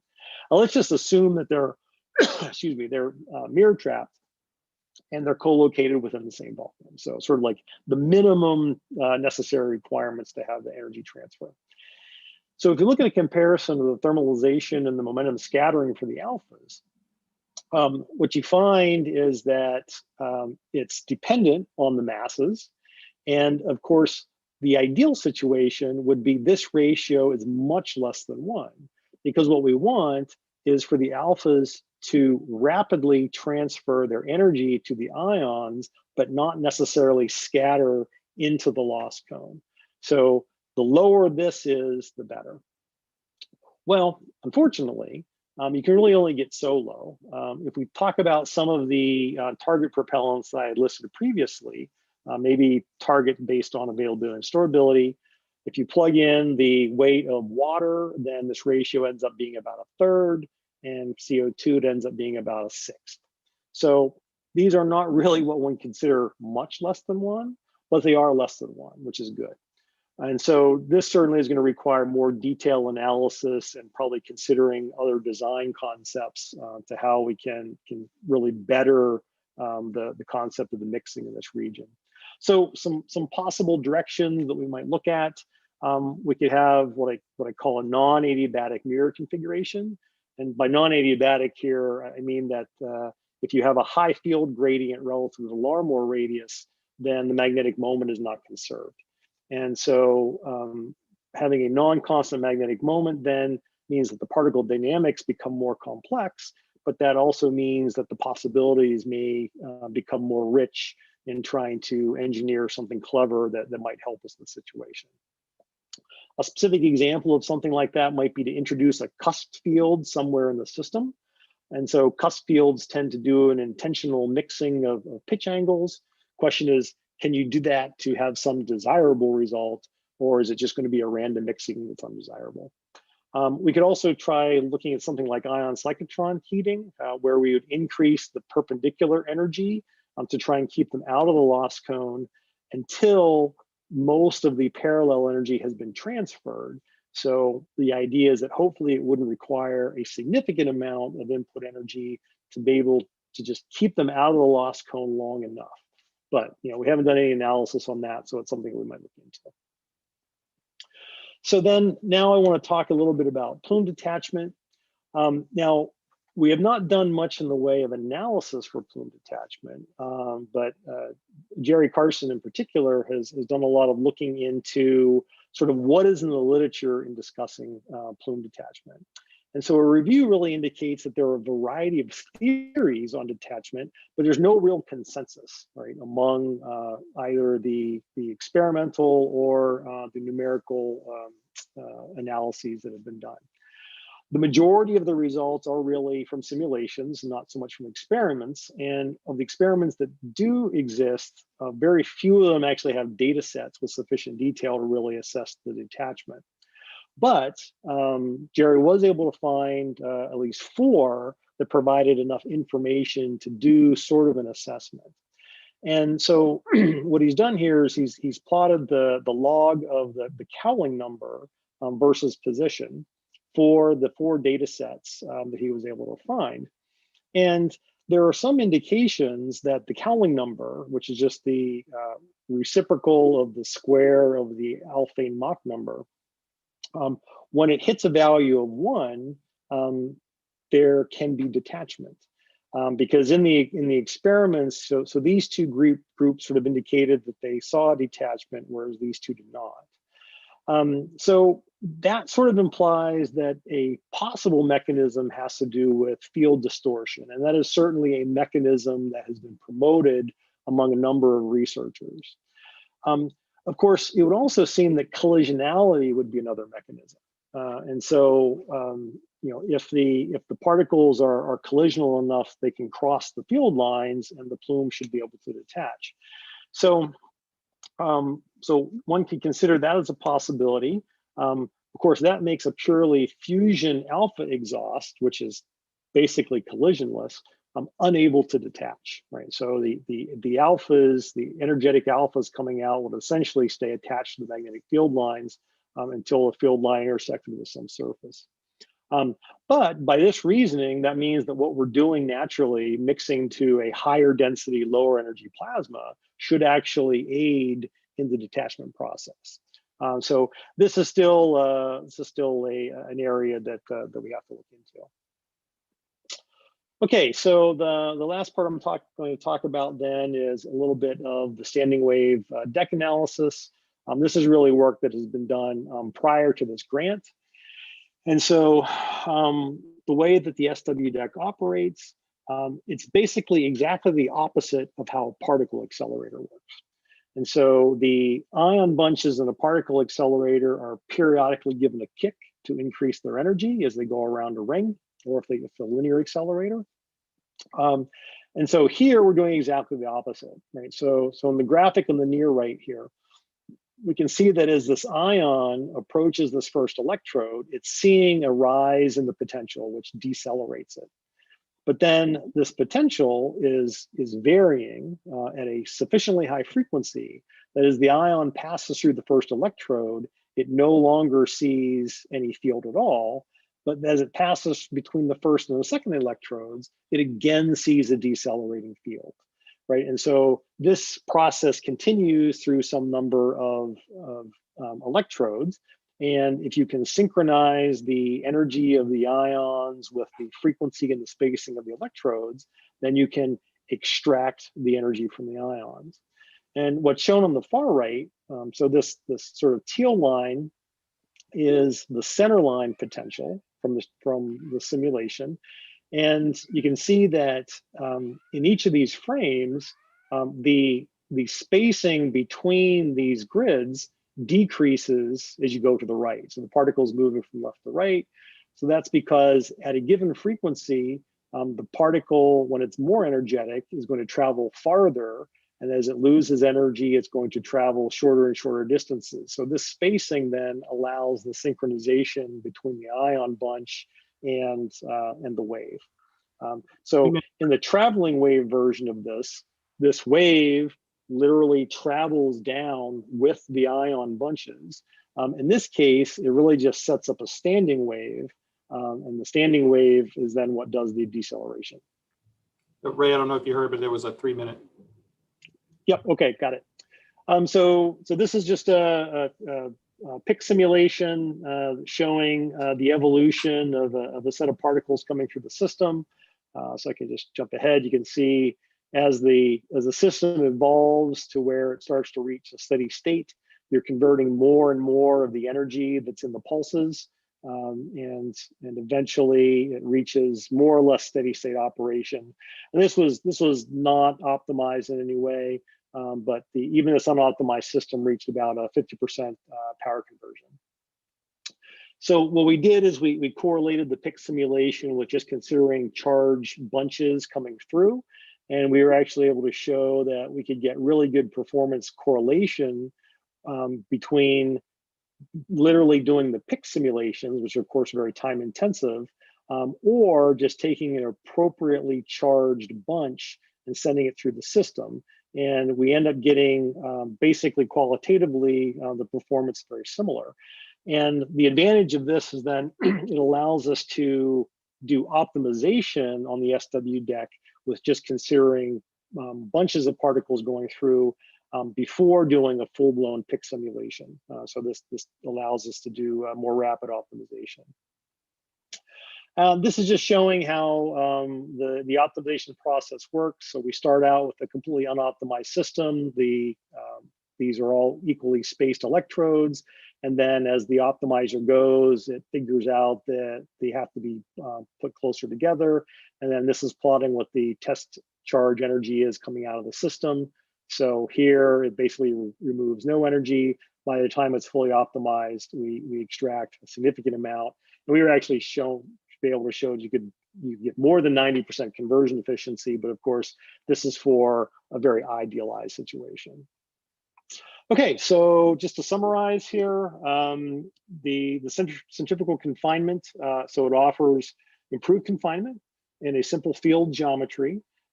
It has natural viscous heating of the system, which is good. And it suppresses instabilities and provides classical transport, which is advantageous, of course. The downstream mixing with a bypass propellant allows one to trade off thrust versus specific impulse to optimize performance. It allows for a broad range of plentiful or storable propellants to be used. And the focus from here going forward is really going to be on the energy coupling to the plume and to plume detachment.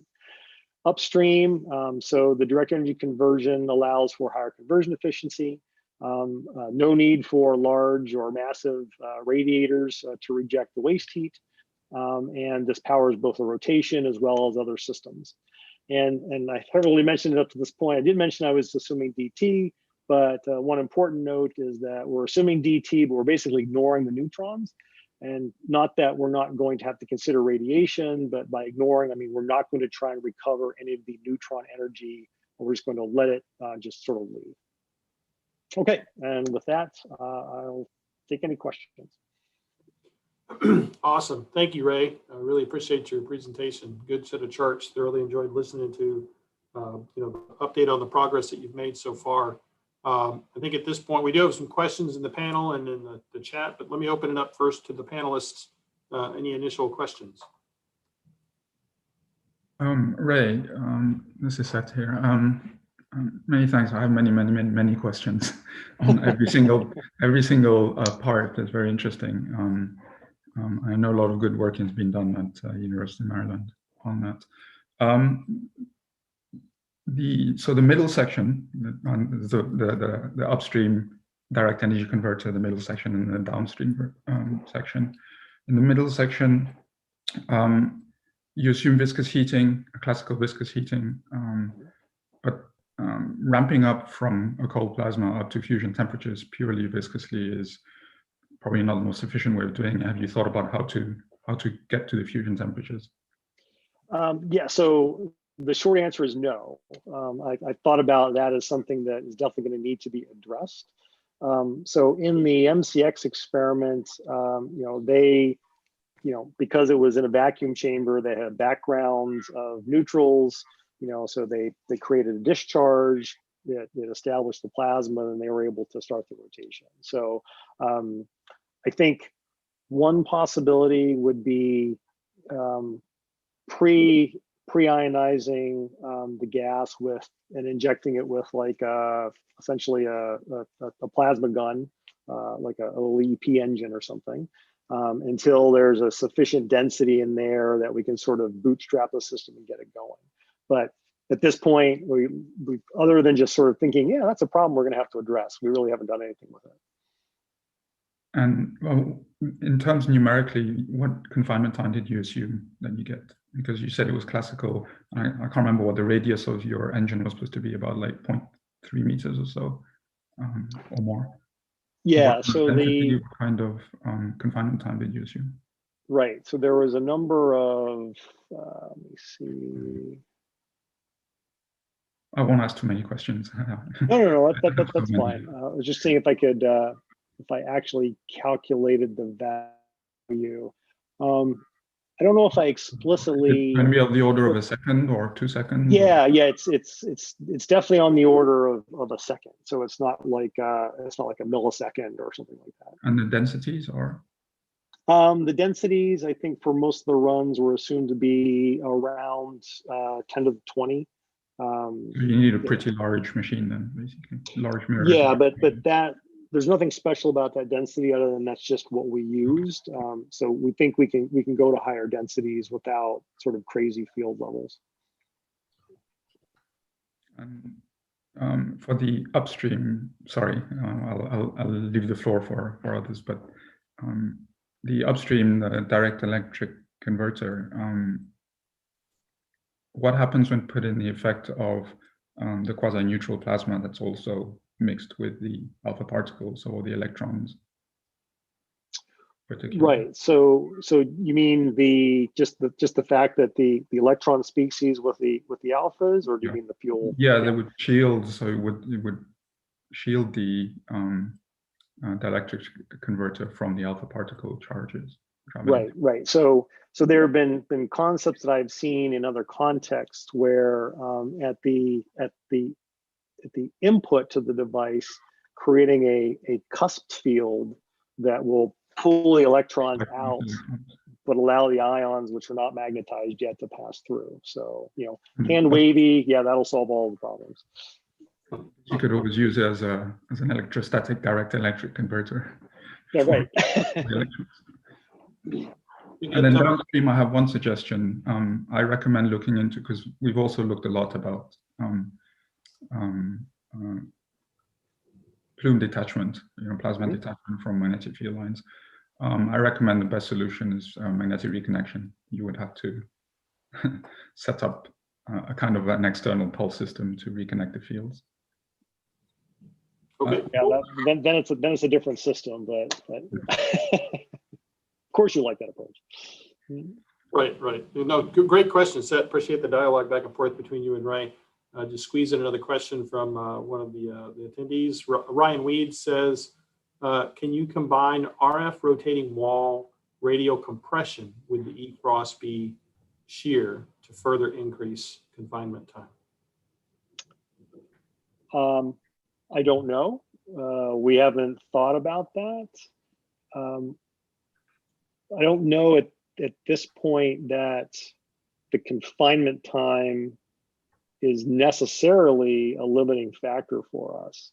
But it's an interesting idea if we find out that it is for some reason, then yeah, it's an interesting idea. Not given it any thought at all, but thanks for that. So just for your awareness, Ray, he did have a paper in the comments section. You can go grab a link to something. But okay. Before you do that, we still have one more question for you, then I'll come back to the panelists. And this is from John Scott.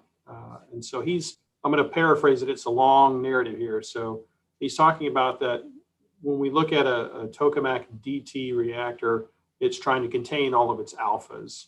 And then he's since you are losing some alphas and into the propellant mixing chamber, does it mean that your system will have to have high magnetic fields in the reactor chamber than would an equivalent tokamak? I paraphrase. Yeah, so sure, no, I get it. So really, what is offering the advantage for us is the cross field transport.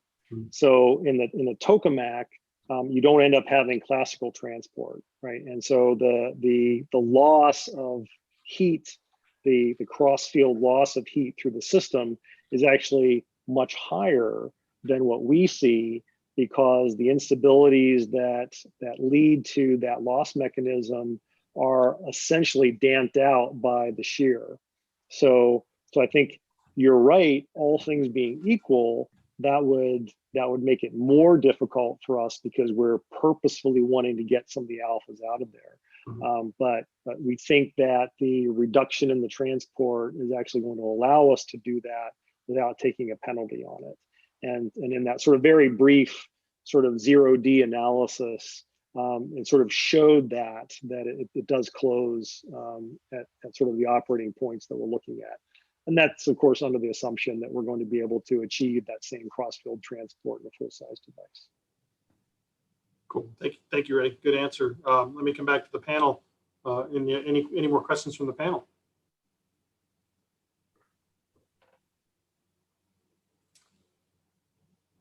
I have one last one then, and a simple question, potentially. So for the MCX experiment setup, right, is the MCX experiment setup something that could be adaptable to try and explore some of the aspects of what you're trying to do in this new implementation and new approach? Can you potentially, make some modifications to MCX at some point in the future? So the MCX experiment has been completely disassembled and scavenged and no longer exists. However, Adil and colleagues, currently have a new ARPA-E grant where they're designing the follow-on experiment to MCX. And so, I think to answer your question, there might be things that could be done with that, but it's probably going to be, I would think, a year or so before maybe that experiment is up and running. To quote a movie, so you're saying there's a chance. That's right. So I have a question. So by the way, Ray, I gave a talk at your department quite a few years ago now to your undergraduate students, and I still have some of them contacting me even today, which is very nice. I had pizza and Cokes. It was very strange. I gave a talk, and halfway through I had to stop my talk, and they all brought pizza and Cokes out, which was in Maryland. That was very cool. Yes, it's the AIAA student chapter, I'm sure. Yeah, that's brilliant. So if you was to implement your propulsion system into an actual vehicle, what do you think the mass of it would be, and what sort of power supply do you think would be required to run it? So the target, which is really only based on very preliminary analysis, is we're shooting for about a kilowatt per kilogram, which is sporty. But interestingly, I just a few days ago went through sort of a design exercise. Recently, the Planetary Defense Conference was held, and they came up with their new scenario of an asteroid collision, and it was an asteroid that was identified basically 6 months before impact, and they were looking at what would some of the options be to deal with it. And so we did an analysis, and off the top of my head, I want to say that it was the reactor was like 10 tons. The propellant for the pushing the asteroid part was also about 10 tons, because that's how it optimizes.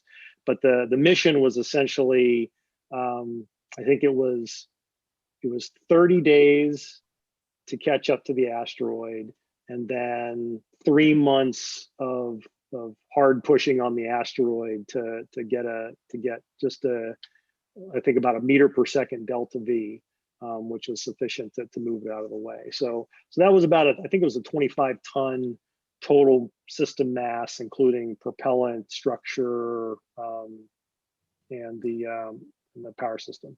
Do you have a paper on that or any calculations I could look at? No. I've got some stuff sketched out that I can print out in a PDF and send it to you. I'd love to see it. I mean, if you don't, I'm happy not to distribute it, but I'd just love to have a look at what they come up with. Yes, it's no problem. I'm happy to give it to you. Awesome. Well, I think I got one more question, but unfortunately we're kind of out of time here. I just want to go ahead and wrap this up. It's 1:04 and we're supposed to wrap at 1:10. Thanks everybody for pulling together these midterm briefings. They've been extremely informative. I've really enjoyed hearing all of your guys' progress and then, seeing all the different members of the teams. It's been really exciting for me. So, thank you guys for all the stuff that you're doing.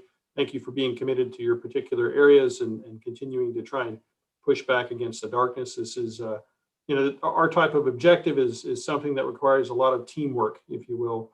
And there's really no telling exactly how long it'll take, but I think we could all agree we kind of know what we need to be doing right now, and it's good to see that people are getting opportunities to do that kind of work. So in the context that I can support that from what we're doing here at Limitless Space Institute, it's been a real pleasure to try and facilitate that type of stuff for you guys. So, from my perspective, great job. Keep up the good work. I'm really looking forward to the final outbriefs in the October timeframe. That'll hopefully all be in person, and we can also have good sidebars after the talks are done as well. Right? That's sometimes where some of the best conversations can occur. Right. So, but with that, let me just open up any closing comments from anybody before we call it complete.